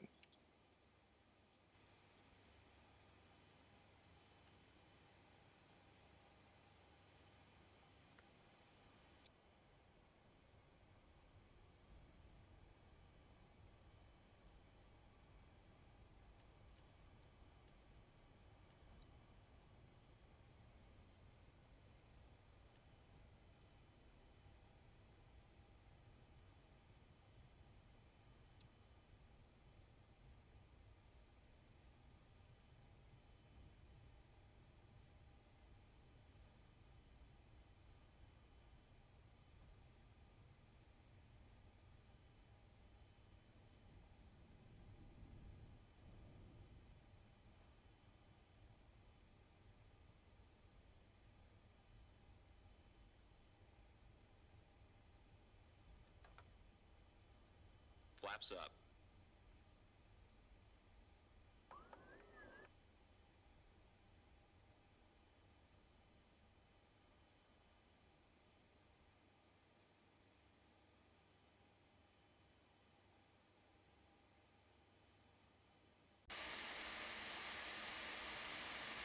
TWA 499, monitor CTAP for crossing, call me on the other side of 12 right. All right, we'll monitor CTAF. We'll call you on the other side. TWA 499 heavy.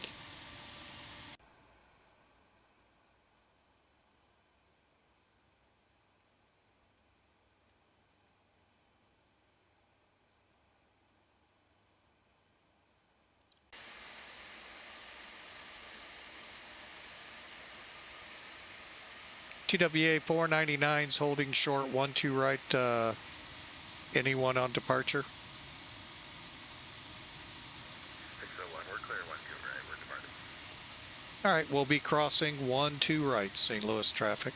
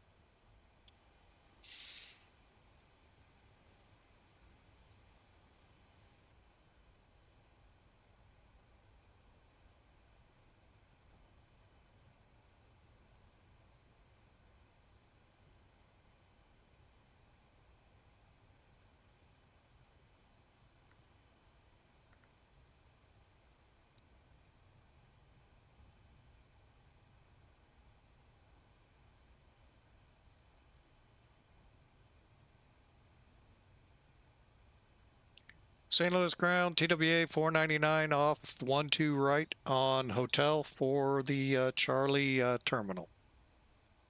You're still on CTAF. Oh, thanks. You bet. Have a good night. St. Louis ground, TWA 499's off 12 right for the C concourse. TWA 499 heavy. Taxi terminal via Delta Charlie 3 Charlie. Delta Charlie 3 Charlie for TWA 499 heavy.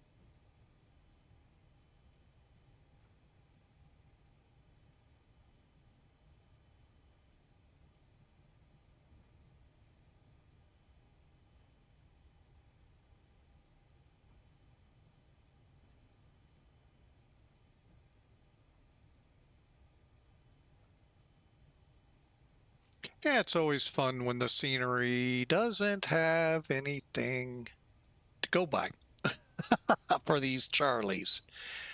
Let's see, which one would it be?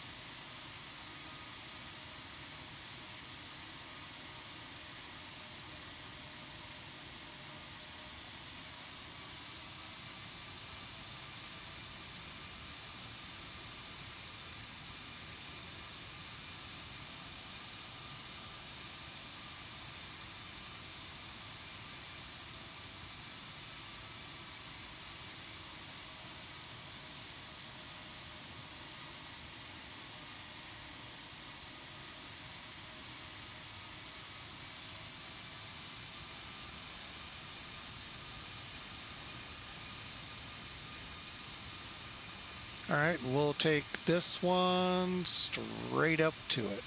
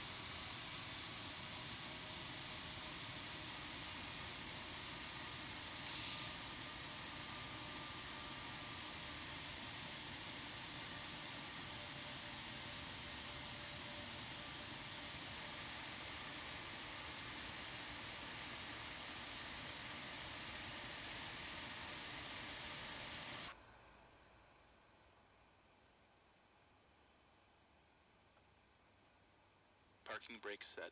Cool. I was a little nervous it wouldn't set. All right, so brake pressure is good. Body gear steering, we did not turn on. Doggone it.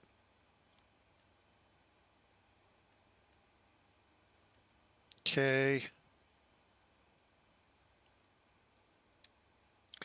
Ignition, we can turn that off. And by the way, there's a click spot right here.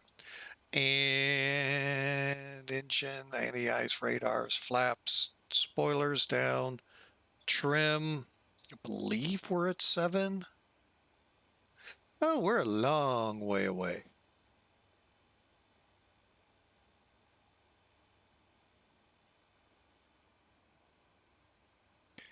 Aft, left cargo heat, APU, outflow valve open, pressurization manual. Manual. Brake pressure. Check. Body gear steering. Arm. Outer brakes.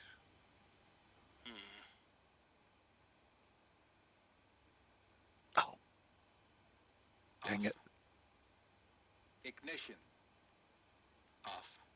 Engine and wing anti-ice. Off. Radar and transponder. Standby. Flaps. Up. Spoilers. Down. Stabilizer trim. 7 units. Outflow valves. Open. Pressurization mode selector. Manual. Aft cargo heat. This. What? Oh, man. Off. APU. Check. Checklist completed.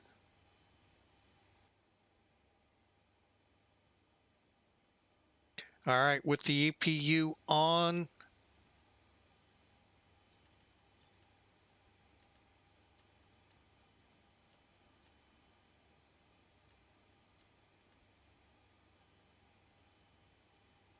Okay.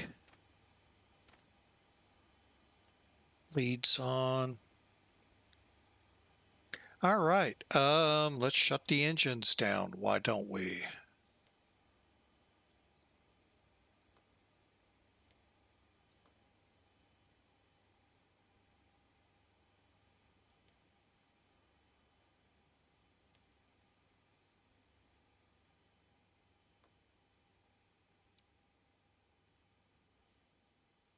Cockpit to ground. Put the chocks on.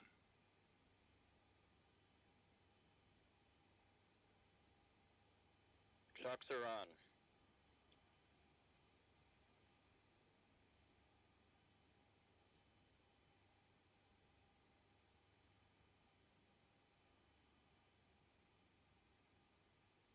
Okay. Let's do the. Oop.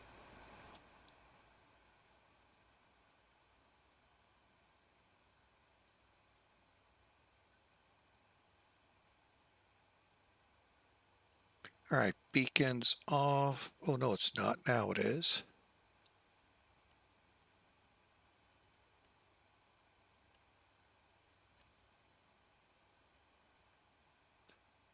Probe heat, window heat packs, fuel boost.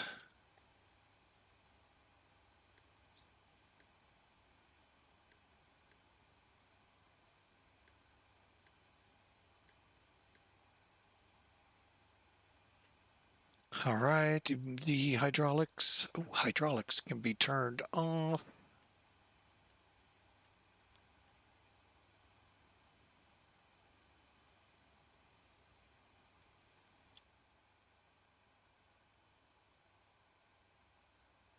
All right, secure cockpit checklist.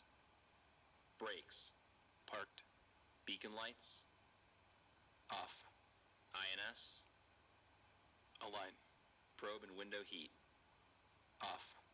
Back valves. Check. Fuel boost pumps. Let's see.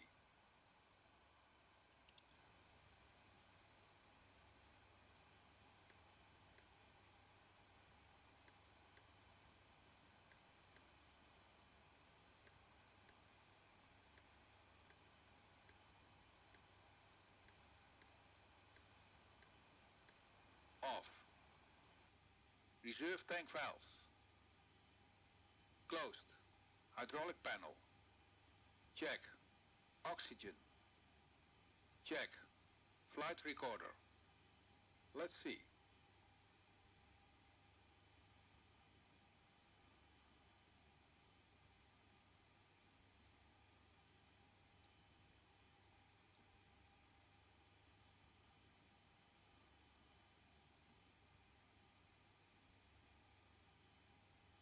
Don't know how to get that to turn off.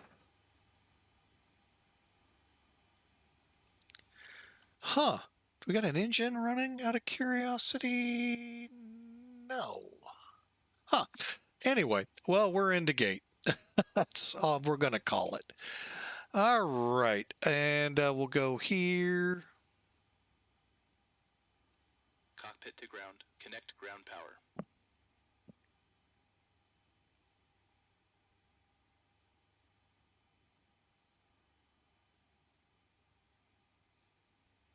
Ground power connected.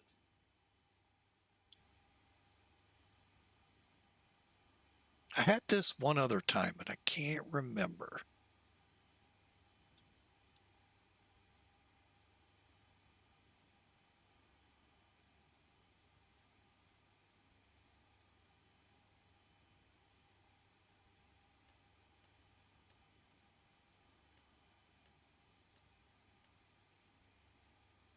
Huh. Just can't remember what it was.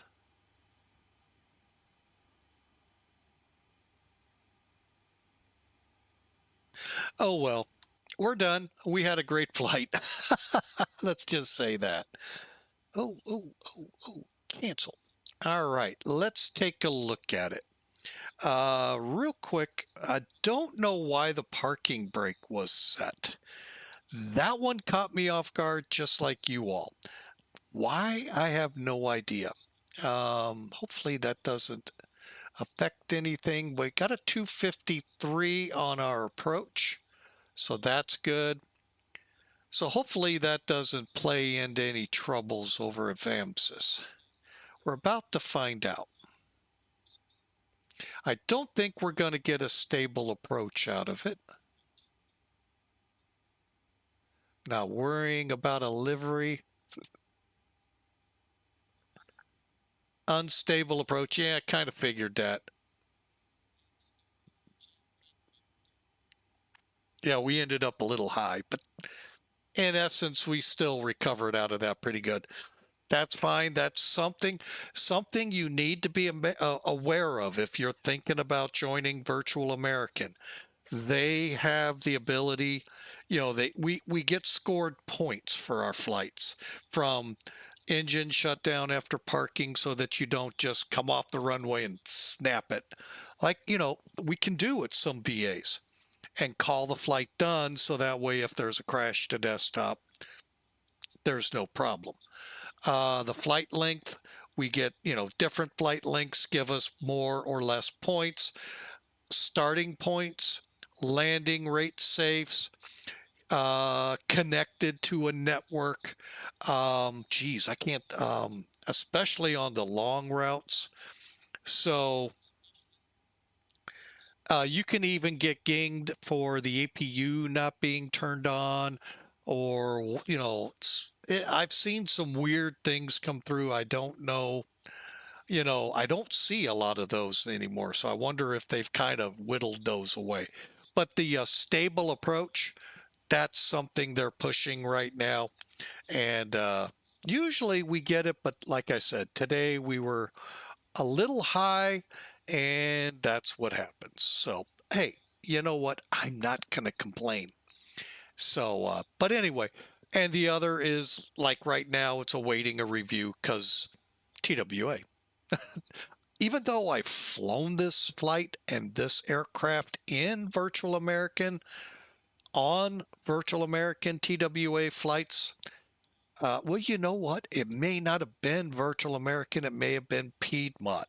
So anyway, they'll get it. They'll get delivery. If you fly for any of the VAMSIS airlines, this organization, Virtual American, is part of the Fusion, and there's a bunch of them. So, but Pan Am Virtual also uses this, but we're not affiliated to it. So you could be with an airline that does. If you use the Pegasus ACARS, you're with a VAMSIS. And it is pretty amazing what it can track. All right. Excuse me. All right. Well, that was a cool flight, I have to say. I'm going to come off just so we don't run into troubles. Let's go ahead and turn that off. That's fine. And yeah, we're good to go. Is that thing still recording? It sure is. Who knows? All right. Hey, do I have the Neo plugins? I don't know how to install the Neo, or which Neo are we talking about? There's an A320 Neo and an A321 Neo. More than likely, I think you're talking A321. From Clem 4, checking in, first time chat. Welcome aboard, sir.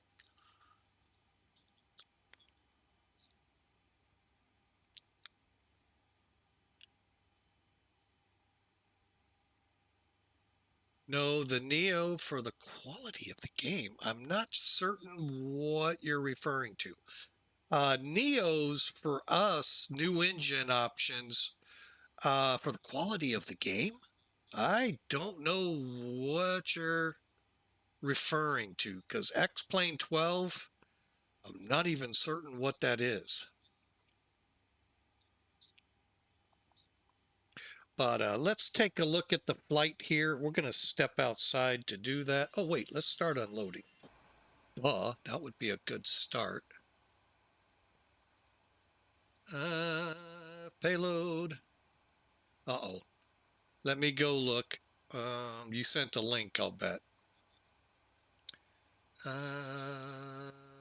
one. And that. Let me take a look at what you sent.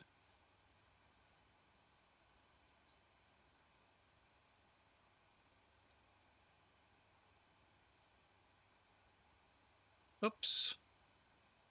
I forgot how to get out of this.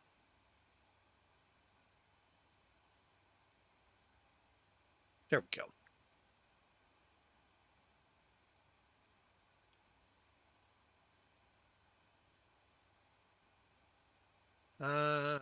This. I'm not sure what this is because either it was it's a plug-in.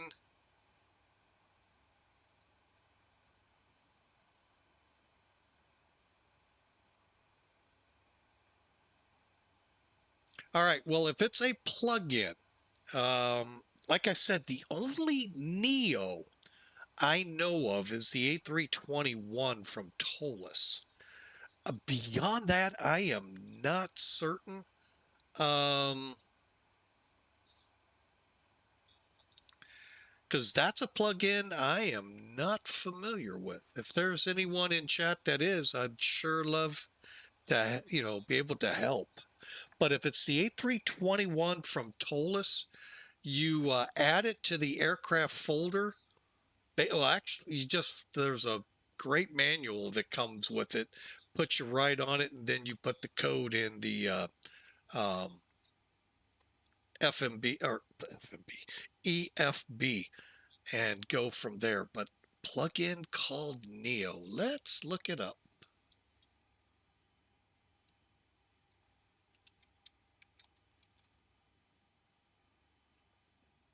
NEO.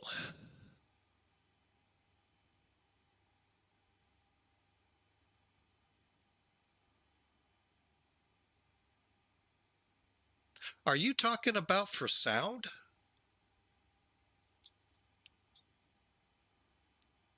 Like a multi-effect?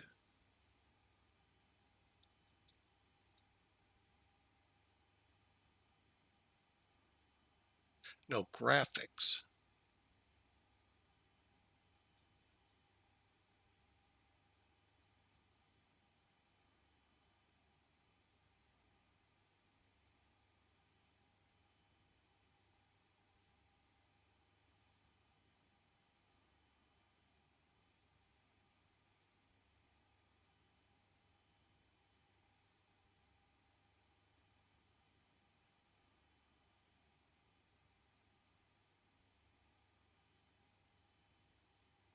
I'm going to have to tell you, I am not familiar with this. It looks like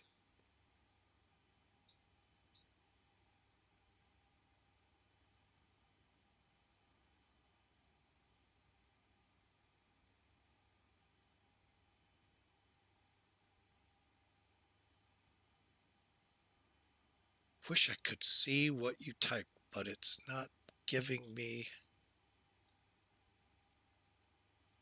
what got blocked.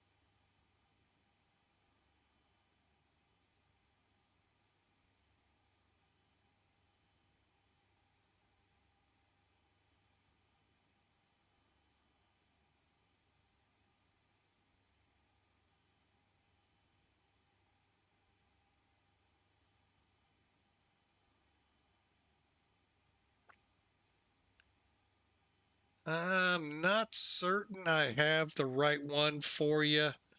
If it's Studio Neo, is that what I'm in here? Graphics plugin 2.20 Honey Select 2 came up with a Neo, but yeah, I don't know. Yeah, I would definitely go to the X-Plane folks, because I know most of the plugins will end up in your, gotta bear with me, it's been a little bit. X-Plane, is it resources? Yeah, go to your root X-Plane folder, resources and plugins. However, if it's a graphics deal, I'm not certain if that's where it will end up or not. Because everything I'm getting seems to be like an audio. But the only graphics thing is called Gumroad from hammond.gumroad.com. So I hope that helped. But yeah, I would check with the X-Plane folks on Discord. And hopefully they're more into that than me, because boy, I strictly run almost default. Just, whatever I can set in the sliders here to make it happen. So when we get into those really nuanced technical soundboards and graphics setups, boy, that's 10,000 to 100,000 feet above my head. And I stick to the simplistic as much as possible. So, but hey, I welcome you aboard there, Clem 4. Hope you have a fantastic Valentine's weekend. And everyone in the sound of my voice, don't forget, it's Valentine's Day this weekend, as is Mardi Gras. I know some of you love that holiday, especially that little town. It's just a little town, folks, really. Down in Louisiana, you've heard of it, maybe. New Orleans, the Big Easy. So, but anyway, hey, let's get this plane unloading, shall we? And we'll do the same thing, deplane and unload. All right, so let's swing to camp. Now, this is a no gate, and that's a shame. It is true, and I've said this a million times with this scenery, or any scenery for St. Louis especially. I would love to have 2000 scenery. I'll just take 2000. I don't need to go back into the 90s or 80s. But a scenery for 2000, or, well, that and a selection for today. Because, yeah, today these gates are closed. And soon, a whole lot of change coming. Your international flights now go pretty much over here. Lufthansa, if I'm looking at it right, not looking at gates, the middle one is where that A330 goes to Germany. Soon, I don't know, I forgot the start date. London will be back. I think it was Gatwick, but it might be Heathrow. So, there, St. Louis is kind of getting back to what it did with what she as the airport director wants. I don't know how that'll work out now, but hey, they got that all figured out, I'm sure. If not, they'll have to. All right, so there it is, TWA 499C34. And again, this would have had a jetway just like this. However, SAM, if you have the Scenery Animation Manager, not the open one, the new one, but the old one you paid for, no longer works. Might have been, was the word blacklisted used? I don't remember. But it no longer works, which means the gates here are dead. Bummer, bummer, bummer. So, and this airport, Philly, and a few others that are out there using it. Now, I don't know how to put SAM, the new open one, in to make it work. Feel free to grab our Discord channel and let me know, and we'll get that going. All right, let's take a look at what the flight trackers gave us in the way of flights. What our landing looked like. All right, it's still being approved, so we'll just click out so it doesn't bug me. All right, we'll start with Saitek. It's the only one we didn't have to restart a lot.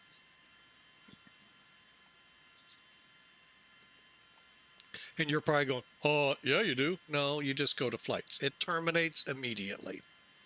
So that's cool. All right, 980 miles. 249 feet a minute. You can see that there. 146, 1.3 Gs. And we arrived late. Not good. Oh, well. And again, I have no idea what they're basing these times on, but yeah, it says we arrived late, real late, even though we weren't. All right, I like to zoom in because I thought for sure we were going to hit right here. Not bad. We were about 500 feet, or 500, yeah, 500 feet down, yeah, down the runway. 1,500 or so feet down, 249 at 146. Those are all. The 146 is just a hair fast, but we're on the center line somehow with the parking brake set. So maintenance is going to have to look that over. And we'll do that once we're done. And then we got off right here, Echo 1. Normally, Golf would have been where a plane like this would have got off. But hey, we did good. And there's where we're, oh, it's a de-ice area now. So, oh, that's cool. They're de-icing. How about down here? Nope. So the St. Louis could be one of those that runs into trouble when de-icing is required.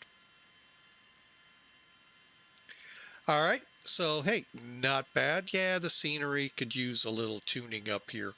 The funny thing is, remember, those that are used to when I fly in here, I always complain, where's the Metro link? It's actually there. Yeah, believe it or not. Don't you see it? It's on the ground. The elevations are off.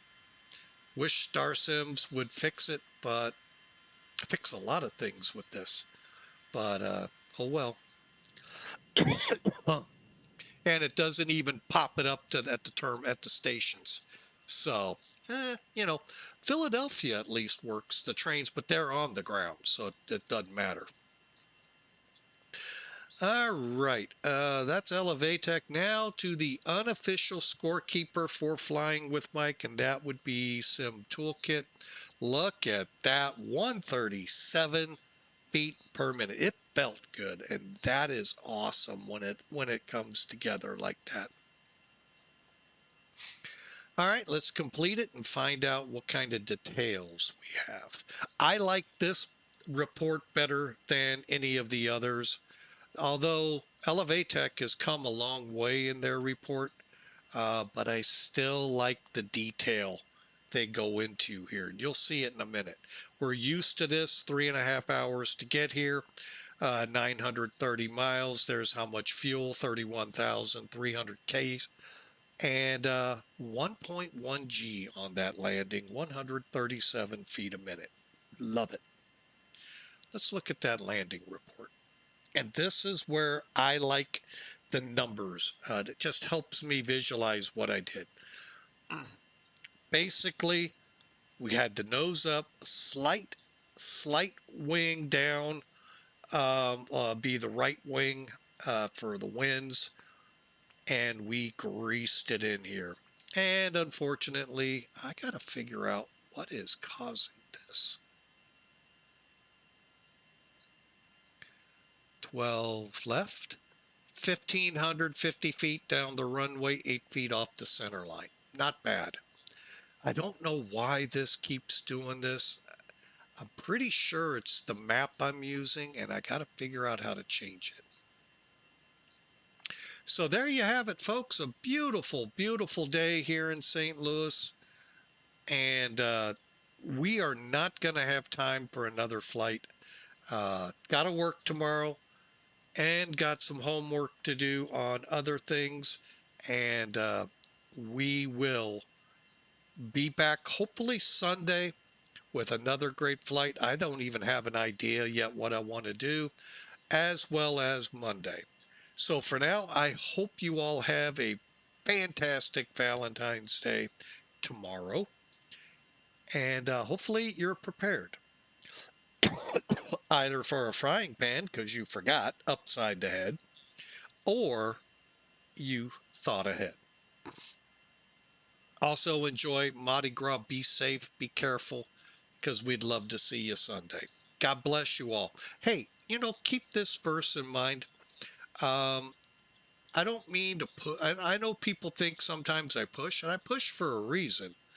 But this one I'd like you to keep in the back of your mind. It's from the love chapter of the Bible, 1 Corinthians. Love is patient, love is kind. Love does not envy, love does not boast. Love is not proud. Check out chapter 13, 1 Corinthians. What a chapter.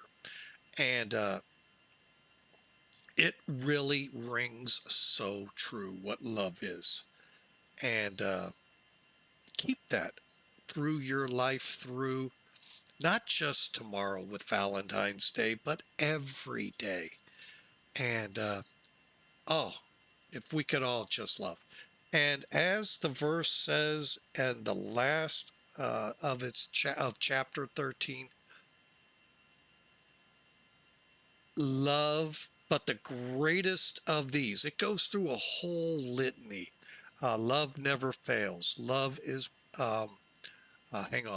does not dishonor, not self-seeking, not easily angered.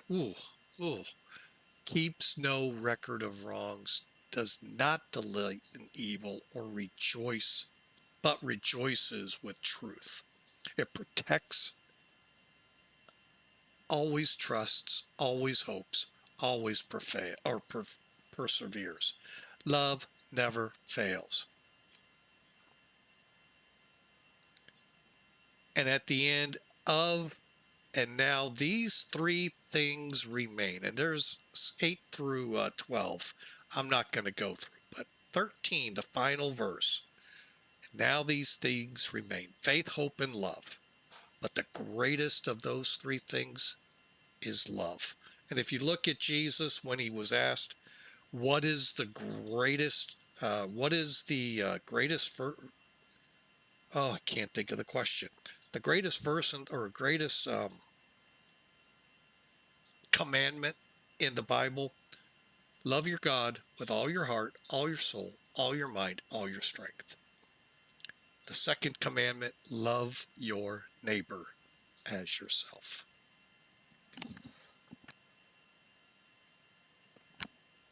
Love is the greatest attribute you could learn from the Bible. I hope you have a great night. God bless. And we will see you Sunday and hopefully Monday. See you then.